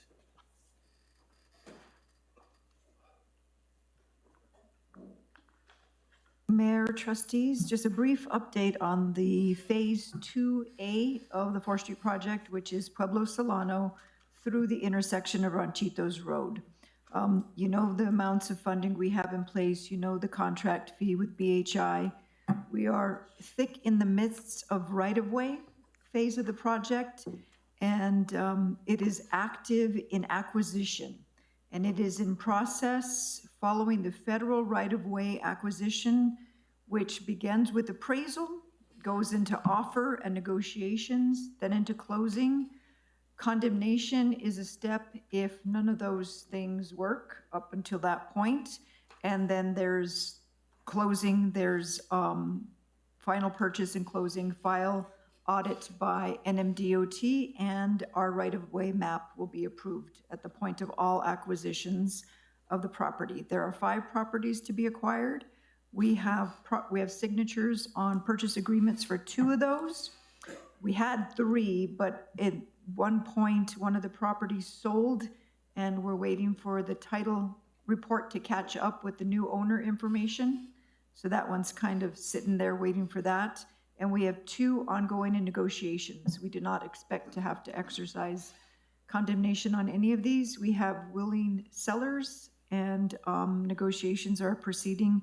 There were some additional negotiations on one of them to include things like existing signs that had to be removed because of the impacts of the right-of-way. And we grandfathered in a number of things for that property owner as part of the negotiations. We have 9 properties in addition to the purchase that were platted with dedications to the governmental entity that will make improvements to the forestry corridor. That's the plat language on those. Those have to be formalized as dedicated right-of-way. Our attorney requested title reports on those. Those title reports have been delivered. He will be reviewing them and proceeding to the filing of the formal, the final platting, the final, what is the word, Mr. Chappell, I'm looking for here? To the final filing of those dedications so that it becomes public right-of-way. We have a variable width right-of-way issue through the intersection of Los Ranchos, which means that if you think about the first phase where the promenade areas bulbed out, if you will, we had a variable width of right-of-way that allowed for the design of the beautiful promenades we have in phase 1. We have that variable width issue through the intersection of Ranchitos Road. NMDOT and Federal Highway Administration are requiring a formal dedication of the variable width between private property and what they say is the 60-foot right-of-way width throughout the corridor. So we've come up with a couple of solutions with that we're finalizing to take care of that issue now. So it's right-of-way that we're thick in the middle of, and it's utility relocate. PNM will have, by the end of October, we'll have relocated 14 poles to accommodate the sidewalk through the right-of-way. Yes, the sidewalk to be built within the right-of-way. And Gas Company of New Mexico has finalized their design and hired a contractor for line replacement. They still say they're going to be out of the corridor by the end of October. We expect their excavation permits to come through Keene within the next couple of weeks. Their lines will be abandoned in place up until such time as we approach them in the construction phase. They will come in during our construction phase and remove that. We are requiring all abandoned lines to be removed so that no future project has to deal with those. The same situation is occurring with the Albuquerque-Bernalillo County Water Utility Authority.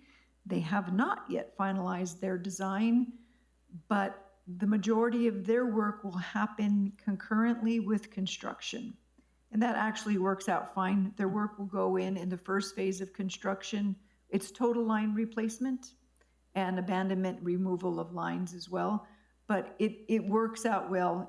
We're able to work that out in the progression of construction during the phase of stormwater installation. So that's not gonna, it's actually better. Otherwise, we would have had an extended period of utility relocations, replacements prior to our construction. So we were able to work it into our construction phase. Lumen is the last one we're dealing with.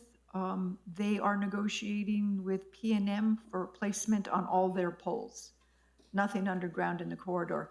And when you were talking about Easy Fiber and the new franchise agreement, you are aware that there is a moratorium, a no-dig moratorium on the first phase of construction. And you need to look at the expiration date on that because they were specifically asking about when that moratorium expires, which leads me to believe that they are potentially looking at wanting to excavate in phase 1. We should have some discussions about that. So in consideration of where we are in the utility phase and the issues we have with right-of-way, I have revised the bid schedule as follows. We anticipate to complete the right-of-way acquisition by the end of November, which would allow us to submit for our complete certifications through the NMDOT federal highway process. We have everything ready for submittal, ready for mayor's signature. We just need the backup documentations that show acquisition, that show formalized dedication of the right-of-way of the 9 plats that are the 9 areas that are platted for dedication, and the resolution of the issue through Ranchitos intersection. Once we have that, we can hold a final plan specifications and engineers estimate meeting with NMDOT. That's the final step before they release our money to allow us to bid. That is a review of everything where we are now, and we've actually had 2, it's called PS&E, plan specifications and estimates. We've had 2 pre-PS&E, so that when we come to final PS&E, we have pretty much everything done, and it's a formal process of accepting our documentations for contract documents and the actual bid documents. So NMDOT has said they will review for plan specifications and engineering estimate in the month of December. There's an idea that the state of New Mexico does nothing around the holidays. We have a commitment from them to hold our PS&E in December, which would allow us to bid the project in January 2026. So I'll stand for any questions, but you will see all this in written format in the next Board of Trustees meeting report. Okay, trustees, any questions? Trustee Benavides. So we are in good shape for Phase 2A, right? There's some uncertainty about Phase 2B and 2C in regards to funding, right? Mayor, Trustee Benavides, there is actually no funding secured for Phase 2B and Phase 2C. And so let's talk about how the funding flows a little bit.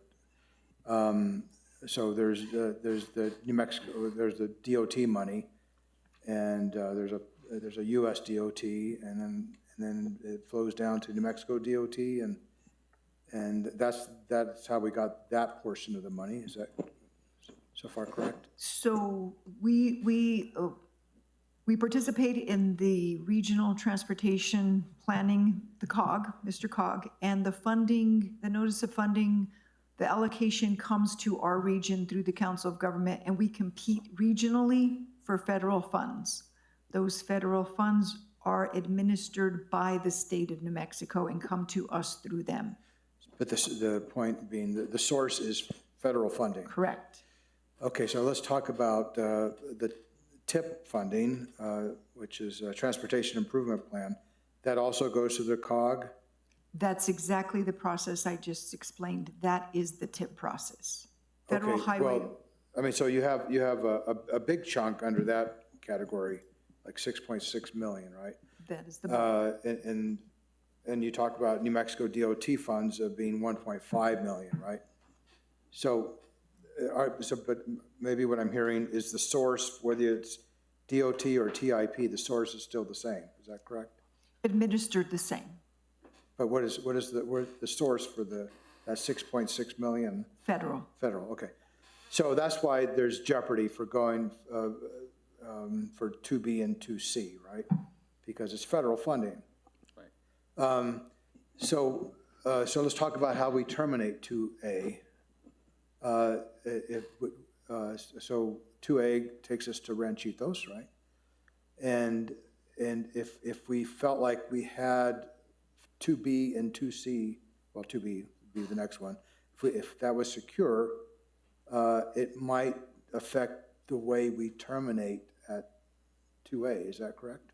Mayor, Trustee Benavides, yes. So we're 2A terminates, we're making improvements through the intersection to include all intersection improvements. But addition to that, right now, we're working with Road Safe on a striping project at the request of the mayor that would stripe the configuration from that intersection all the way to the village limits in the design 3-lane configuration.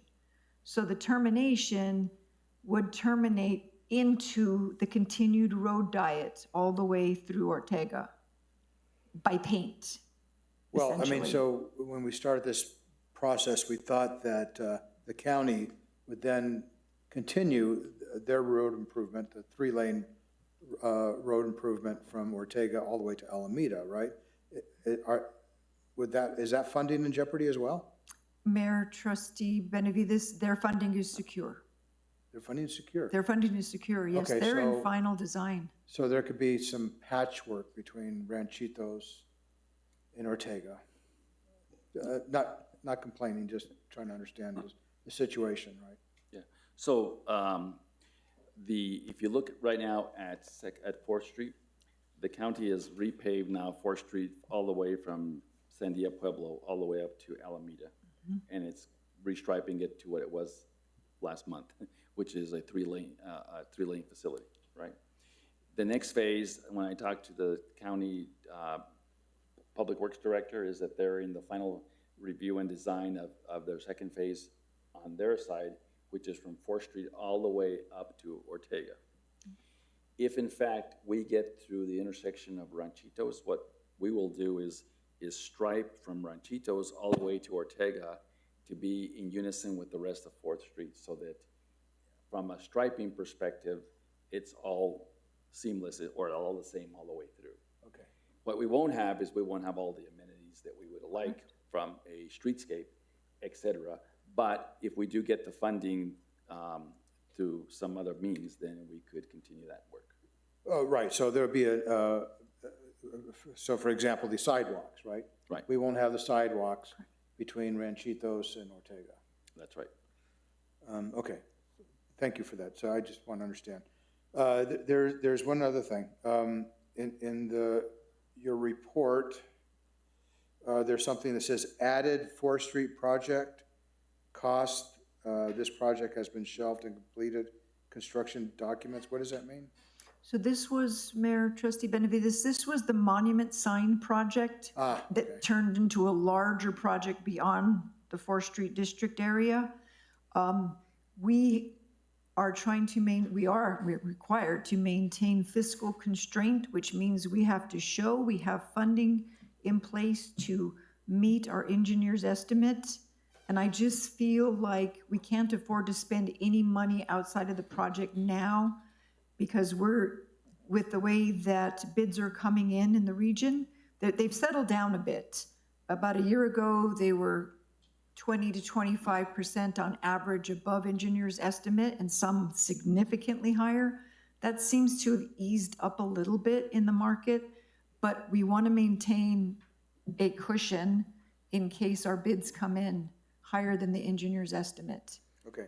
And we didn't receive the legislative appropriation that we had hoped to receive for this project to create a bigger cushion. So we're just being very conservative on expenditures of those funds.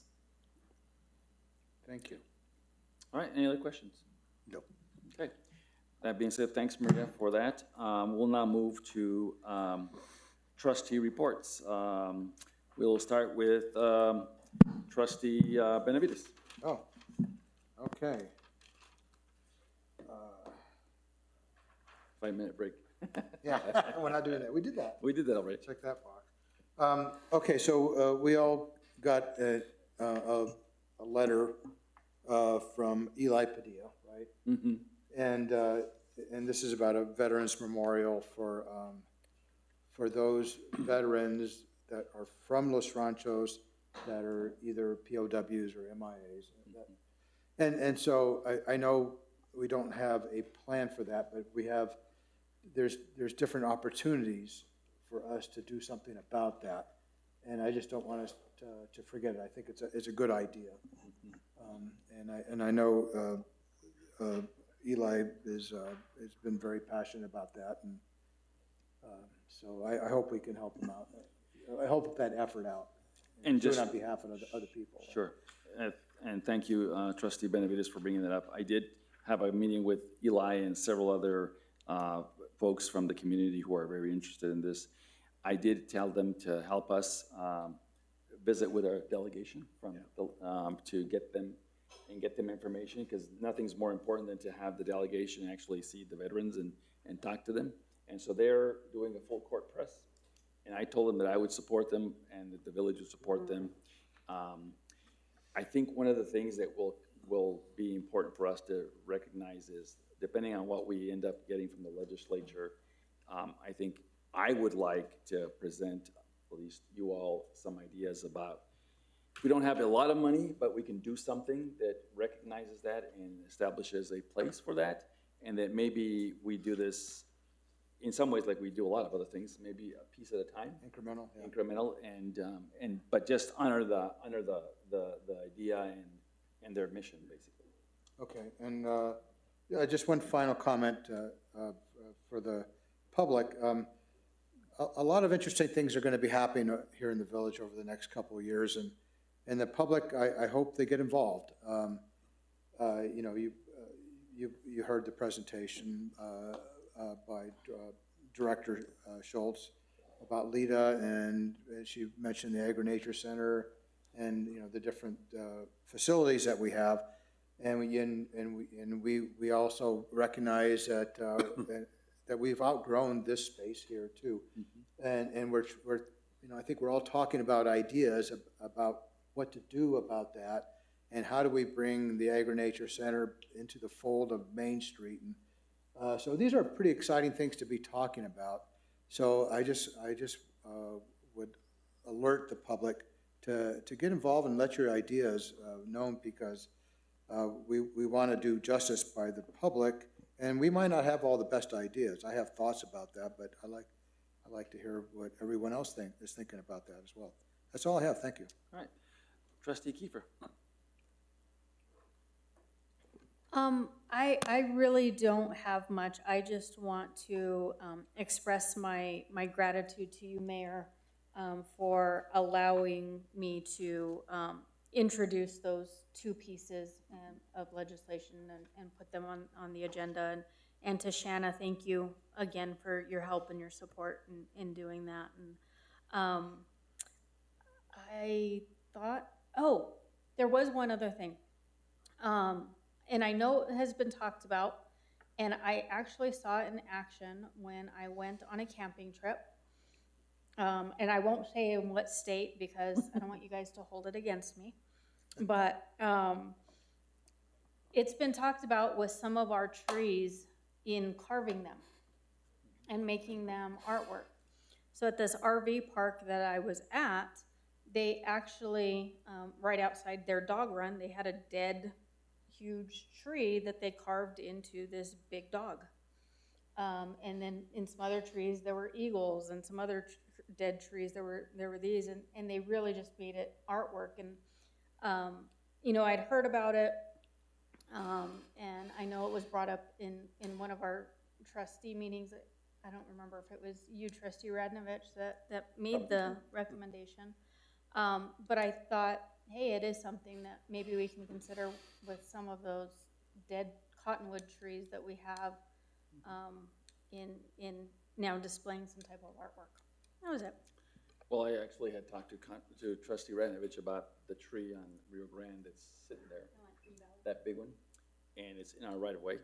I think we ought to have a little contest to see what folks might carve onto the tree, and see if we can get some artists. So given now that I have some more interest, John, if you could put that on your radar, let's see how we might be able to create, get with the arts board and have them sort of do a little vetting of some project. Look, to me, it's an opportunity to do something with something that would otherwise chop down and use for firewood or something.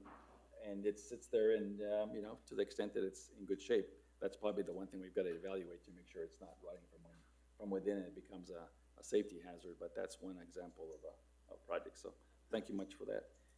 Trustee Radnovich. I only have a couple of things, and they're kind of selfish. One is I just wanted to thank the Village of Los Ranchos for everything that's been, for the lovely gift that you gave me for my wife's her surgery and her heart trouble that she's had. I thank you all for it and all of the trustees, and it was really nice, really well accepted, and thank you. The other thing is another thank you. I'm glad that with your coming, and it took your coming, Mr. Mayor, the civility on the board and with the public has really increased greatly. And I just want to thank you for being I'm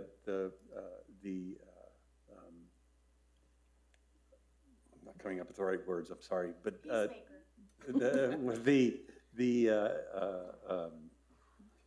progenitor of peacemaker, progenitor of of that, and I really appreciate it. And I just wanted to give you a great thanks for that. Thank you. Thank you much. Appreciate that. That's very kind of you. Look, I think one of the things that I would just comment on, at the end of the day, we're all members of this community and we all care deeply. Yeah. And we all have our own perspectives, and that's healthy for the community, and it's certainly important that we hear the community's interests as well, because obviously that gives us some really good direction. But I don't want to lose sight on something that's really important, and that is that public service is challenging on many levels, but it's even more challenging as it relates to when a spouse is ill and you're having to, like in your case, manage your business, manage your role as a public service person with the village, and as a husband. You know, Gil and also had some similar circumstances as well. And from my perspective, you know, we're all in this together, and we need to be supportive of each other and always recognize that we're all human beings. You know, we all have issues that we have to live with, you know, in our own private lives. And so the fact that you're here tonight, you should be home with your wife, but I understand why you're doing it, because you love this village. And I am sure that Gil, many times the wife, when she was, you know, recovering, would have probably preferred you to be there. Maybe not. But anyway, and, you know, and of course, you know, my friend here, Trustee Kiefer, you know, not directly a spouse, but a family member. And she had to deal with some challenges too. So look, we're all human beings, and we all just need to be kind to each other. And look, I thank you for the comments, but I will say this.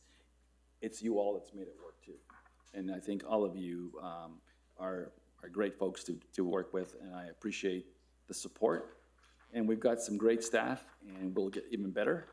And we got a lot of work to do, but I'm really excited about the future, and I will say, super nervous about Globitos just because it's such a big event, but we also have an election coming up, and we have a lot of activity going on. So with that, we've surpassed my 8:30 mark, but it goes to show you that the planning and zoning stuff does take a long time. It does. And if we do it thoughtfully, we can make some really big strides. And so I know we don't say always enough thank you to everybody. Tammy, thanks for being here so late, and Shanna, and John, and Danielle. Look, the staff really does a great job for us, and Magda and Maria. Anyway, with that being said, we need a motion to adjourn. Make a motion to adjourn. Second We that. have a second. All those in favor, signify by saying aye. Aye. Aye. Motion adjourned. The time is 10:30. Ish. Ish. Well, I'm glad that the gift got there. Oh, did you see it? It was my pleasure. It is just beautiful. My pleasure. Sandy just, it brought tears to her eyes. Thanks. Thanks for the comments. Yeah. All right. All right, my friend.